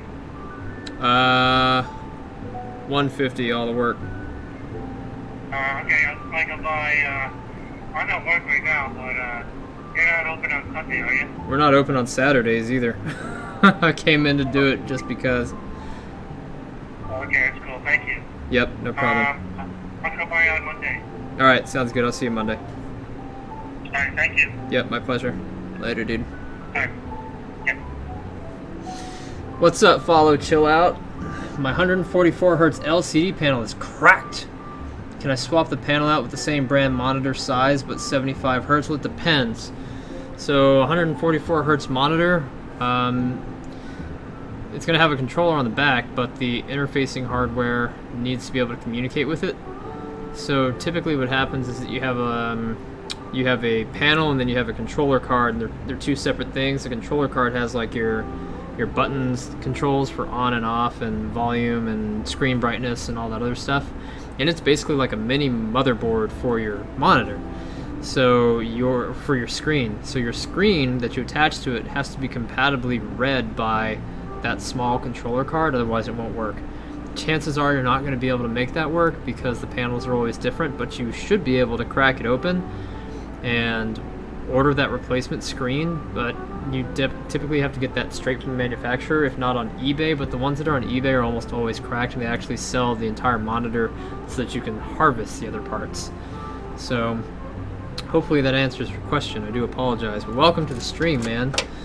We just got finished converting this badass or bunk ass piece of shit computer from this into this. I gotta post the one I just took though.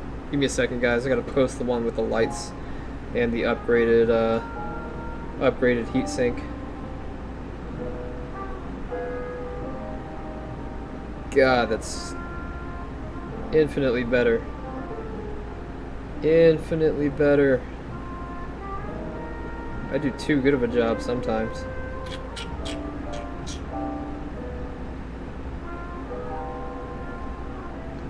Who here thinks I don't charge enough? Raise their hand.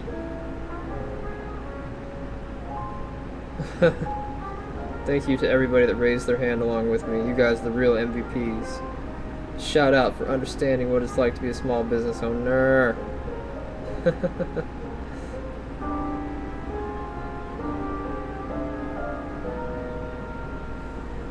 Alright, 1 second while I perfect this picture real quick. Again, this is no filter. All I'm doing is correcting the angle and orientation of the screen of the thing.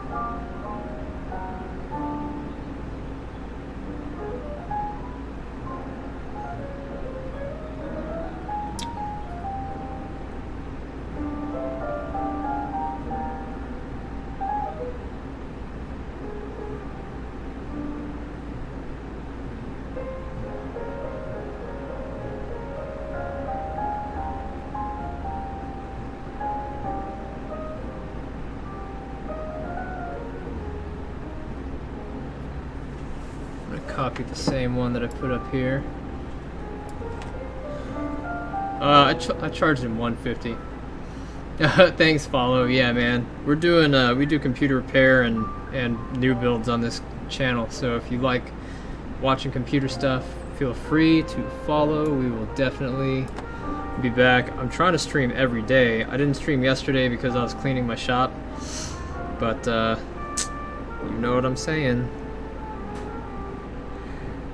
I'm gonna put sick hashtag beautiful hashtag sexy hashtag hot hashtag hotness hashtag PC building PC gamer. Let's do some games. Hashtag Fortnite, hashtag Overwatch, hashtag League.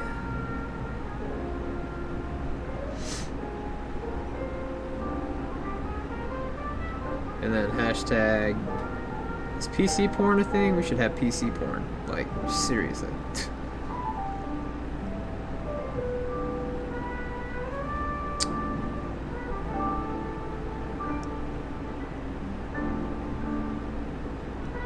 Alright, so here's what the last picture looks like. What a transformation. I mean, seriously.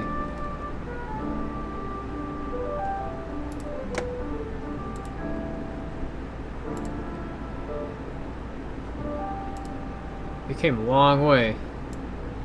Hey, thank you so much for the follow. It went from this to this. Who does your cable management? Oh, that is so much better. My God. Throwing those up on our Yelp for sure. Alright, now all we gotta do is put the side panels on. This side panel is unfortunately cracked. Man, that looks so much better. So much better. Thank you so much to follow. Follow, chill out.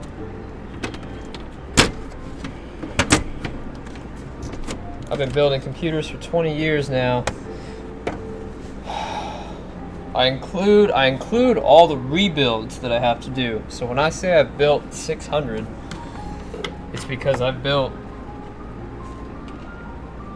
probably close to 200 from scratch and 400 that I've rebuilt for people.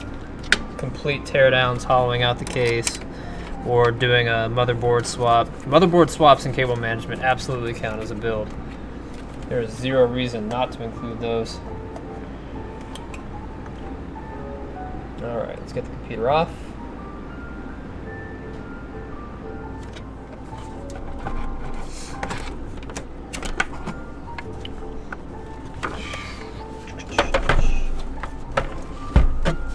Alright, here's the back side. Those of you that are wondering if the back side is just as clean as the front, I like to think so. It's not as clean as usual, but there are a lot more cables in this build.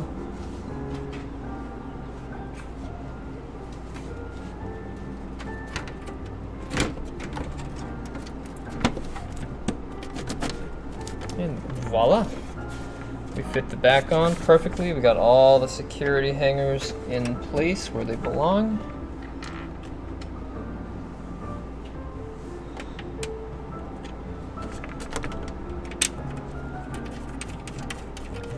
That is a job well done. Seriously, that's one of the nicest looking cases I've done in a while. Nicest looking conversions I've done in a while. That was better than the old conversion that I had up on there.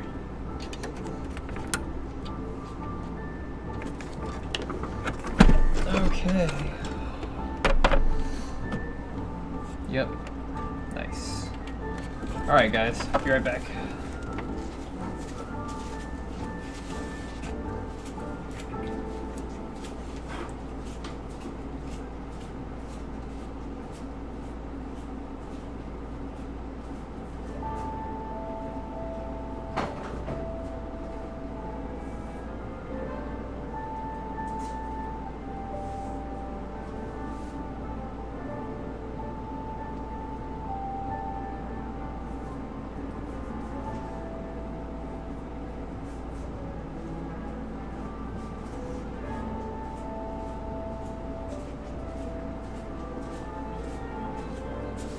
All right.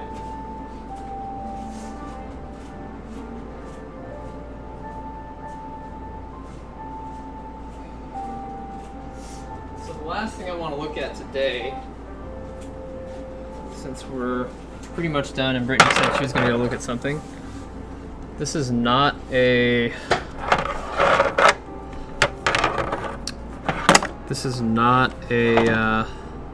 computer, but this is a inverter for your car. It's kind of an inverter slash transformer.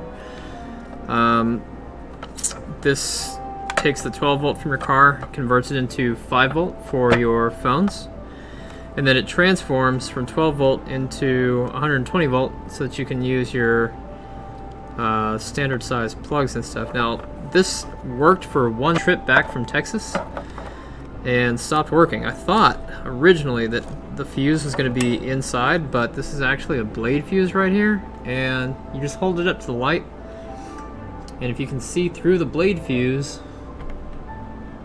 see how you see that little silver, we'll make it look like an archway. You see how you see that silver archway right there in the middle? It's connected. A blown one will have a piece missing. So anyway, the fuse isn't the problem.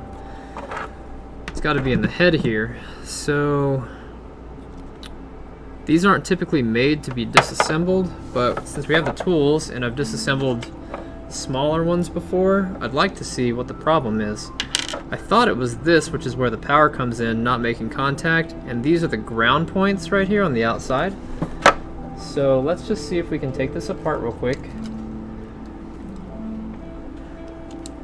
because this worked really well. It allowed us to like charge our Nintendo Switches and all that other stuff while we were driving, and it fit into a cup holder, and now we can't use it.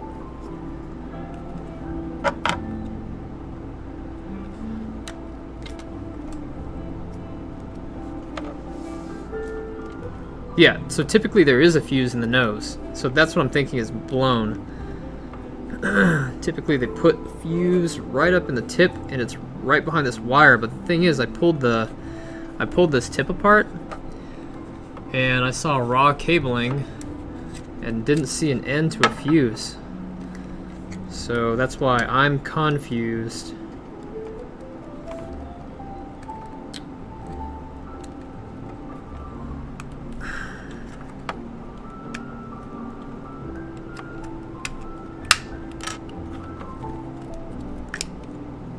See?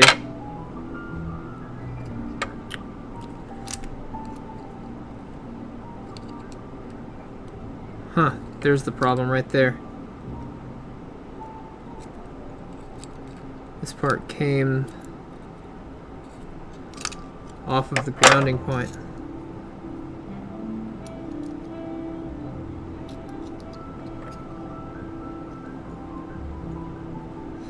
So I think that this is going to be a diode.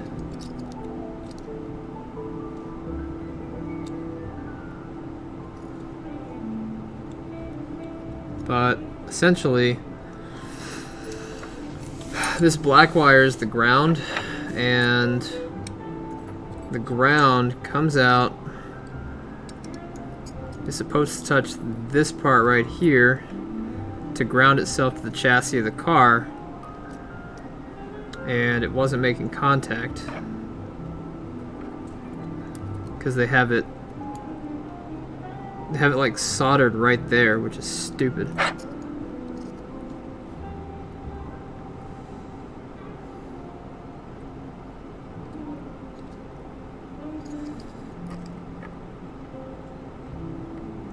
Actually, no, you know what? How the fuck? Oh, no, okay, yeah, okay. That's absolutely what happened.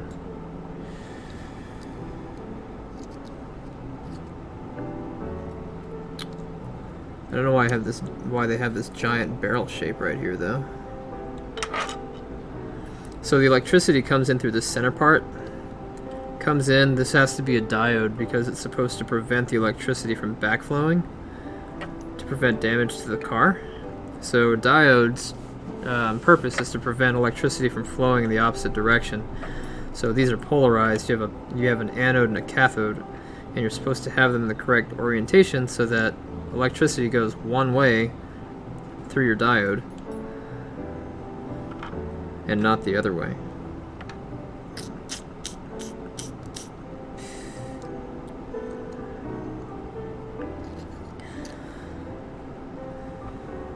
So then this grounds it to the ground wire, which goes backwards. I think it's supposed to sit a particular way too.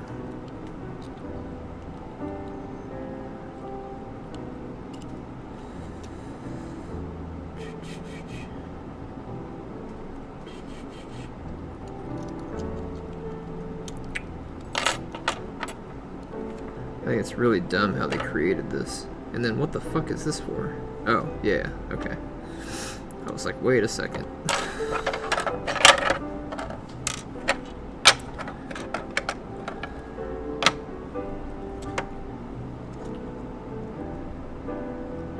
Thank you, Follow.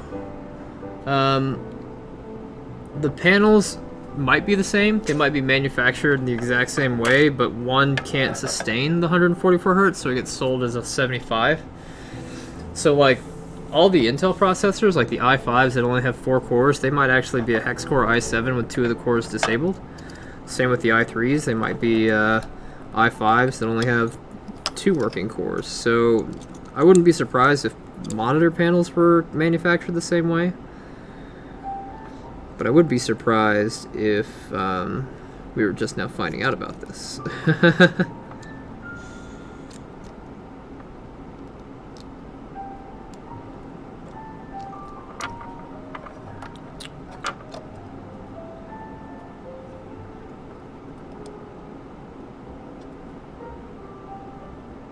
Alright, let's do this.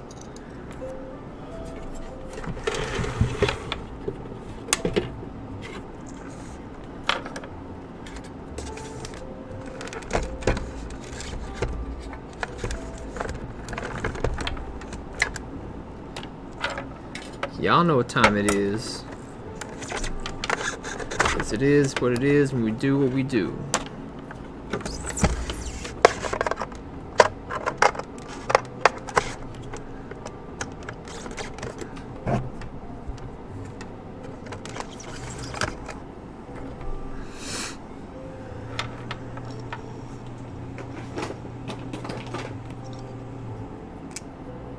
Where'd my sponge go?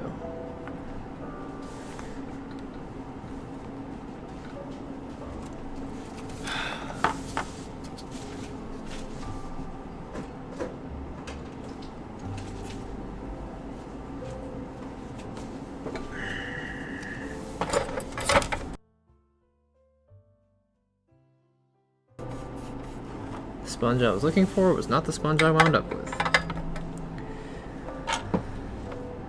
Okay, so if they're using this as a ground, then we should be able to do that. Question now is, does this line up in any particular way?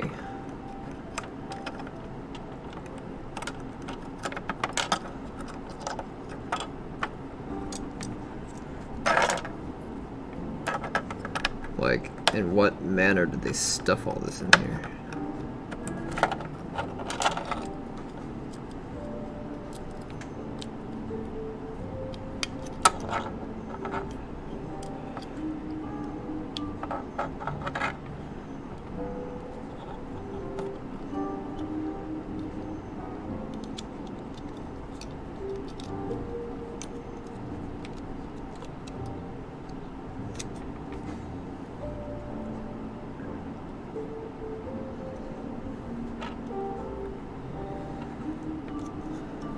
I mean, I understand why they would make it like this, but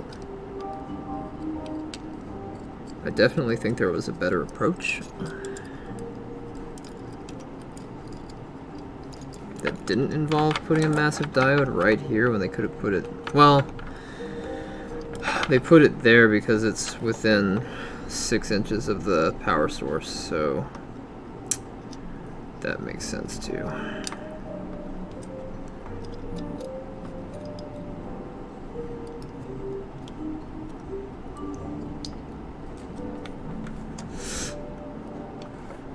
I'm just trying to figure out how to stuff this part back in here.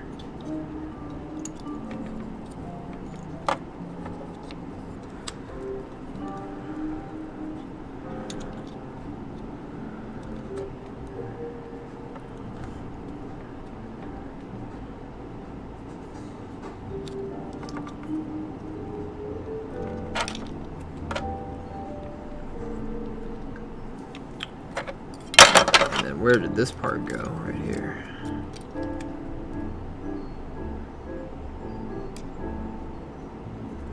Actually, that's the part that looks like it broke.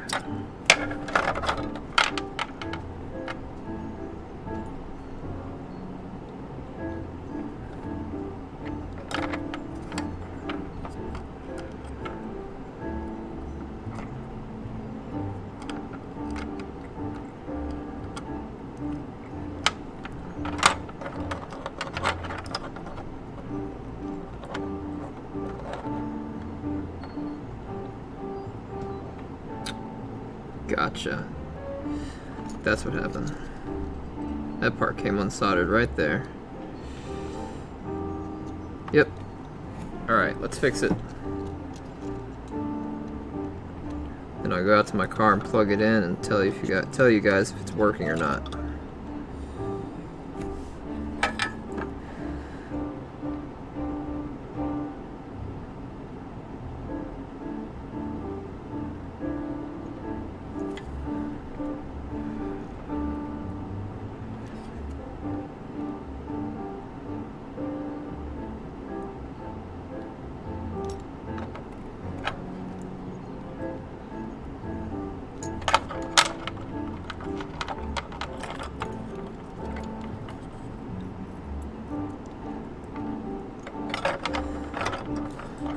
Probably be easier just to do it this way.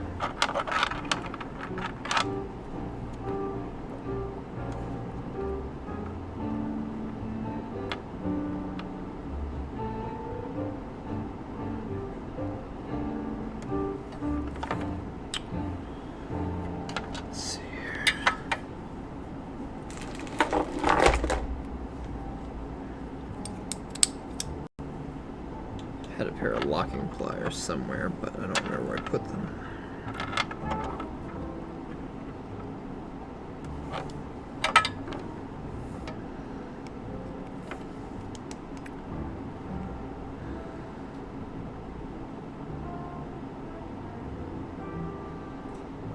This might take a while.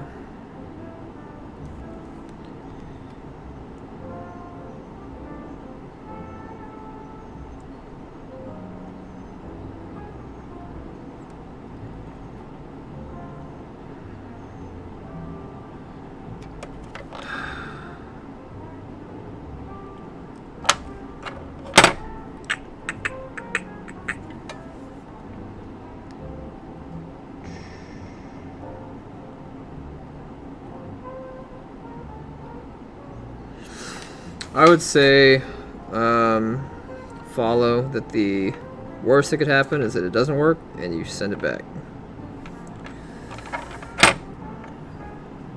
Damn.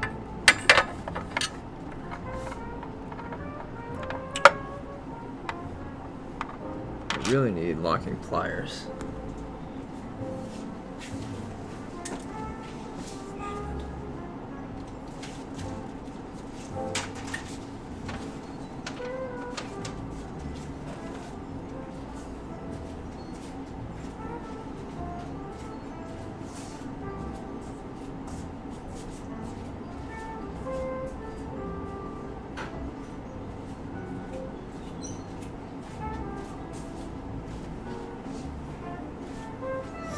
What's weird is that I have no idea how this managed to break, since it's literally all one piece.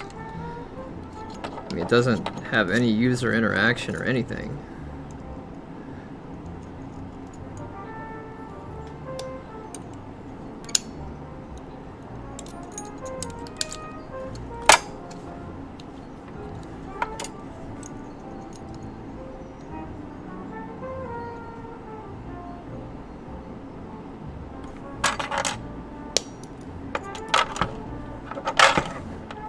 See you move now, sucker.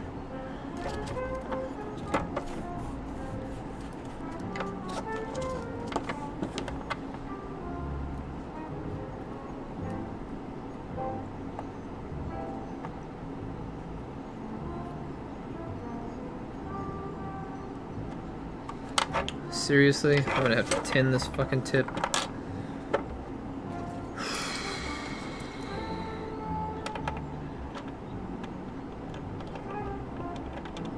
Yep. All right.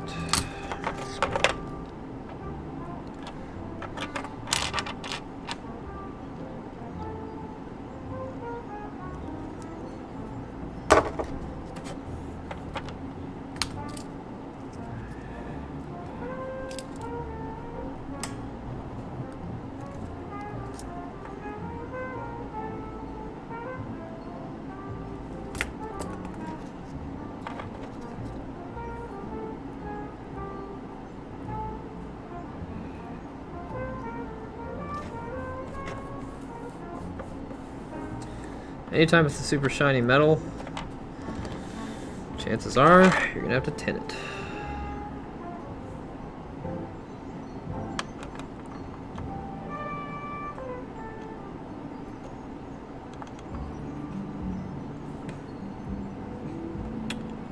Don't be a punk.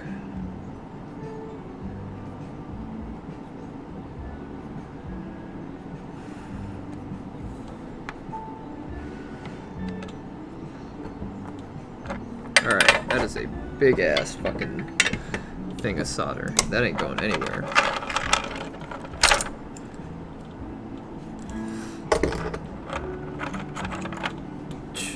Alright, let's reassemble it.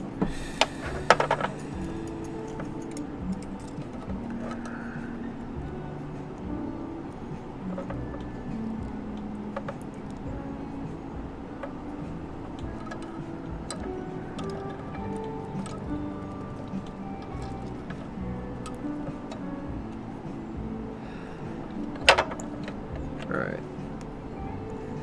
That end should move away.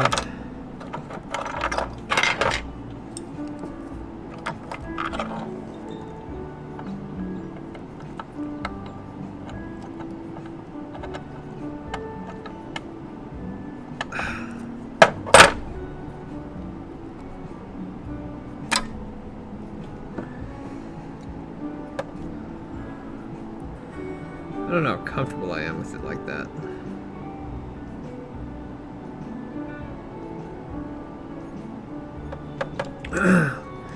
Let's undo that, and then let's add some heat shrink tubing.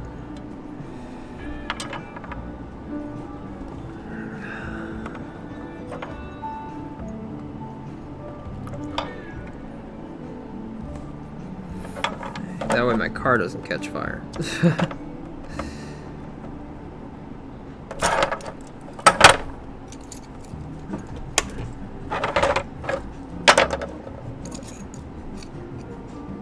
Yeah. I don't know why they did it like that anyway.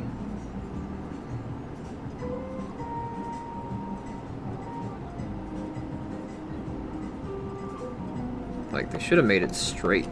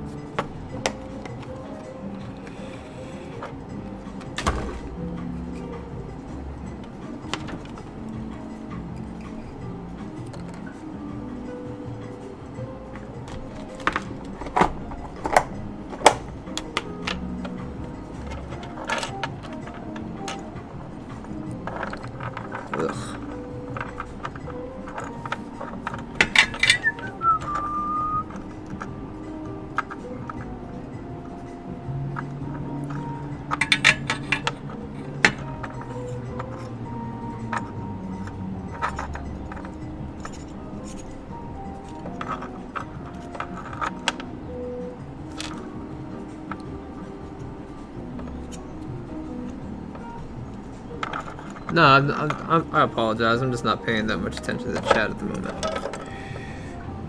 Just a second, follow, chill out.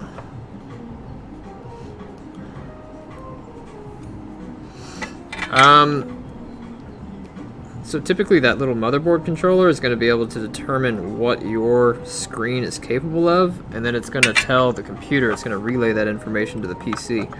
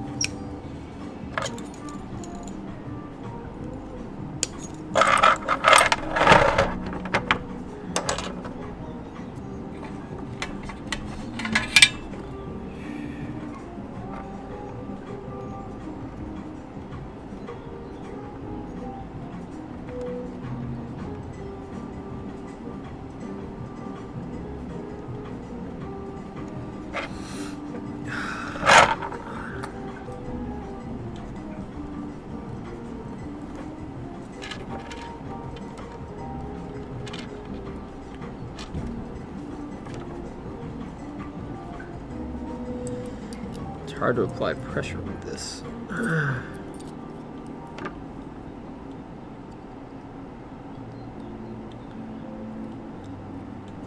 There we go.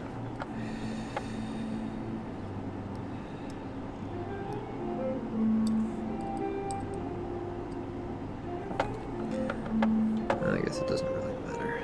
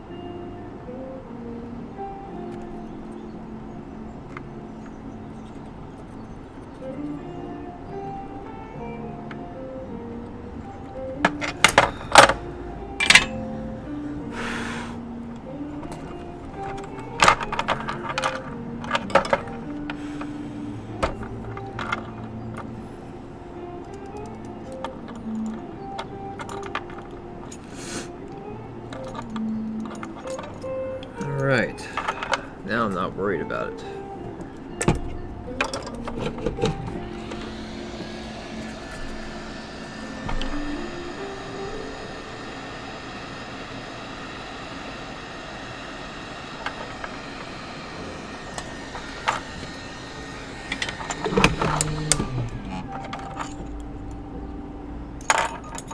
Alright, if my car catches on fire, sweet.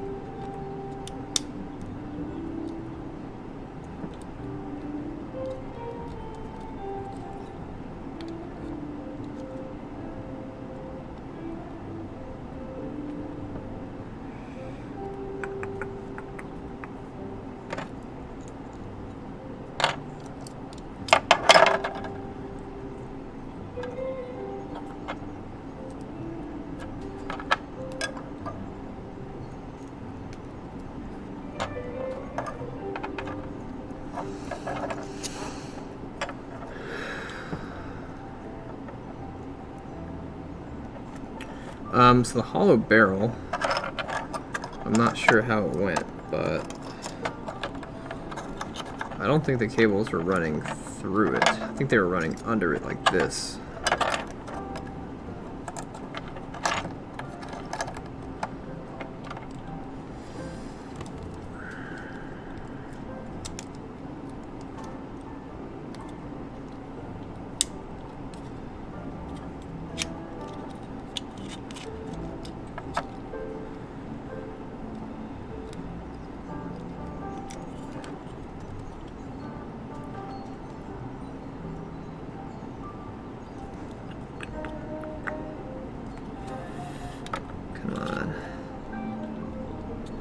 This diode went right here. Yep, there we go. Now this part is kind of weird.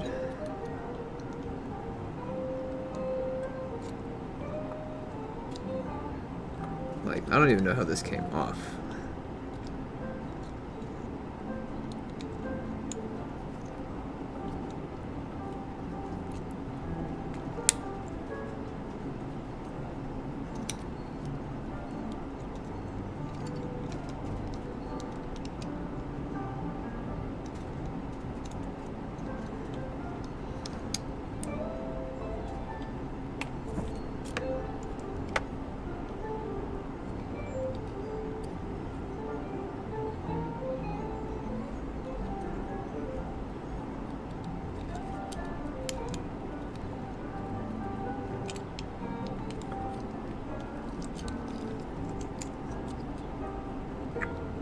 I think it went like this. I think the purpose of it is to prevent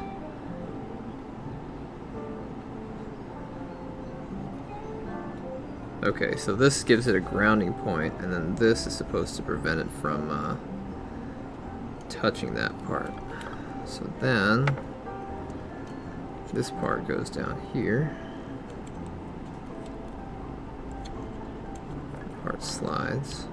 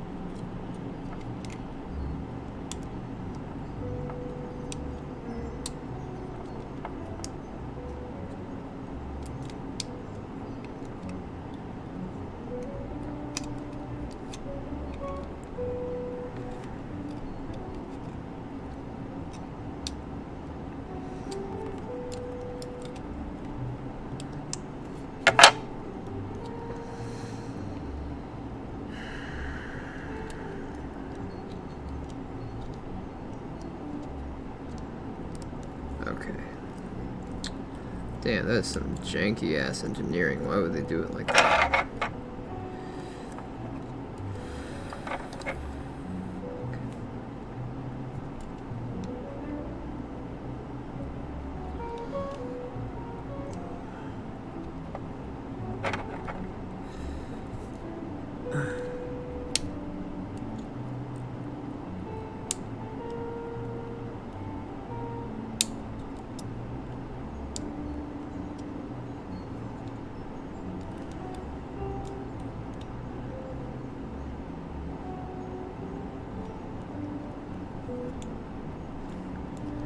Just press this down so that it stops trying to spin.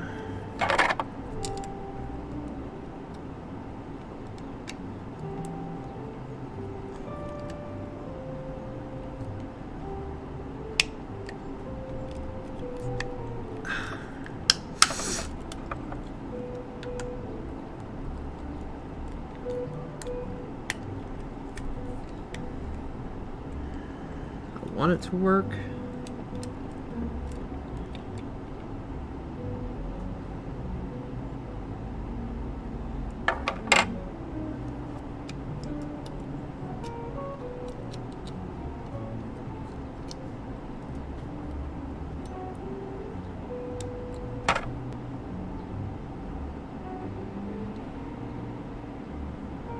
I feel like this part has to go this way regardless.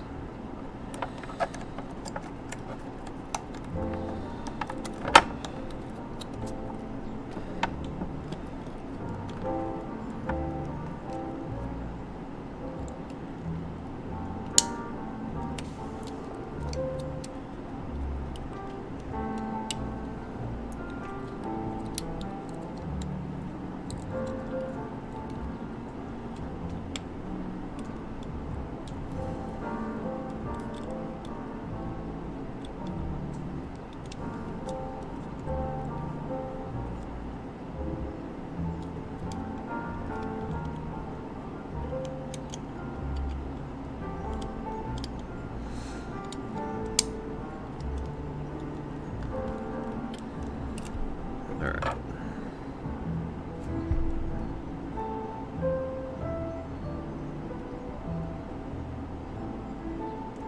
Ooh, okay. So that cable is supposed to go along the side. This part is.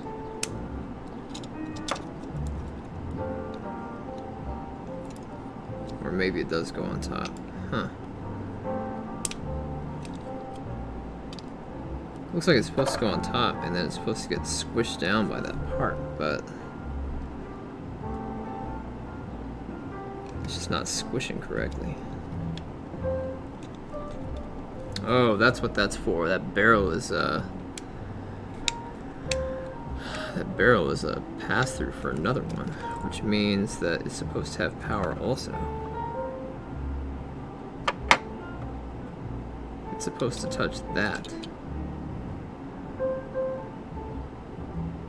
Well, okay, no, it's not. It's supposed to be close enough that it can touch, and then like, let's say the inner piece goes in like here, so then the ground touches this, and it completes a secondary circuit.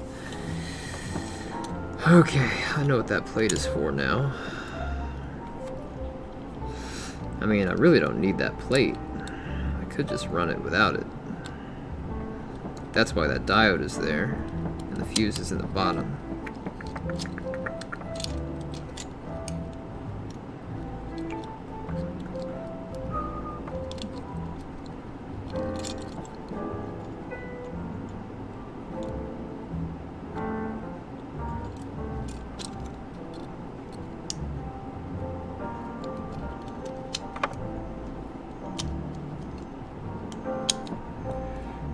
Yeah, that part makes sense now that I see what it's doing.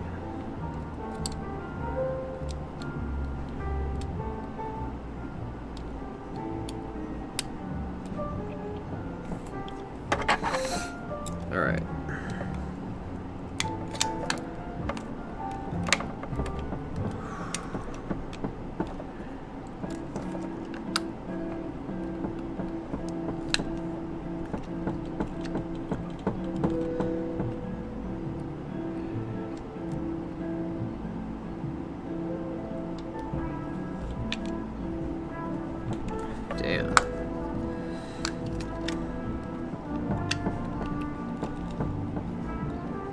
Can't figure out why it's not going down, but it feels like it's because of this part right here.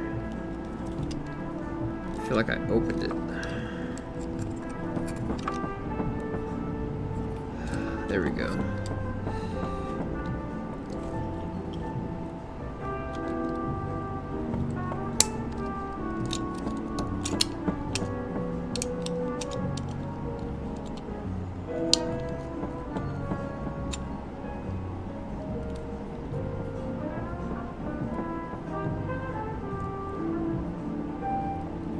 Alright, I just squashed that one down.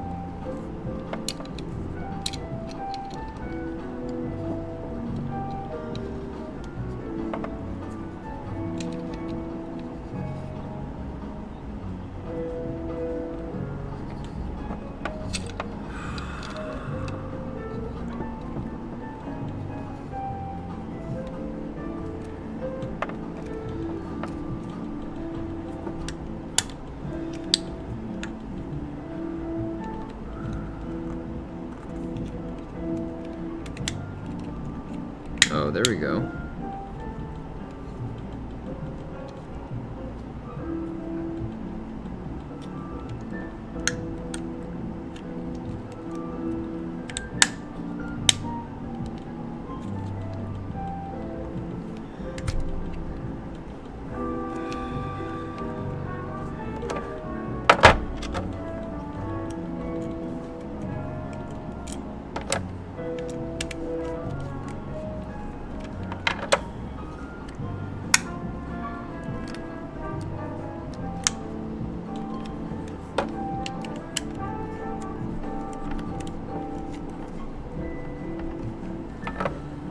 Shit.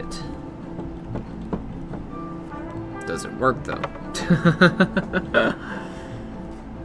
Blue plastic connects to the base on the hooks.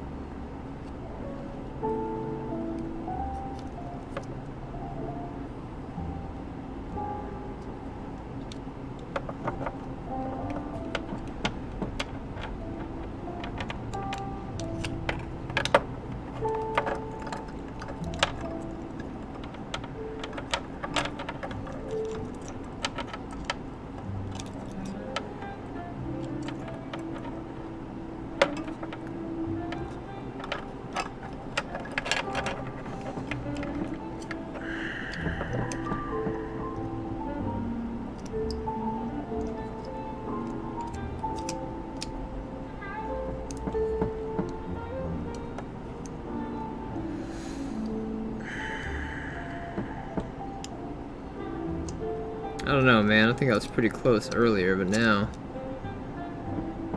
not so much.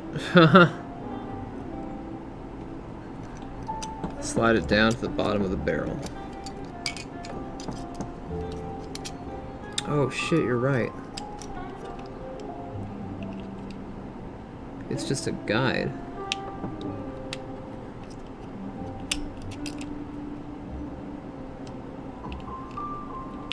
Sort of.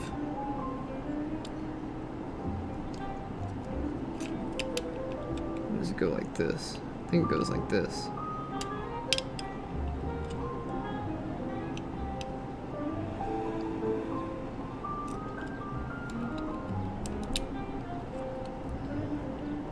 Oh, yep, you're right. It goes right there.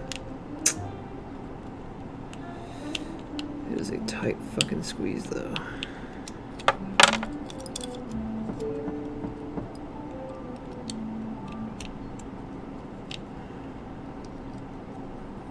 It looks like it goes right there. I thought it went right there. Let's go that way the other way.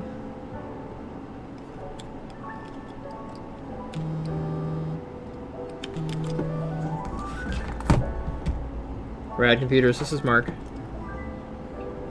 Hey Mark, this is JD, Darkest Night. Yeah, hey, what's up, dude? Take the barrel and place it at the very end. You'll see the little notches in the top of the blue. Yeah. It hooks on the base of the barrel. So, So put it on the base of the barrel. like this? Or like this? No, down where the wire's connected. Okay. So down here. Like that. Yeah, you see the little hooks coming off? The little blue plastic piece connects to those hooks. Okay. Flip it Okay. Okay. I get what you're saying. I don't know, but it doesn't fit in there very well. No. Oh shit! No, Hold no. on. Hold on. I think I got it. You're right. But the hooks No, go. you got it wrong. No? Because this No. is a better fit than. You see how it has it right there? Turn it to the bottom. Oh, okay. So do exactly what I just did, but do it the other way. Yeah, and bring it all the way out to the end. Slide it down. Like this? Yeah, you see where the hooks are on the base of the barrel? Yeah, They but go it, right there. okay. Okay. Then put it in the plastic casing. I don't know, man. Those hooks are like they're protruding a bit far. We sure it doesn't go this They're way? designed to hold on to the blue piece. Okay. So maybe there's notches in this blue piece that I'm not seeing. At the very end, you'll see little notches. Not all the way down there, at the other end. Okay. And in fact, you can stick the blue piece on the bottom plate while it's in the black plastic outer housing, and then just slide the barrel into place where it's supposed to go. Okay. Damn. Put the bottom plate in first. Okay. Damn. How did you ascertain that from just watching the video? I do car work all the time, and I repair a lot of these. Oh shit. Okay. Nice. We have a Once pro. you get that bottom plate into place, Yeah. take the blue plastic piece and slide it all the way down to the positive plate. It's not sliding And then- anymore. No, take the barrel off of the plastic. Okay. And just slide it down Slide it all the way down. like that. Nope. You feel it lock into place? Close. Hold down on the blue piece and then try to slide the barrel. Once you get it locked, Oh you're yeah, gonna have no. to turn that barrel a little bit. Once I crimp it, it's definitely not going to go anywhere. That's for sure. Turning Yeah, the. but you gotta get the little hooks that are on the bottom of that barrel Uh huh. hooked onto the little notches at the top of that blue piece. So if you turn that blue piece so the open side's facing you, Yeah. you'll see the notches, and it'll slide. That barrel will slide right into place. Okay, I think I got it. Is that right? No, pull the barrel out. Okay. Leave the blue piece in and pull the barrel out. Okay. Now rotate when you go. Okay, act like you have the plate in and put the blue piece in. Okay, so it should go right here, basically. Yeah, rotate the blue piece. Okay.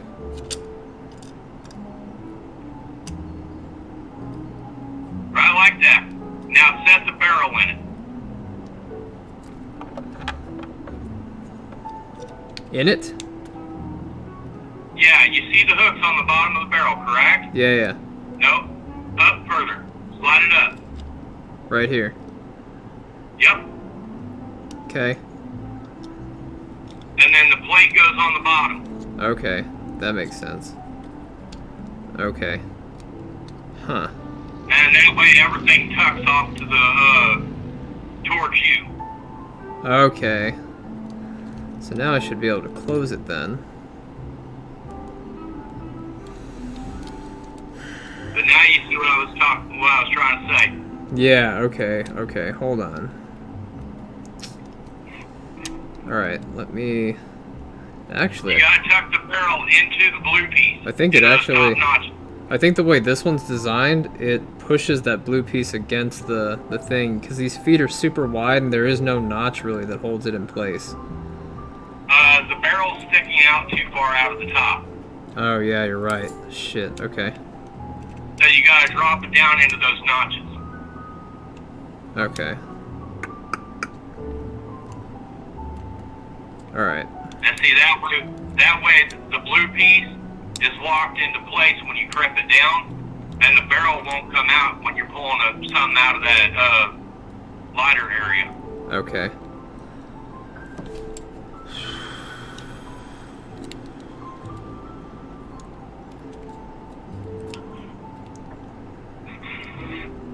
And I'm calling you all the way from Georgia.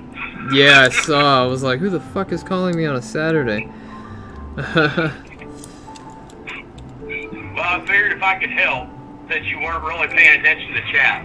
Yeah, I'm like engrossed in this thing, trying to get it to work. And just tuck your wires to the left, you should be able to snap it right together. That's easier said than done. Yeah, exactly. And unfortunately, you damaged that ring, so hopefully you can fix that ring. Oh, I did? Yeah, the ring that fits on the very bottom. Yeah, once you get it all together. Oh, not the ring the that's whole- not the ring that's in my the- right hand. No, not that. The piece that's sitting on your spinner table. That you kind of smashed with the pliers. Oh yeah. Hopefully you can get that straightened out.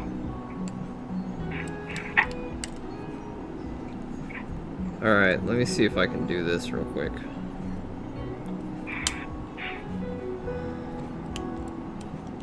I'm having a hard enough time getting this tip back in.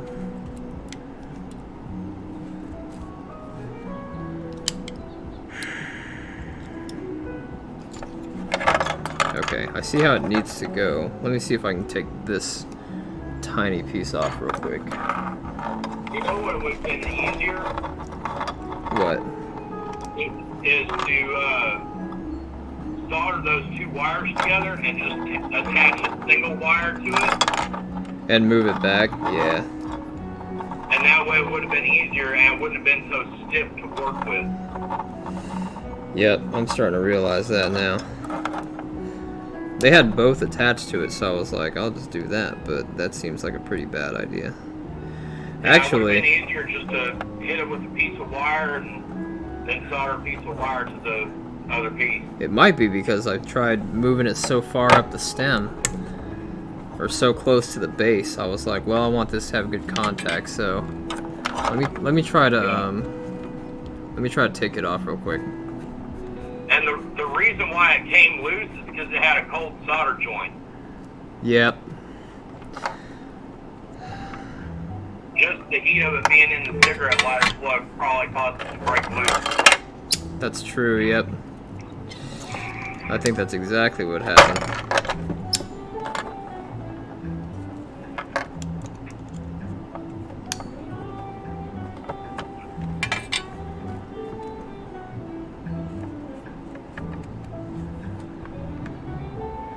Alright. So you said you repair these all the time. What do you do? I'm actually a computer technician, but when I had my shop, I also did automotive work. So people were bringing me in all kinds of stuff to repair. That's pretty cool.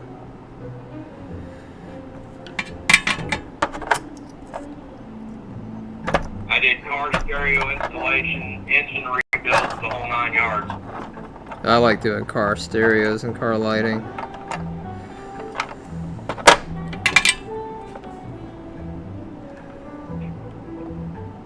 Yeah, I put you on mute so that way it wouldn't be echoing through the phone. Makes sense to me. Alright, I think I scooted that back enough. Well, see, you're still going to have issues trying to wrap that wire around the outer edge for the casing.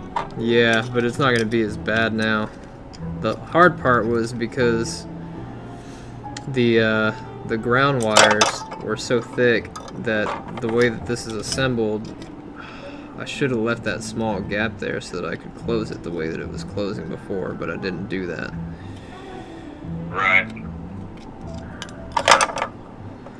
I'm going to see if I can route this around.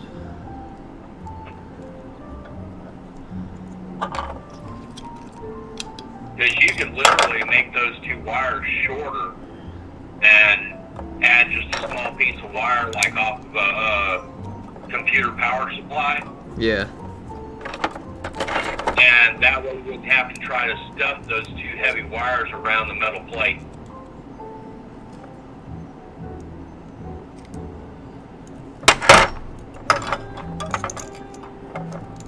Let me back this out real quick.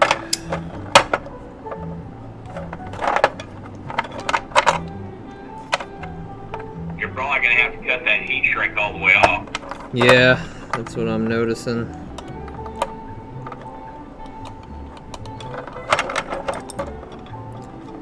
If I can get to it.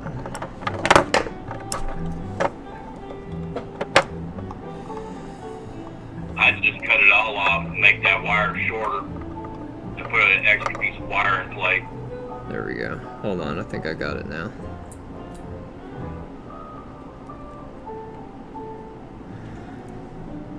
God damn, what is this piece made out of? You talking about the metal or the little plastic? The or metal. The little gray piece? The metal. It does not bend. It's probably a carbon steel composite. Oh fuck, no wonder I can't bend it.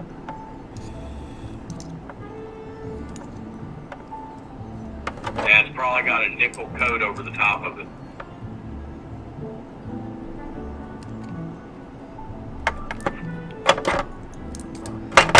Fuck. There we go. Good grief. Yeah, I got to the point where I got disabled because the car fell on me, so Jesus. I sit at home now. Holy shit, dude. That's how my uncle died. He was working on his truck, mechanic for like 30 years, and then his truck fell on him. Yeah, I had a new lift in my shop, and the people that put the lift in didn't put it in correctly, and the car fell on me, and I jumped the wrong way. Shit, dude. Well, So the fire department to get the car off me because they thought it cut me in half. holy shit.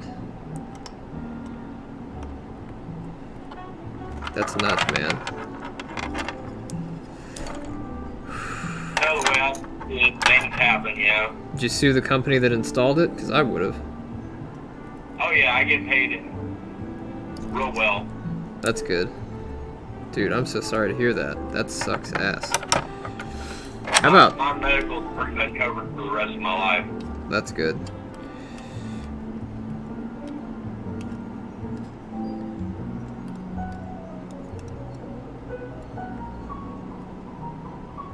Yeah, you're right. I can shorten those to make... I wouldn't even have to shorten them, really.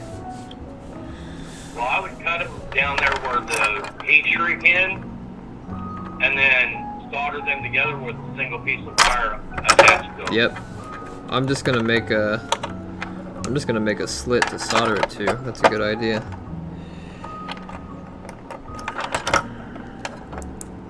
And that way, with that single piece of wire, you don't have to stuff it as much, and you can move it around a hell of a lot easier.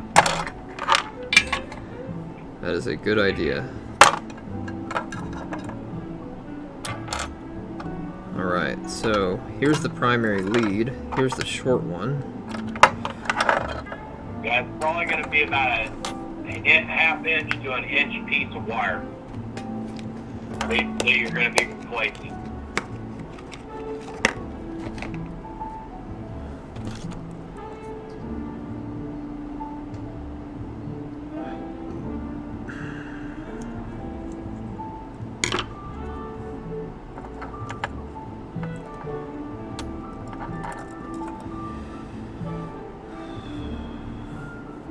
Because if you don't trim those wires back, then you're going to have to find a place to stuff all those other wires. Yep. Okay. Here's what I'm going to do. I'm going to solder the wire that actually goes all the way into the device.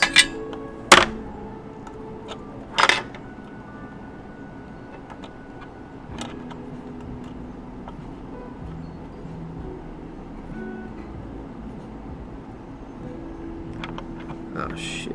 Seriously?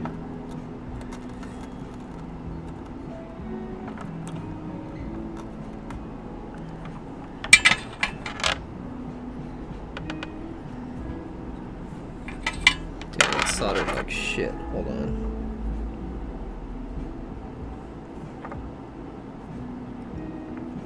Yeah, I keep a small plank by my desk for soldering on.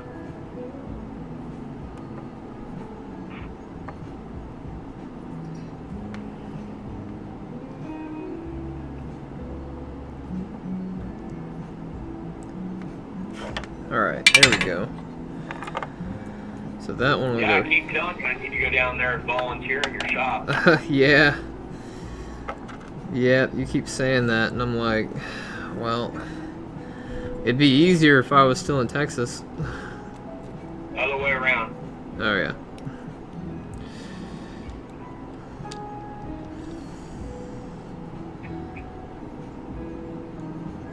Yep, it'd be easier if I was still in Texas.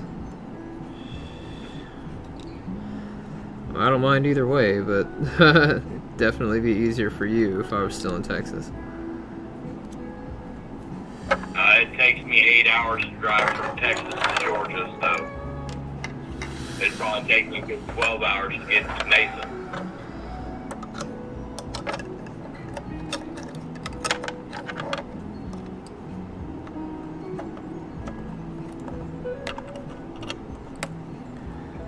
Alright, so then that's power, and then this is the ground, and it was going all the way. I'm just gonna put it right here. Small piece where the screw comes in, goes in. Yeah. I would cut a small hole in the ground right there. Yep. Solder the barrel to that ground line. Yep. And shorten that wire on the barrel. Yep.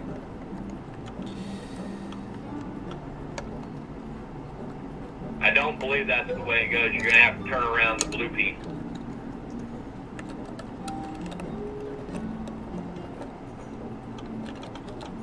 And the hooks are going to have to go into the blue piece.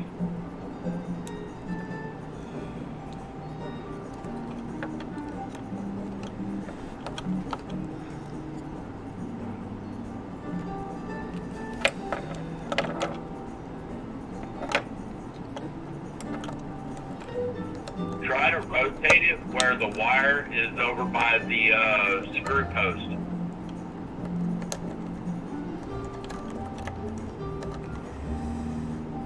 I don't think that's gonna work. No, have it back the way you had it. Yep. And then And rotate then rotate the whole assembly. There you go. Alright.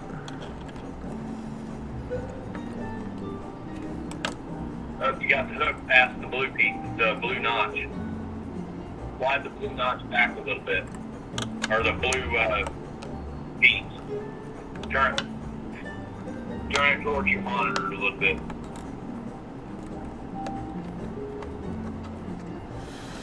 Or turn the barrel more towards you.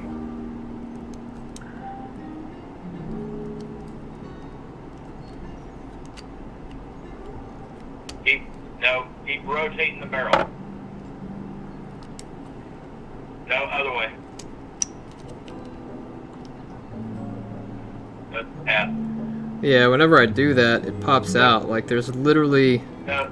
There's some feet here, but I don't think they're used for that Yeah. purpose. Yeah, they fit in the notch right below your thumb. I think what they're doing... Yeah, I think what they're doing is they're latching onto the side rail for that. That's what it feels like they're supposed to do.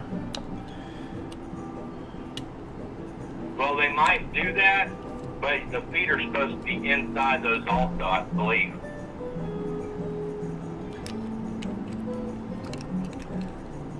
Because you see how the barrel sticks out too far? Yeah.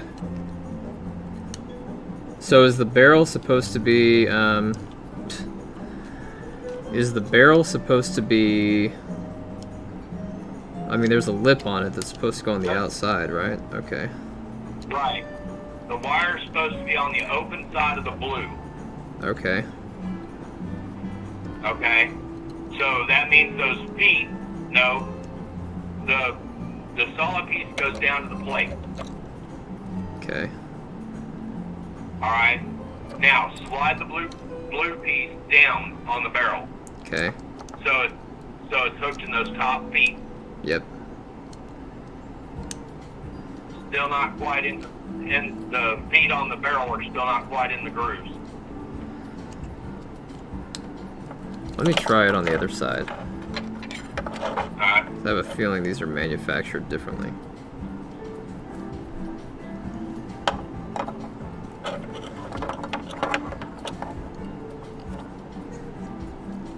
I love it when they do that too.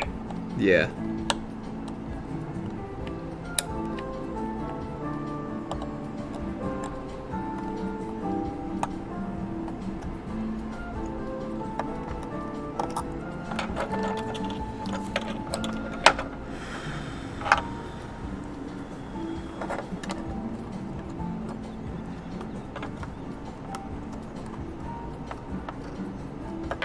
Oh, I gotta put this back in.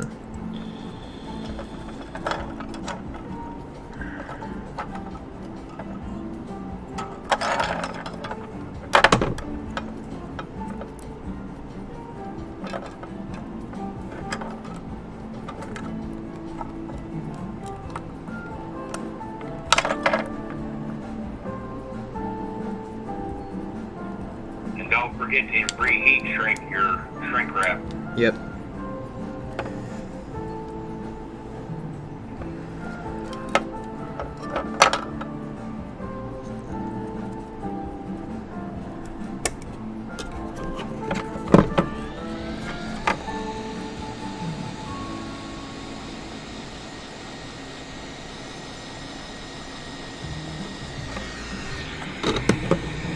All right.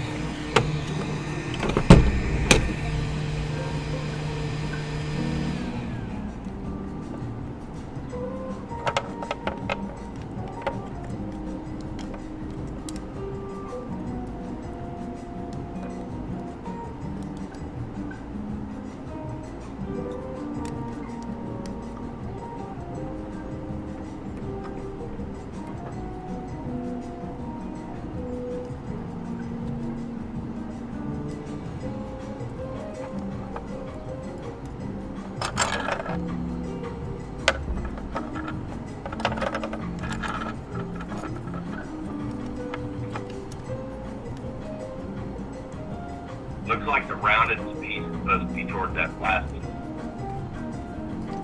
The one I'm holding? Or the one that's on the Yeah. thing? On the one you're holding.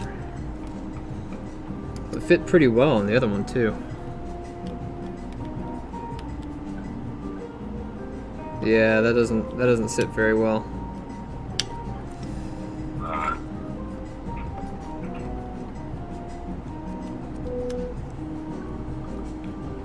Hopefully we don't twist it so much that the diode comes off. Yeah.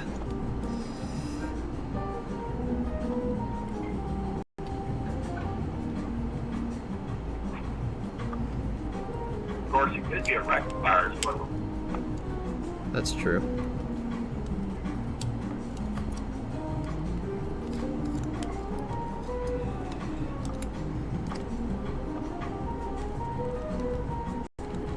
Or even a directional blade resistor.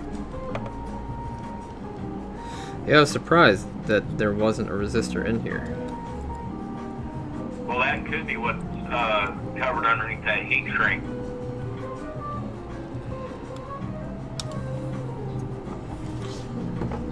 Okay.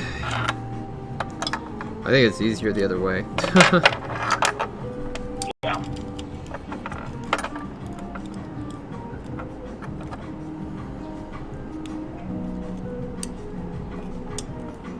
But you don't even use the cigarette lighter part of that, do you? No.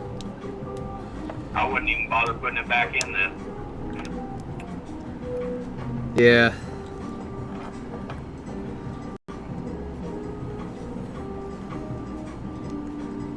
Yeah, it's kind of a pain in the ass. Because when I have it where it's sitting, it's too big. Yeah, I just probably wouldn't even bother putting it back in then. I'd probably like stuff a piece of sponge in where that barrel's supposed to be.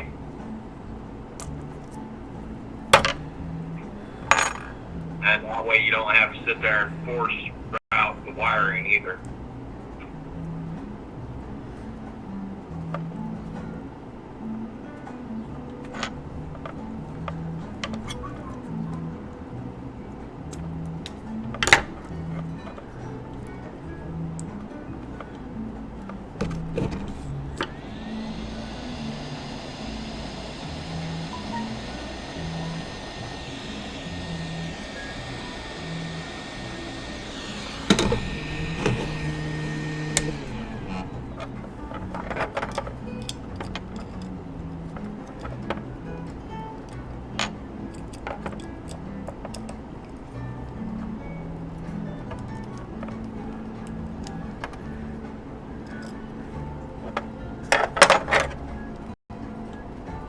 I don't remember which one I was doing first. It was this one. It shouldn't matter now. Yeah.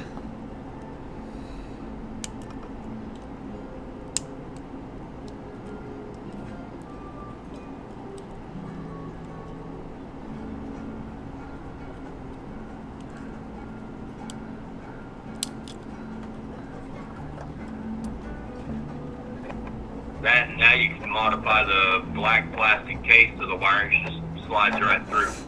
Yeah.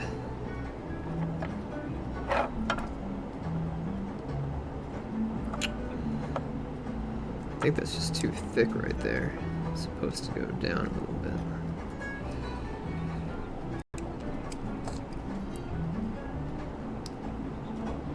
Just modify the covering.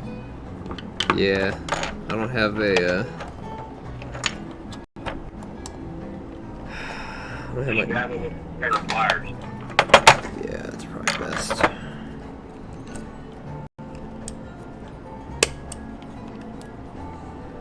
That is some tough plastic, dude. That's why it said use the pliers. Yeah. That's not going anywhere.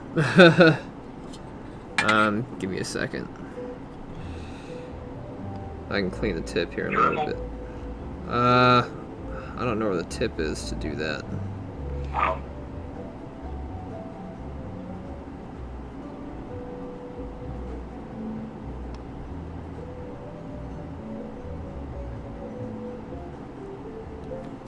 That worked pretty well.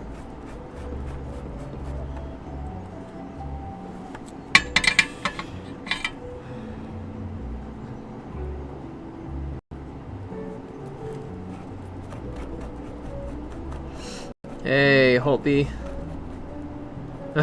D-Med, I just saw your thing. Yeah, I use a similar soldering station. I just don't have a heat gun attached to mine. Oh, right on. I like this one. I didn't think I'd liked it at first because it didn't seem to heat up to the temperatures that I needed. I thought it was a piece of shit, and then I tried it again a couple of weeks later and it worked really well. Yeah. They generally say that you have to do a break-in of at least 30 minutes before you start using them.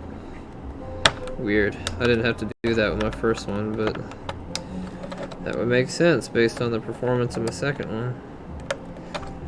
Actually, I think this was my third one. I had a heat gun before this one. My Hanco had a heat gun on it. Oh yeah, those are really nice.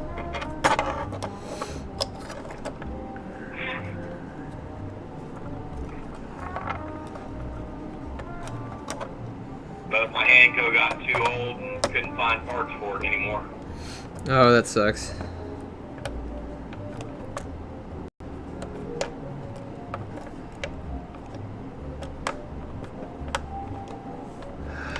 There we go.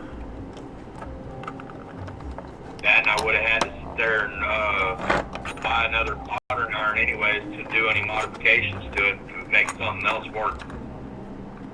Oh yeah. That sucks.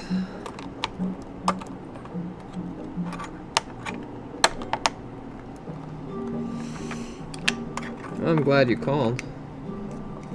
I didn't know you were in Georgia. Yeah, well, you sent me the stream set up, remember? Did I? Yeah, during that giveaway. I guess I did. What was it I sent you again? I did a couple of giveaways, but it was a what now? You sent me the signed Steam link. Oh yeah, dude. Are you using it? I haven't hooked up yet because I'm in the process of getting a Ryzen 1800X. Oh, okay. I'm running on an old 8350 right now. I'm sorry. Yeah. Hey, it works. Yeah, well that's good. Dude, this thing is pissing me off. I can't, even though it's just so thick right there, man. It's supposed to barely touch, I know that much, because of what it looked like earlier, but... Well, the silver piece isn't gonna move, and neither should the gray piece. Right. Gonna have to melt this down So further. you should be able to pinch it all together.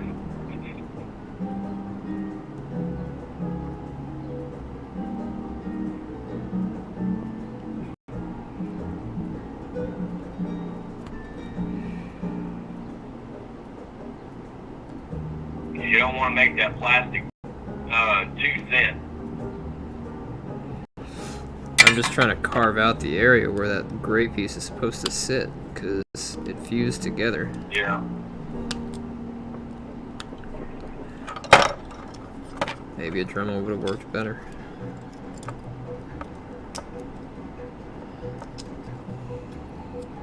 Well, any kind of grinding tip should work better. Actually, that worked. There we Good. go.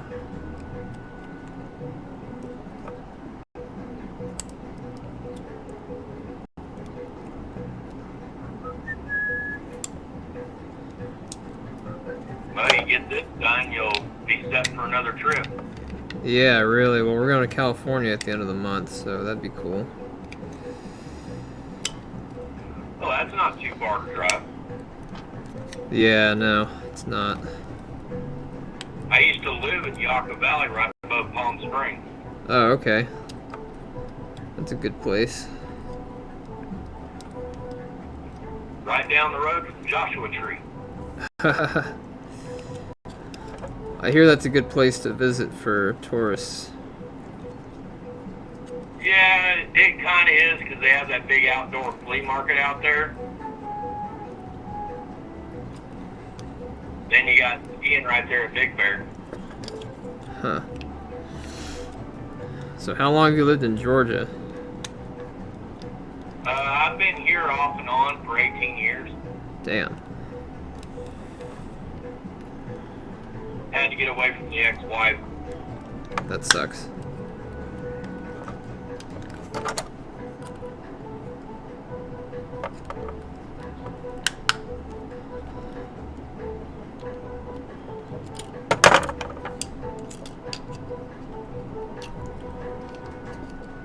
Yeah, that'll touch. Okay.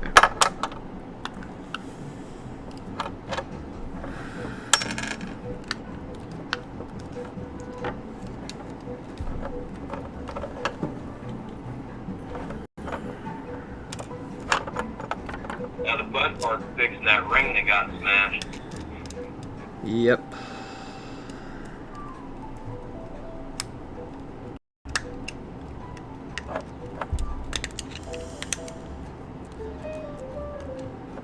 I don't think that part's gonna be terrible.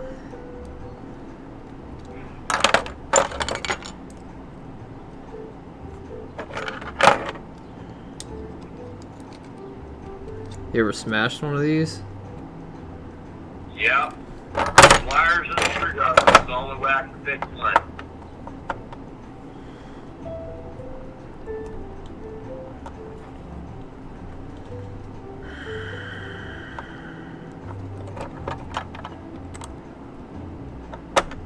That's a good idea. Just don't put too much pressure on. Yeah.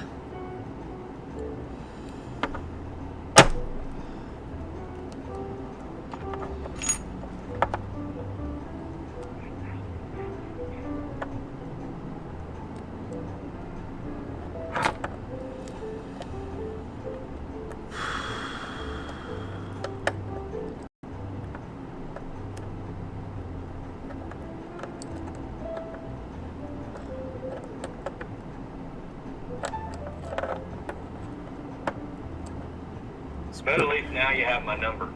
Hey, yeah, for sure.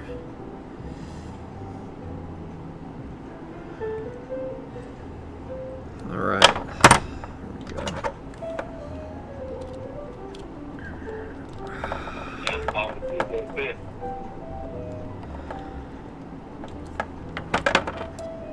Just about. Oh, perfect. Didn't take too long. Screw the tip on and go see if it works. All right, sounds good. We did it. We did it, boys.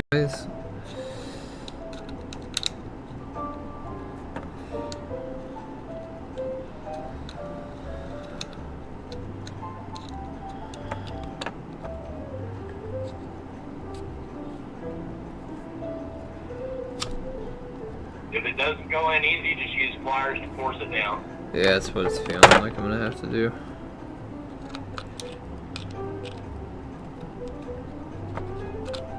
Plastic's always easy to rethread. Yeah. It wasn't easy to take out either. Yeah. Alright, I'll be right back, guys.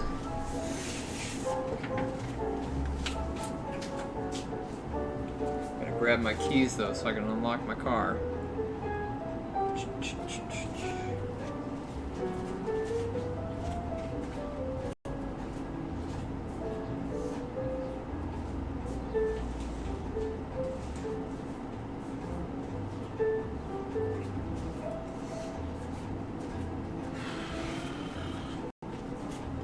As soon as I figure out where my keys are. Might need to put a clapper on those things. Yeah, I have a tile on them. I've only been to 3 places in the shop today, so I have no idea where else it would be. Oh, here they are. They're sitting inside of the computer that we cloned. Clone success. 3 hours and 9 minutes it took to clone 120 gig. You're Yeah, I've never been successful at cloning.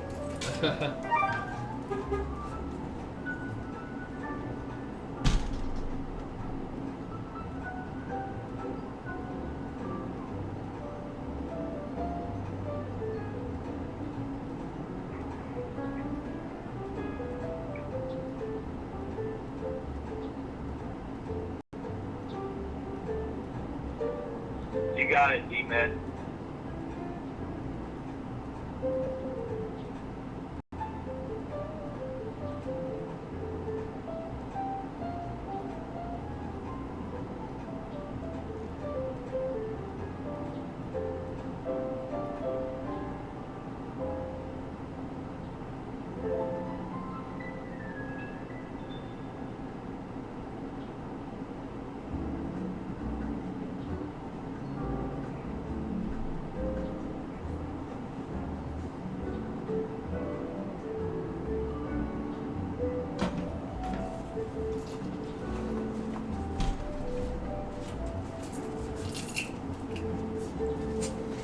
Alright, it worked.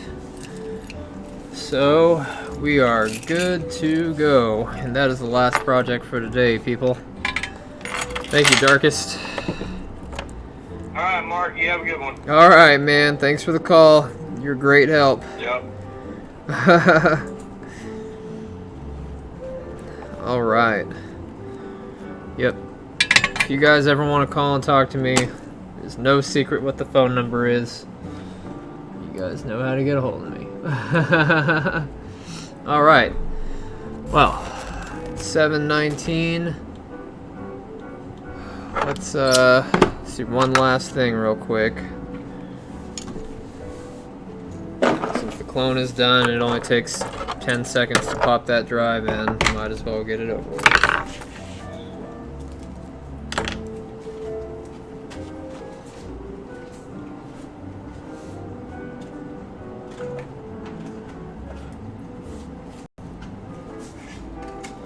I wonder if it took that long because we were on USB 2 or because the drive is just that slow.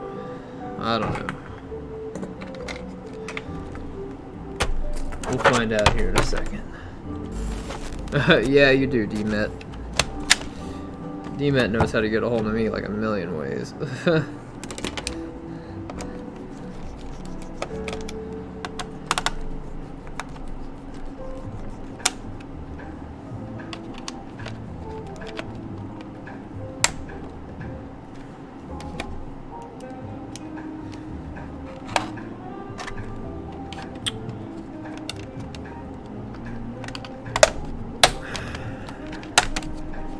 I hate these panels that you have to like literally pry up.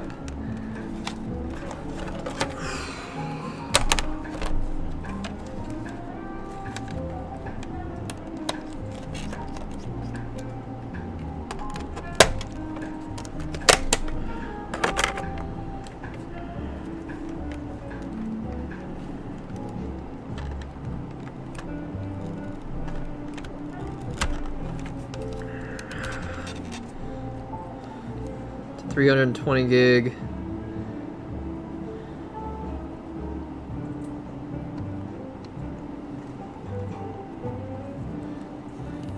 Manufacturing date 10th of March 2011.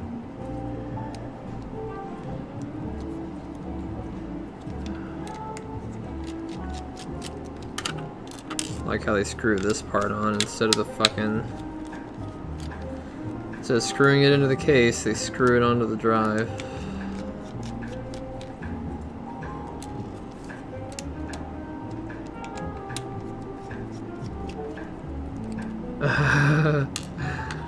Well, that's no problem. You're all good people.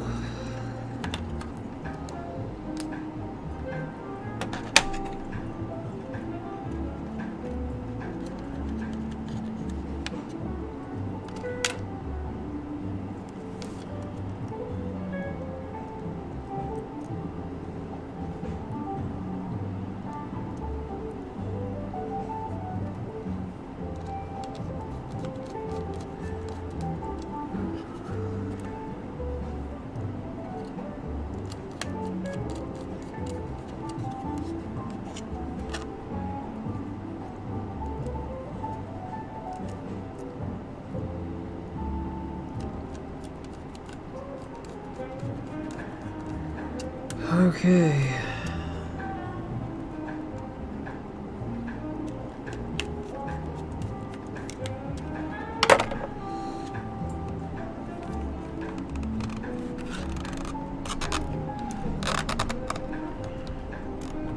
plastic or that rubber is so damn tight.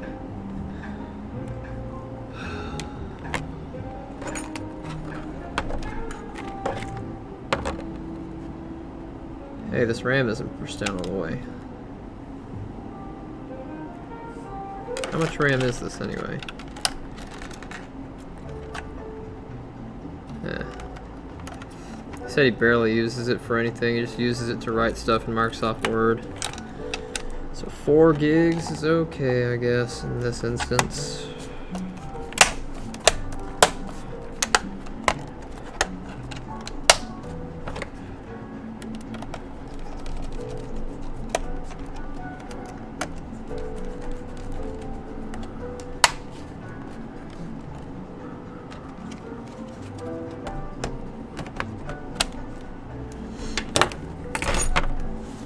Alright.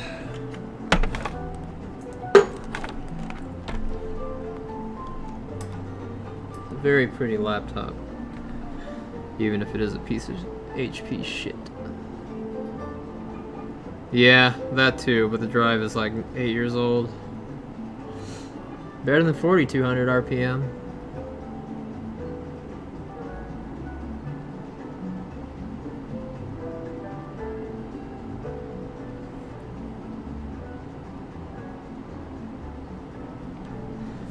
Good God, that is a long time for a solid state on Windows 7.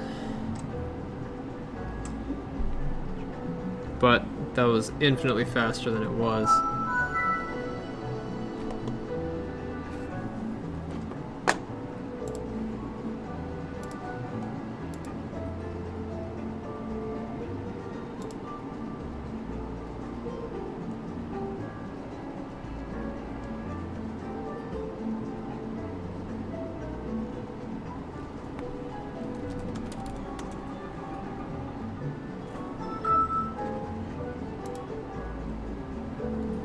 Oh yeah. We'll go ahead and schedule a check disk on it. Ah, no! Damn it, son of a bitch.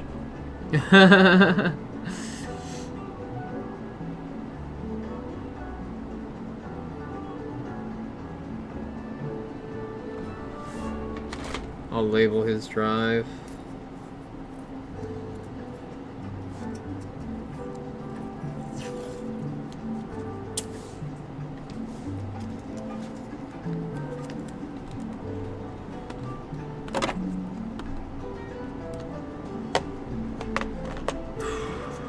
Make sure when you label a drive, you don't label it over the serial number of the drive. It's very important for data recovery purposes.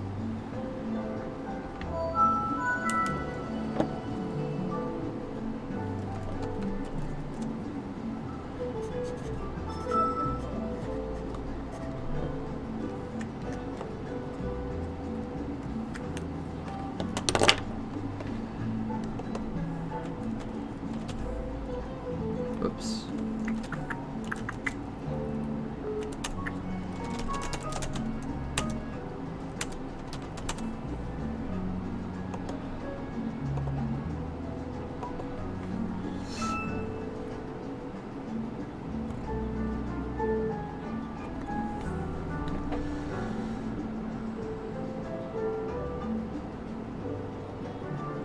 Yeah, most likely 5400.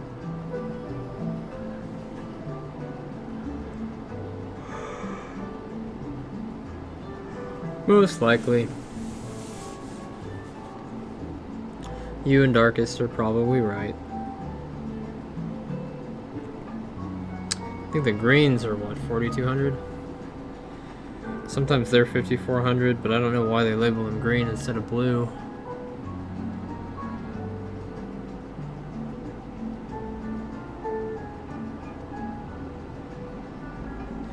Alright, so on Monday we'll upgrade this one to Windows 10. And then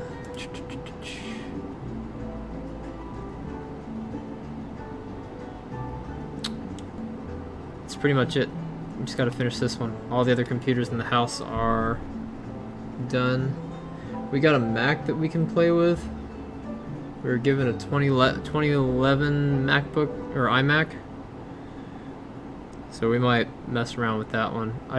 really like to have a drive-to-drive Mac cloning station.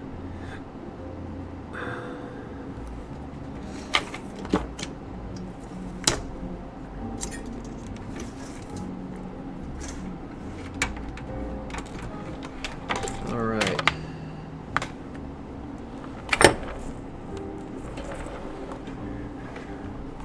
We'll go ahead and let this do its thing. And then I will ask, let's see, which drive is this? This is a 500 gig Scorpio Blue, that's ours.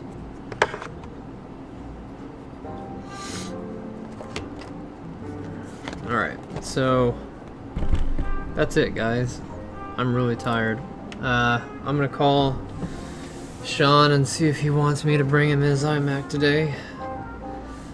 But aside from that, we are pretty much done. I'd like to thank all of you for coming in, all of you for following, Darkman for calling to help me with the dumb little project that I had that took up a lot more time than I thought it would, and ultimately wound up in the way that I thought I was going to do it in the first place. I appreciate all of you guys for being here. I'm going to go home and see my smoking hot girlfriend, fiance, and take her out to go do whatever. I appreciate you guys for being here. Thank you so much. We'll see you again on Monday. Peace out.